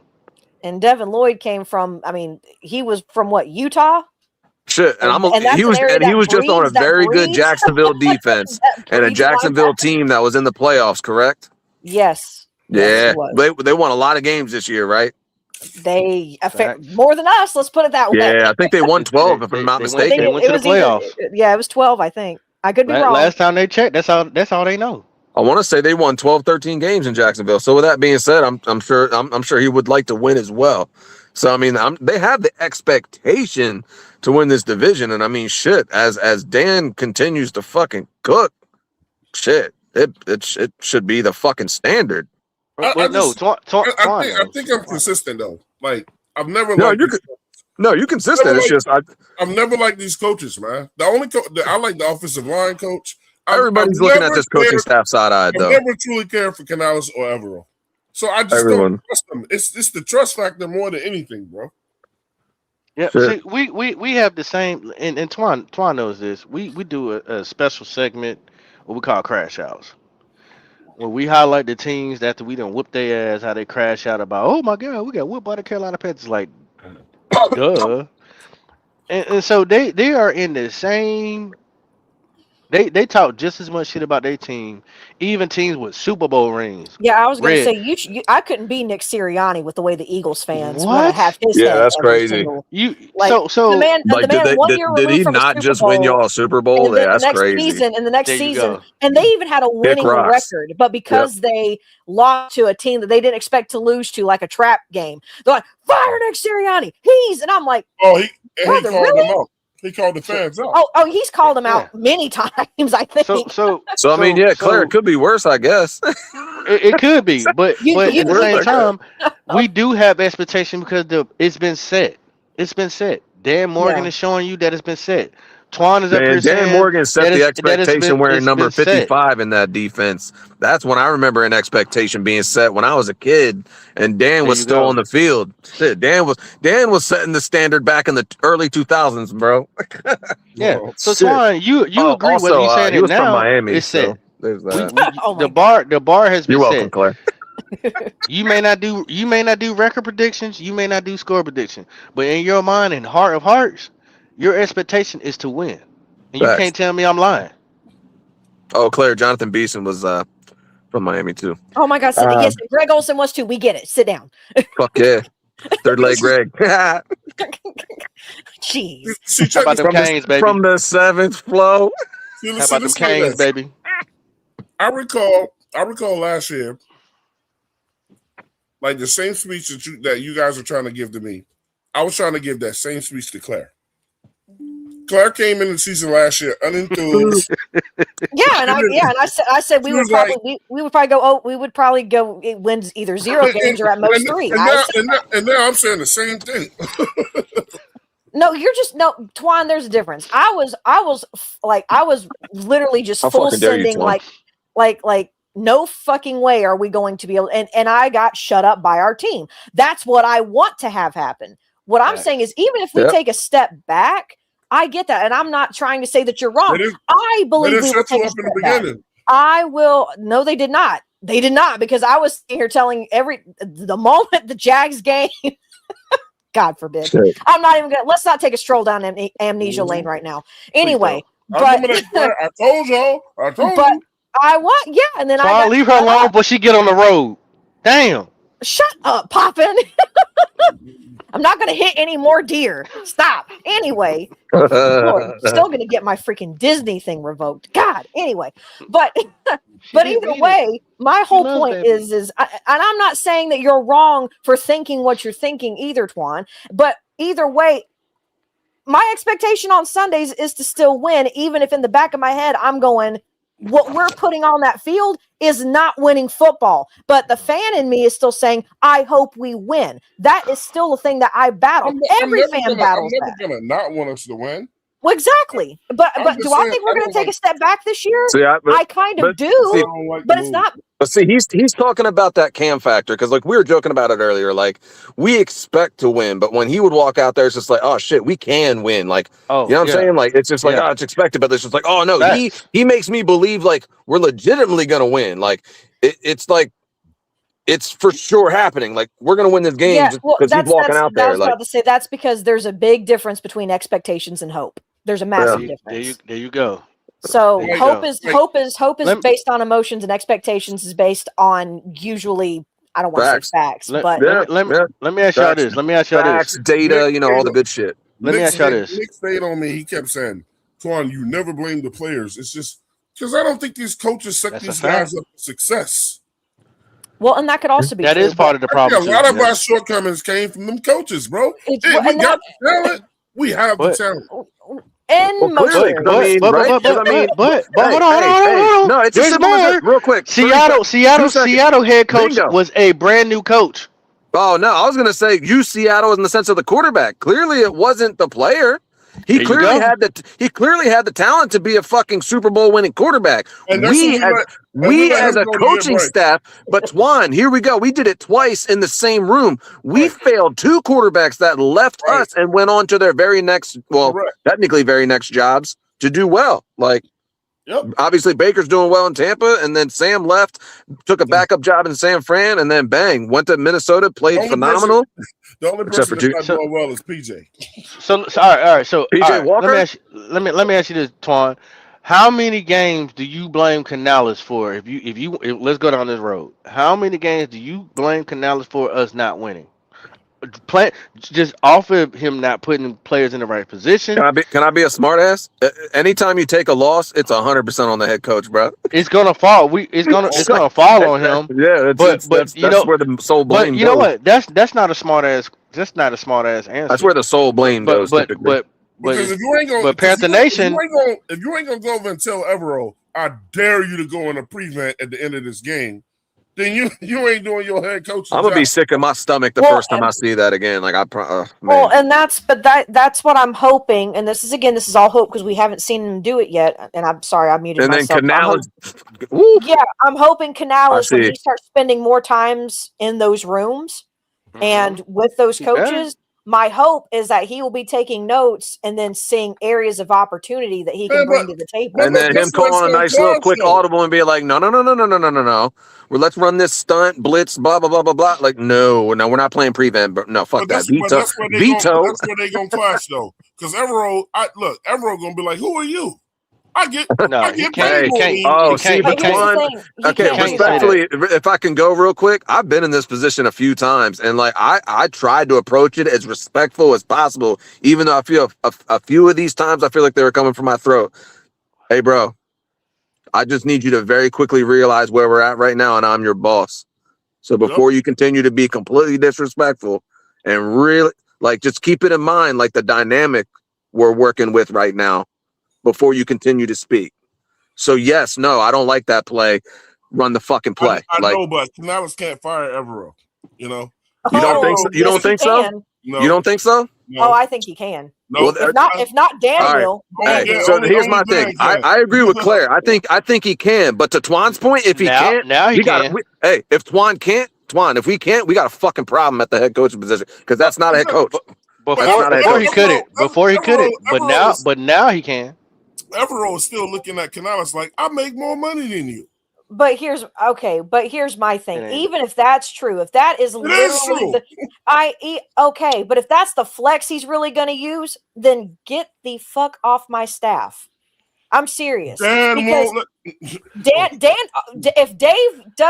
Dave does not have the power, if whatever is in his contract states that he does not have the power to do so, then it's real simple. Then I will go to the person who is above both our heads. That's what I'm saying. If it gets to a point where it's not working out, and that's not even him. That's not even Dave, whipping out. That is literally Dave doing what he should do. In every job, that's what happens. But that's not even Dave Canales. So I'm gonna look at it like that.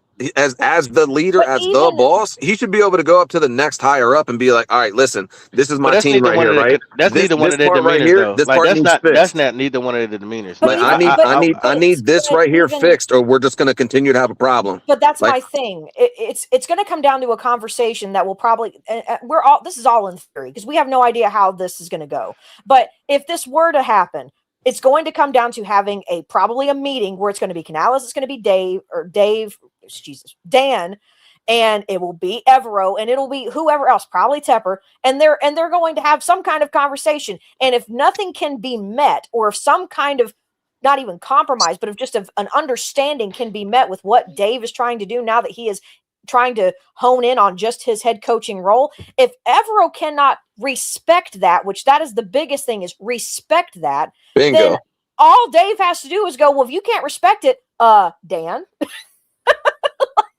I mean, you tell me, Dan. If it's not in his power, then I'm just going to look at Dan and go, okay, well, you're hearing him. He's not going to listen. So, hey guys, here's my point. If he's really the head coach, bro, there's no reason he should be in a position to where that would be a thing. Like, as the head coach, you shouldn't have to go to your GM and be like, yo, this defensive coordinator's got to go, or I gotta go. Like, that shouldn't even be a conversation. This ain't the first time Evero has been denied anyway, because he wanted to be a head coach here too, and they told him no.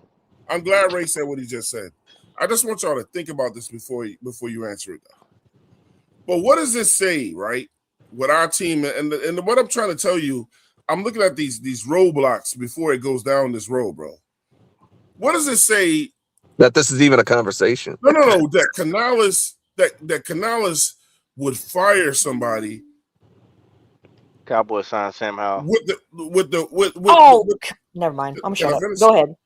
Sorry, Twan. Sorry. With the way that it's like Canales is not a great coach. What does it look like him firing somebody when he ain't good? He's not in that role. He's not going to be necessarily in that role. Listen to this, and this is the second part to it. We all can remember that Evero wanted to be a head coach too, right? Who's saying he's not that good? Twan, he had an interview or two this cycle, I believe. I got you. Carolina wouldn't let him do it though, right? No, I'm pretty sure he had an interview or two this cycle. Yeah, but instead, this is what happens though, right? And this is where problems come in sometimes. Dan goes and gets his homie, Canales. So look, I already think it's some friction between them, the OC and the DC anyway, because Evero in the back of his head is like, I should be head coaching this team anyway. In his head. Right. And then Dan went out and got his homie. Evero ain't Dan Morgan's homeboy. So let me break this down real quick. It's simple, because if you try to flex on the head coach, especially if you're in Evero's position, you can't, because you went on interviews and guess what? Those teams that interviewed you said no. Crazy thing is your head coach, who's the head coach, he got accepted, so he can't flex on Canales. Nobody has accepted enough to be firing nobody. It doesn't matter. And Evero is not. Evero hasn't got the opportunity. It doesn't matter. I'm saying it in terms of the friction that will be called. There's no friction. There won't be friction if he gets fired. Then the friction's gone. Yeah, that's what I'm saying. I mean, I guess I'm looking at it too simplistic, where it's just like one person. Hold on. One person, and let Canales do it. One person got the job, and one person wants a job. And one as a head coach has had a better season than the other coach. Not when it comes to the record. I'm sorry, because you can call me a bitch or whatever, but I would walk right up to Dan and be like, "Hey, yo, 100% just got to be direct and honest with you. If I'm truly the head coach of this team, this defensive coordinator's got to go. It's just not working. Like, we cannot go forward until this is fixed." Hey, Ray, who's in front of the mic? And as I leave this room, I got to be very clear. I can't continue to lead this team with that roadblock in my way. Okay, Ray, let me ask you, Ray, who's in front of the mic, Ray? Ain't nobody doing no interviews with Evero at the combine. Well, listen to this. Answer this truthfully. Let's say Canales can't deal with it or whatever. Man, right. Look, who's gonna hire Dave Canales? Who? You think Dan is gonna see? Dan and Dave came from Seattle. If you really think about it, because they were together there. So if anyone's, in my opinion, that's how he got here, Ray. I feel like Evero would be out for sure. Right. Absolutely. But Canales can't get freaky either. Who's gonna pick up Canales? He'll be picked up immediately. Who'll go back to like an OC role or a quarterback coach role? Who'll get a quarterback coach job? Yeah, he will. Yeah, but he ain't gonna be no head coach. Okay, but Probably not too not. many. But Yeah, okay, Matt. but- Yeah, same shit with Matt. But I let's mean, be honest. Not often do most head coaches who get fired turn around and then get head coaching jobs. unless you're a big name, yeah. Shoot, Brian Daboll was fired, and guess what? He's not a head coach right now. OC, He's an yeah. OC. Yeah, but I mean, but okay, but like I said, unless you're a big name, like obviously Harbaugh went straight from the Ravens parallel to the Giants, but like it's John fucking Harbaugh. If Tomlin wouldn't have taken a year off, he'd be a head coach right now somewhere else. Correct. Too. Let's not play. It's the names and the resumes and shit. Dave Canales ain't got the fucking resume to be able to get fired and go get a job. Just like Frank, even though he had like a football playing resume, his coaching resume isn't that great outside of an OC. And that was the OC run when he was in Philly. So, like, that's why he gets fired and he goes and he's a head coach of a fucking high school team. Like, I mean, now he's back. No, I think he's like the Jets OC, but you get my point. Like, it's depending on your resume. Yeah, a lot of times you get fired. Like, you're going back and you got to work your way up again. By the way, just to throw it, the Cowboys have pulled out of the Max Crosby trade potential. So. Dang, okay? All jokes aside, what the fuck is going on with Max then? I mean, he failed a physical. They haven't said why, but I mean, that's what I'm saying. So like what surgery? What was his last injury? Like, is there something, you know what I'm saying? Like, doesn't he have like back issues? Hasn't he always kind of had back issues? Is there something disc related? They have to pass a physical before every league year anyway. And he's passed it up until what's part of the physical too? Drug test. Yeah, drug test. I know we're. I was saying that jokingly earlier because obviously Vegas is, everything's it's the wild west out there. But let me ask you this one: Who has a better opportunity of getting a head coach job with their resume? One guy who has Bryce Young, who went to the playoffs in his second year, or one guy who went to the playoffs who had the worst defense ever in NFL history, and then finally went to the playoff in his third year. Who you think gonna have a closer chance of getting a freaking job, Evero or Canales? Hey, that's a good question because I've watched Evero strike or swing and miss 2 straight off seasons with trying to get a head coaching job. So I mean, it's all about your resume. He's clearly not. I ain't seen nobody do what they done with Bryce Young yet. But I think, well, look, this is just Bryce Young still technically has a little bit to prove. I don't think that's really. I think I'm going to answer it. Me personally, I think Evero could be a good head coach, but he can't be. He can't be the DC and the head coach. I think Evero would be forced to go get a real DC and a real OC. I don't think Canales can be a good head coach. I mean, I don't like him, bro. I feel like the reasons are the dude is just a motivational speaker, man. But Twan, so here's the thing, and I said this earlier. But here's the thing: the guys really weren't before, right? But the guys, but the guys did not really respond well to Matt Rule. This for whatever reason, this team more or less is responding to Dave Canales at least. So I feel like the reason why, and I've said this too, I've even made jokes about the fact that I feel like it's, like why in the world, if somebody just had a bad play, are you slapping them on the back and pretty much almost making it sound like, and you're saying good job when they just went 4 and out, whatever. Like, why are you doing that? But either way, the guys like him. So, I mean, I guess my point is that I've said it before, don't try to fix what isn't broken. And if it's working, then just let him be the culture setter, because that's what matters more as a head coach than calling plays. Claire, was you on the show yesterday when I said, it don't matter how much I like Canales or not? What did I say after that, Pop? I said, but they love him. Yeah, but I can want Canales off this team all day, but he ain't going nowhere because they love him. Canales my head coach. Oh shit! I gotta get going, y'all. We all okay, right? Didn't realize what time it was. Holy shit! But yeah, fuck. This was fucking awesome. Straight up, like it's been nice. It's been nice to talk ball. It's been nice to talk to everybody again. I mean, yeah, shit. I'll like I said, as much as I can, I'll be around. Like I said, I've been trying to be in the chat and shit, but I'll continue my best. But I definitely appreciate it. Like, thanks for the opportunity to come back. Thanks for letting me to hang out, man, this is talk home, my bro. shit. I appreciate it. You come by whenever the hell this is your home, bro.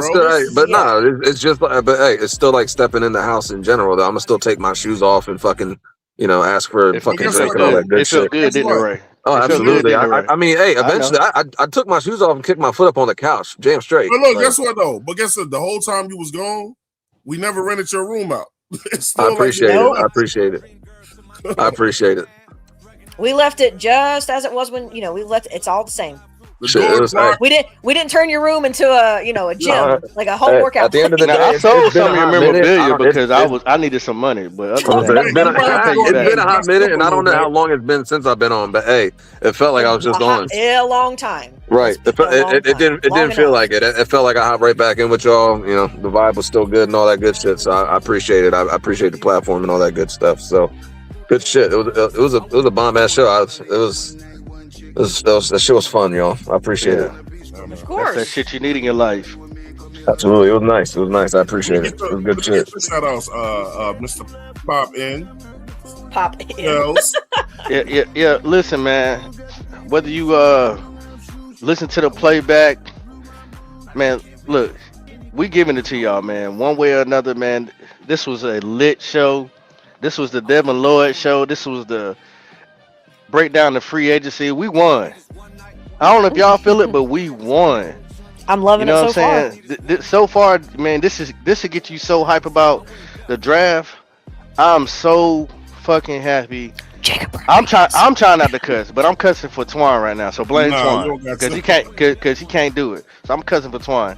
Man, make sure y'all like, share, and subscribe, man. Please, I have not forgot about y'all. I'm still gonna keep my promise about if we go to the playoffs, then I'm gonna give something back to the fans. I see y'all. I see the ones that's been dedicated. I see the ones that's been staying here and locked in with us. Shout out to the ones, our neighbors, Red and J Live. Appreciate that because y'all turned into the NFC South conversation. We needed that today. Yeah. Panthers on top. Hey, look, go ahead, Claire.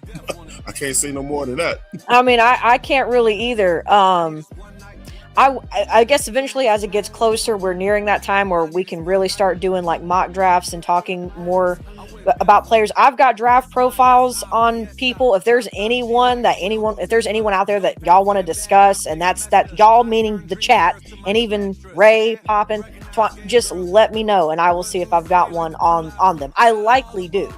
But I don't know what timestamp it was. If you want to know anything about Jacob Rodriguez, I gave a rundown on him. I think he would be a fantastic addition to Carolina. Mm-hmm. Other than that, Ray, it's been fantastic having you back. Please keep coming back. Don't stay away. Don't become a stranger. Come back and keep, just kick your shoes off and just leave them. Just leave them there. Leave a toothbrush here too while you at it. Wash your feet first now. That funky shit. But yeah, thanks to Ray for coming through. Red for coming through. J Live for coming through. PD came through. MDJ came through. Tony came through. Nick came through. Jesus. Anyone else? Edge came through. Damn, Jesus came through. Shit. Apparently he did too. Thank you, Jesus. I was here. But anyway, shout out to y'all. Y'all have been great. We did a longer show today. We got one more day of free agency, so let's just see if there's any more surprises that'll come up. I think we might be in for at least one more signing. Just got a feeling. So keep pounding, y'all. All I gotta say is me, my man, my brother Ray, 704. We made a pact that we would never stay away from each other, but for so long, bro. I'm a little emotional right now. I don't care. I'm a grown man. My man came back home, bro. Pause, you know what I'm saying? But man, I just miss you, bro, man. Yogi. Yes, sir. Hey, before you shut it down, man, shout out to Duffel Baghdad. Oh, Duffel Baghdad. Keep cooking. Well, you did it, boy. Keep cooking, Dan. Hibachi Dan. Keep cooking, Dan. We out, man. Ever since you left me, more money, more cars, more shows. Ever since you left me, more diamonds, more gold, more motion.